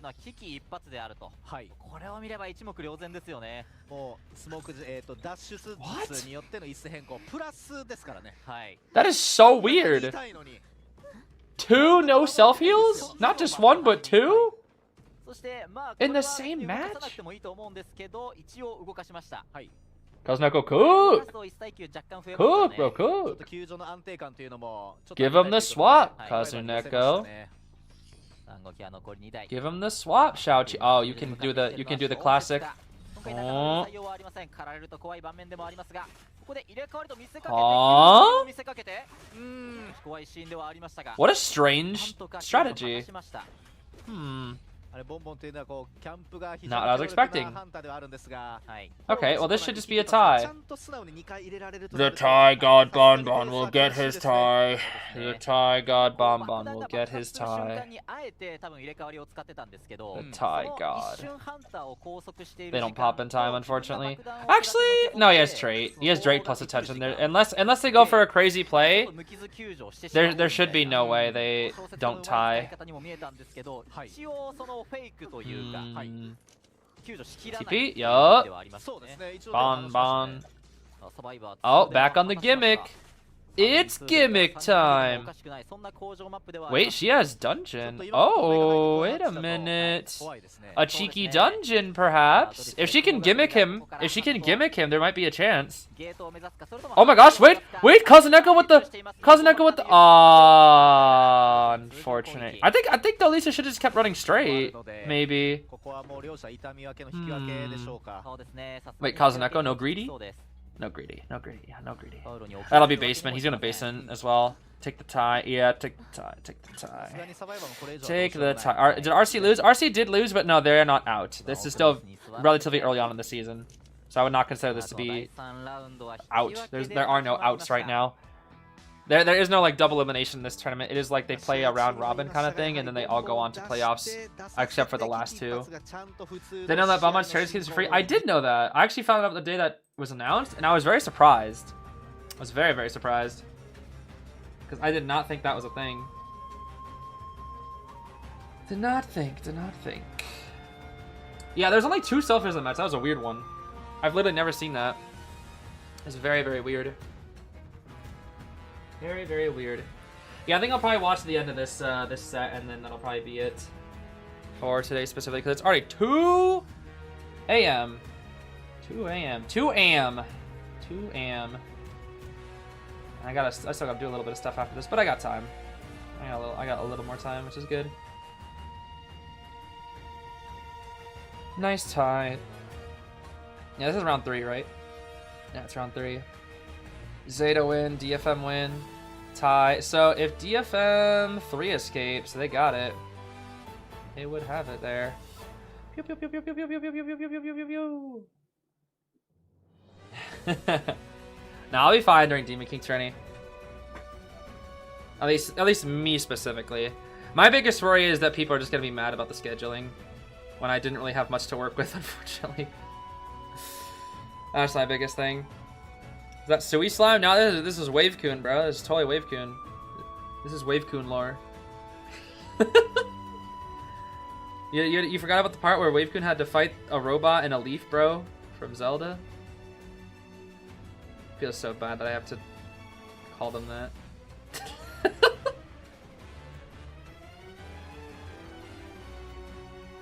I still love that there's people that know about Smobo. What character was Smobo? Smobo was a Shulk main, remember? Yeah, Smobo was a Shulk main. If I remember correctly. Ow. What the heck? Yeah, we're talking Smash Bros at least. I don't know, bombs. Ooh. Do that. Yeah, so this is going to be played out like a regular game of IDV. So if Zeta 3 kills, they win. If it's tie, it's overtime. If DFM 3... What did I say? Yeah, or sorry, if DFM 3 escapes, yeah. So Zeta needs 3 kill, DFM needs 3 escape. Tie is overtime. If it goes overtime, I won't watch overtime, though. Pretty sure someone said the little Korok also voiced Abby. I think it's by, Sungwon, the Pro ZD. I think he's the guy who voices, the little Korok in this game, which is pretty interesting. I couldn't actually tell it was him. I feel like usually I can tell his name. Like when I watched Delicious in Dungeon, I could tell that he was Senshi, but I couldn't tell he was the Korok. It was interesting. I do love this. Look at the attacks of the beehive, bro. It's awesome. Isn't that cool? I love this little guy. Give me tips on how to be a nerd at school? Huh? How? I guess you just prioritize things that aren't friendships, I guess. Don't do clubs. And unless they're nerd clubs. Study. Be socially awkward. Yeah. I don't know how you teach somebody to be a nerd. It kind of just happens. I don't know. That's not really something that you teach. Being a nerd is kind of just like what you are. That's a very odd question. Very odd. Very odd. Yeah, Bonbon, I agree. Bonbon, same thing. Cutting Bonbon, okay. Rushing versus him, awful. I used to hate cutting Bonbon. I'm okay cutting Bonbon now. But the Bonbon chains can be kind of crazy. What's that game? The one I'm playing right now? It is called Hyrule Warriors Age of Imprisonment. It is the prequel to Tears of the Kingdom, which is the sequel to The Legend of Zelda Breath of the Wild. But it is also technically a sequel to Age of Calamity Hyrule Warriors. There are 4 in the Wilds series. There's Breath of the Wild, which was the first game, and then this was the second game, but it's a prequel, a non-canon prequel to Breath of the Wild. And then there is the sequel, Tears of the Kingdom, that is a sequel to Breath of the Wild, which is crazy, even though it retcons half of the story. And then this is the 4th game in the series, but it technically is in the 3rd position in the timeline, and that is the one that just came out 2 days ago that I'm playing now. Is tutoring possible? Not usually like tutoring? What do you mean by tutoring? You have no friends, just friendly classmates? Low-key, all those low-key have no friends? Just, okay, I see. I mean, it's kind of hard to just tell people how to make friends. Making friends is kind of just happens naturally. It's not really something that can be forced. But most commonly, I would say the best thing to do is either one, pray that an extrovert adopts you, or you can put yourself out there in a position where you can find somebody with a common interest. For example, if you're at school, that would mean like joining a club where people have common interests as you. For me, in school, I barely had any friends because I was bullied all the time. For me, the way I made friends was through Boy Scouts, because we all had common interests of enjoying the outdoors. A lot of Boy Scouts were very nerdy, so we all kind of liked video games and whatnot, so that was really cool. There was a lot of common interests, you know, with Boy Scouts, at least for me. Unlike in school, where it was very hard to find and nurture friendships. Because, yeah, it was tough. Getting bullied all the time. Yeah, making friends can be hard, especially the older you get. Just because you kind of have to really put yourself out there, I guess you could say. It's easier to make friends online just because, like, you're usually in circles already with people that you're connected to. Whereas, like, you kind of have to put yourself out there a lot more, like, in person. But it's something I don't really do. I haven't really actually made a friend since moving to Seattle, outside of, like, connections that my roommate has known and people she's introduced me to. But at the same time, it's also due to the fact that I prioritize work over most things, which is not the best. Definitely not the best. But, you know. I still have a lot of friends that I've made that I still treasure said friendships quite a bit. Beep. Bye, Wavecoon. Okay, let's see what we have here. Potential last game of this set and the stream. Let's see here. Someone who got adopted by an extrovert? Yeah, that works. Yeah, truly. Truly, that happens sometimes. You're gonna vomit? Charles drops pallets so slow. Yeah, that's the one really difficult thing about playing Charles. He drops pallets dummy slow. So what's funny is characters like Lizard, if they have like Exhibitionist, I'm pretty sure you have to like drop a pallet perfectly. Otherwise, if he like swings twice, you will get hit. There have been games that I have literally lost due to Arrow's slow pallet break or slow dropping speed. It really does feel bad, I won't lie. That is the one thing that's really annoying about him, but genuinely, I think I will take slow pallet dropping over a 25% decoding debuff. He literally decodes at 102%, which is like insane for a rescue-based character.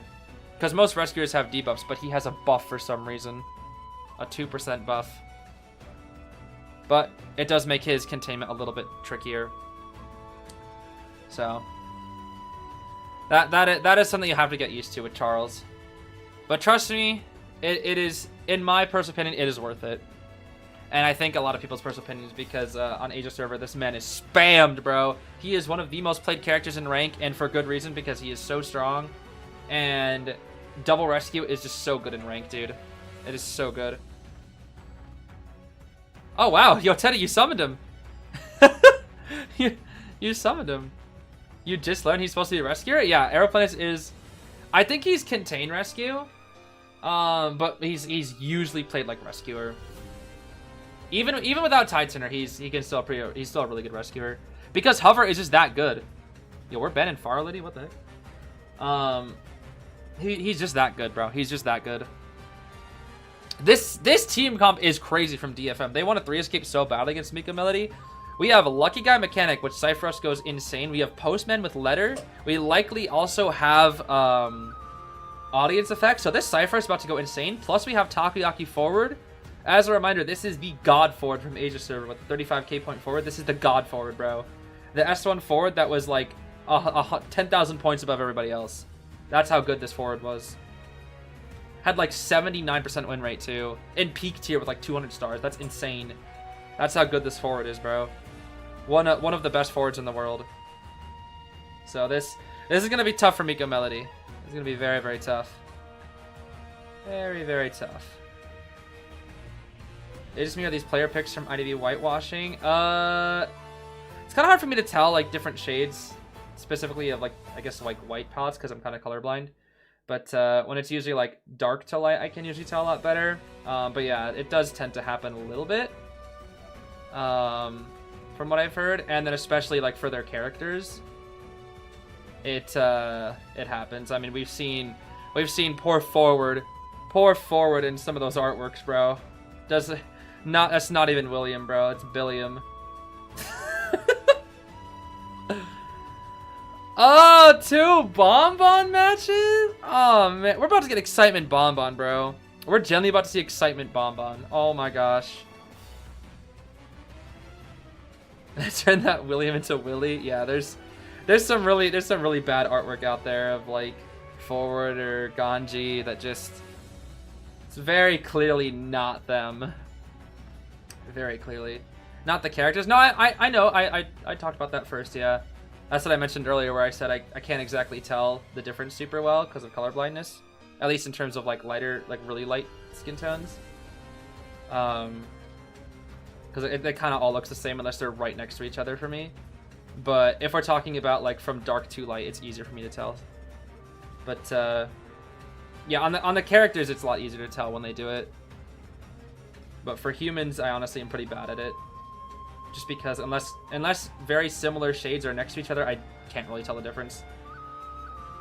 Like if you put 3 white people and you told me to like turn around and look at each one and they weren't right next to each other, I would not be able to tell who has the darkest skin tone most likely.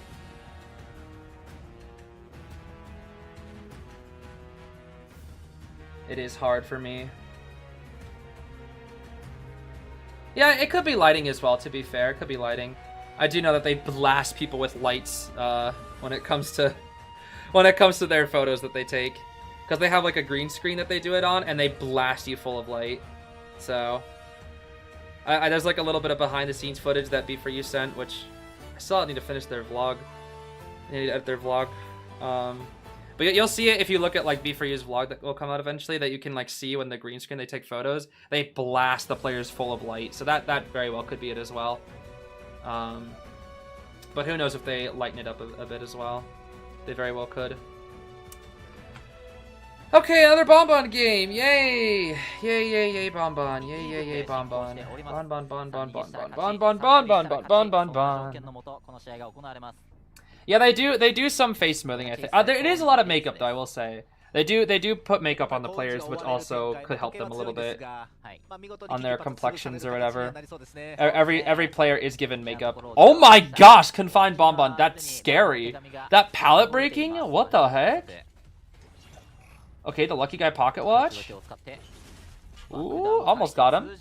Oh, he sees the forward, though. He sees the forward. Yeah, he sees the forward 100%. Let's see. Back to Shack we go. Not quite. ちょっとアイテムもないし地下も近いですからね。 This is a good kite so far. I mean, especially because the Cypher Rush is like really, really good. Wait, why are we playing Tide Lucky Guy? And he's chasing the one with Tide. Hello? He's chasing the one with Tide. I mean, cuts him off from factory. We might need some forward support here. Is the forward here? The forward can, yeah, the Takoyaki forward can come in now that we know. Yeah, forward can harass now that we know there's no excitement. But he has to deal with the bomb bombs. Takoyaki, if anybody can get through it though, it's Takoyaki. Look at that. Oh, man. His forward! This forward, bro! This forward is so good. Oh, this forward is so good, bro. This forward is crazy, crazy. Again? Nah, he knows the timing there now, yeah. Okay. He might go for a stun on chair. Yup. Alright, very safe rescue, very safe rescue.